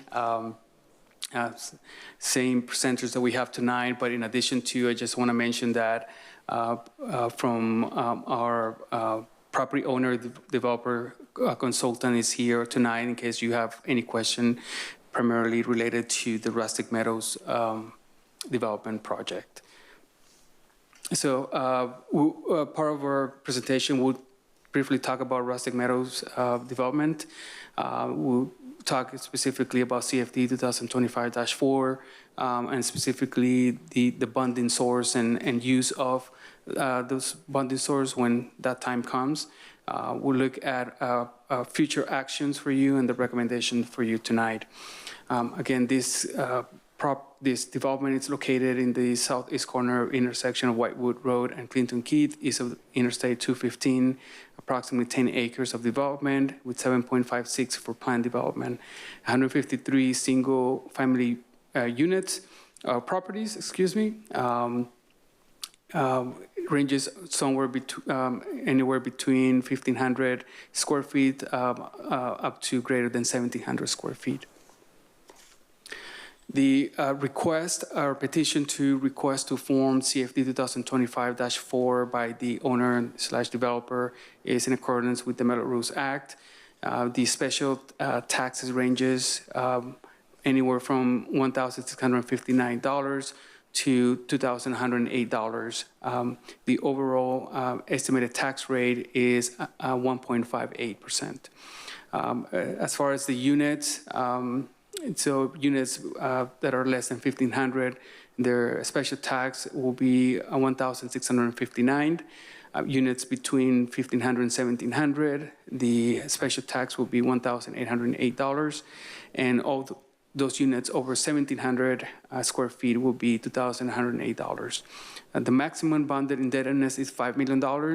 That doesn't mean they're gonna bond for the $5 million, but that's the maximum they will be able to do so. The bond proceeds to primarily for the formation of this district is related to the construction and acquisition of public facilities. The uses primarily for the bonds will be to pay for the mitigation fees for the city and the school district only. The fees associated with the city and school districts are approximately $3.1 million. So with that city taking the lead for the formation, we will have to enter into a joint community facilities agreement with the Murrieta Valley Unified School District to pay for their fees. Future actions, we have a resolution of intention, which is tonight. We'll hold a public hearing on July 5th, same for hold election from the property owners and introduce an ordinance on July 15th. And subsequently, a second reading of the ordinance will take place on August 19th. The recommendation for you is to adopt resolution number 25-4839, also adopt resolution 25-4840, and lastly, approve a reimbursement agreement regarding the Community Facility District 2025-4 with Rustic Meadows and authorize the city manager to execute the agreement. With that concludes our presentation. We're happy to answer any questions you may have. Thank you. I do have one question for you. This bond is no way responsible. The debt is not on the city. It's on the builder, correct, or the developer? That's correct. It's not a debt to the city. It will be a debt associated with that community facility. Okay. And is that the same type of bond that once it's paid off, that will go off of their property taxes? So 30 plus years, 32, 33 years, whatever it comes out, because I know you bond at different times. So that would be the same scenario? Yes. So only the people in that residential area will be paying this. It will be on their property taxes until which time that bond is paid off and which then will be removed, correct? That's correct. Okay, just wanted to make sure. Okay, Ron Holliday, you are up. Thank you, Madam Mayor. And obviously, the questions from the last bond apply to this one, but I just wanted to clarify a couple more things. So this is, how long would you say developers have used this financing vehicle to pay a portion of the infrastructure fees on their projects? CFD's been used since 1982, really more prominently in the late 90s, early 2000s, and almost every project in California is now using CFDs. Yeah, it's very common practice. This is not anything new. As Mayor Warren said, it's something that the property owners ultimately pay. The developer puts it in place, but the property owners want to paying it. And technically, when they buy the home, it's disclosed, and they're voting to pay this and the other two that we're discussing tonight when they buy the home. That is correct. That's ultimately their vote, so to speak, because they could buy in another project that has a lesser CFD. They could buy in a project that the CFD has been paid off. They have all those options available to them, so it's not forcing anybody into anything. No. And as far as the JFA goes, have we already entered into discussions with the school district, I assume? And they are completely on board with this? Yes. In fact, legal counsel had circulated with the school district already the form of the JCFA, and they're in agreement. Okay. They haven't formally approved it as of yet, but they are in agreement to enter into it. Okay, good, because, you know, we had a slight issue with the water district that thankfully got ironed out in a 3-2 vote. That could have been very challenging. So I just want to make sure that they're already on board with it and good with everything that we're doing. Yeah, this is nothing unusual. This is standard. Probably the only thing different about it is when we changed our policy to allow development fees to be one of the things that they could bond for, actually was an advantage to the developer and ultimately to the homeowner, because let's say they wanted to put in streets, street lights, maybe some utility infrastructure. A lot of those things would have to be done at prevailing wage, correct? That is correct. And so this, by paying fees, doesn't change the price at all of what they're doing. The developer could then put a street or road in at whatever cost he can put it in at, or she can put it in at, and ultimately save money to themselves and ultimately on the price of the home to be competitive. That is correct. And I think it's important to note on this project as well that they weren't conditioned to participate in the public safety CFD and did agree to do so, especially with the ability to finance the development impact fees. But in addition, you know, they do have a very low effective tax rate for entry for new homeowners. And, you know, you could tell by the size of the units, they were gearing towards that. So allowing them just to finance the fees is allowing them to keep that rate down as well. Yeah, I saw that effective tax rate was pretty attractive, considering most of them are in the 1.8, 1.85 range. Correct. Up to 2% tops. Well, that's correct. With our public safety and maintenance, it's getting up to 2, but prior to that, it was about 1.85 was the going rate. So yeah, we certainly appreciate them being cooperative with the city in doing that. So no, that's a great job. Now, that project is already under construction at Whitewood and Clinton Keith, correct? Is this the whole project, or is this part of that project? See, I knew you were there for a reason. No, it's just a portion of the project. So there's another builder that's not participating in this district yet. And this is the part that's closest to Whitewood. Yes. The part that isn't participating, if I recall correctly, is not a for sale product. Correct. It's an apartment project. Apartment project. And so as an apartment project, they could still participate if they chose to. Yes. But if they choose not to, then they're going to fund their entire cost on their own. Correct. Okay, thank you. That's all the questions I have. Thank you. Seeing no other questions in the queue by council, Madam City Clerk, are there any public comments regarding this item? Seeing none. Thank you. I'll bring it back to council for discussion. Seeing none. I have a motion by Councilmember Holliday and a second by Mayor Pro Tem Lavelle. One more chance. Any more discussion? Cast your votes. Motion carries unanimously, 5-0. Thank you. One more to go. Item number 22. Yes. Annexation number 1 and number 2 to Community Facilities District number 2025-2, Maintenance Services of the City of Murrieta. Staff, welcome. May we have your report? Yeah, good evening, Honorable Mayor, City Council members. This item is associated with the intention to annex into Community Facilities District 2025-2 for maintenance services. So the annexation to CFD 2025-2 in accordance with the Melrose Act, a special tax on parcels of residential property to finance public maintenance services. Some of these services include landscape maintenance, lighting, street sweeping, pavement management, park and trails maintenance, drainage, stormwater maintenance, and graffiti abatement. The annual escalator associated with this CFD 2025-2 is the greater of 2% year over year, based on the March data or of the consumer price index, whichever is higher.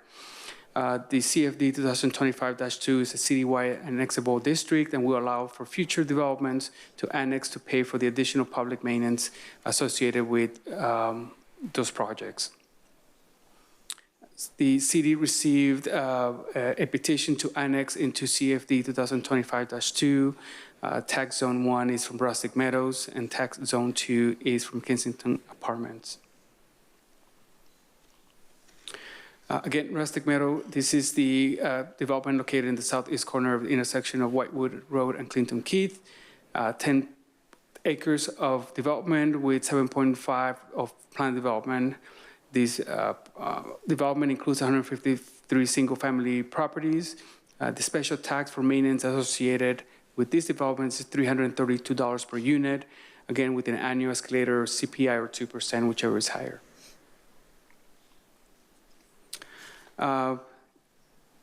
The tax Zone 1 Rustic Meadows include services.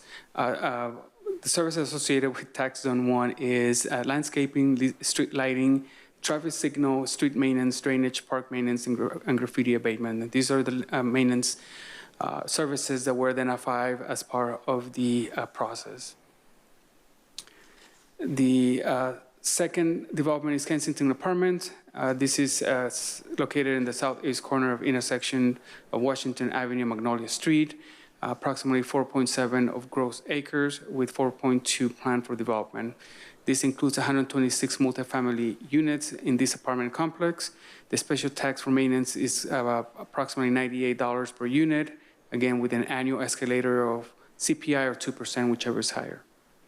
For tax Zone 2, it includes landscaping, street lighting, street maintenance, drainage, park maintenance, and graffiti abatement services. So tonight we have the resolution of intention. We plan to have hold a public hearing on July 15, 2025. We also plan to hold on the same night an election from the property owners and introduce an ordinance to form the CFD. And then the second reading of such ordinance is scheduled for August 19, 2025. And the resolutions of intention of annexation tonight is 25-4841 and also 25-4842 for each of the two developments. With that concludes our presentation. We're happy to answer any other questions you may have. Well, I'm sorry, but we have a question. Yeah. Councilmember Holliday, would you please ask your question? Who could it be? It's just important that some of this stuff gets clarified to the public if they choose to watch this back. I don't know why they would, but this maintenance CFD, as we spoke about last council meeting or whenever we did that, seems like forever ago now. This again is a tax that is on the property that the residents are paying whether it's through rents when they choose to rent or purchases when they choose to buy. And it goes towards, and this one didn't need to be redone like the public safety one did, because it already has an escalator in it, and it doesn't, there's not a separate amount for affordable housing. So the affordable housing doesn't get a break because they're looking at what landscaping and maintenance they need, and they're paying their fair share of that. And the main reason for this is so we don't have to subsidize, which I think Councilmember Stone brought forward earlier, that you asked the question of what we're subsidizing was $1 million a year, right? That was you. Sorry, it's late. We all look alike.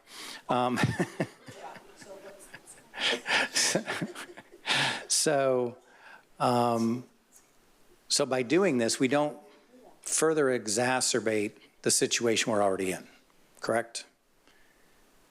That is correct. And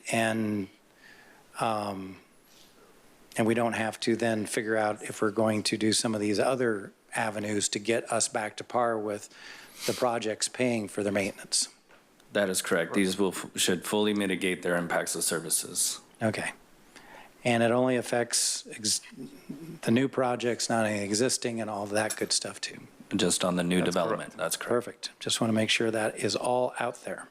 All right. Thank you for your consideration, my colleagues. Thank you, I think. Seeing no one else in the queue, thank goodness.